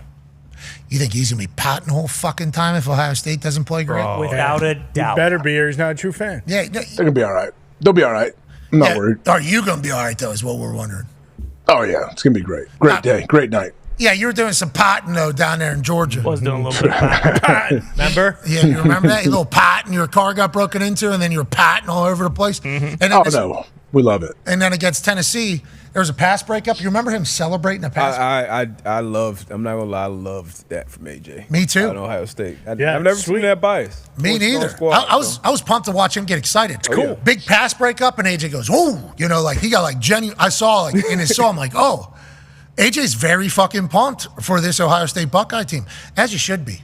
They put an ass beating down on that Tennessee football. Yeah. And just like what happened after they lose to Michigan and they go play Georgia, they played their best ball against Georgia. Free, confident, swagged out all over the place. They did the same against Tennessee. Can they carry that into the Rose Bowl? And in Oregon, they've just been waiting. Yeah. It's about time. That's what they're thinking. Oh, yeah. Maybe their school gets a shot to shine down there. It's a big old game and a lot of fun. And there's two of them. And there's only going to be one. Bingo. And that's how we crown a CFP Rose Bowl champion. And let's get out of here, boys. Thank you all so much for allowing us to do this for a living. Shout out to Dude Wipes. Shout out to SeatGeek. Shout out to all of you. Shout out to AJ. Remember, PAT 2024, $30 off all tickets. It doesn't matter if you have shopped with SeatGeek before, any ticket. Now, granted, if it's less than $30, that ain't going to work. But any ticket that they have, whether it's the college football playoffs, which is obviously going to be fantastic, or a show, comedy, music, Broadway, you name it. They got tickets for everything, $30 off. All you got to use is PAT 2024. All right, be a friend, tell a friend something nice might change your life. Run this thing together. Boys, let's enjoy these next couple days. Here we go. Yes. Oh, yeah. Team on me, team on three. 1, 2, 3, team. Goodbye.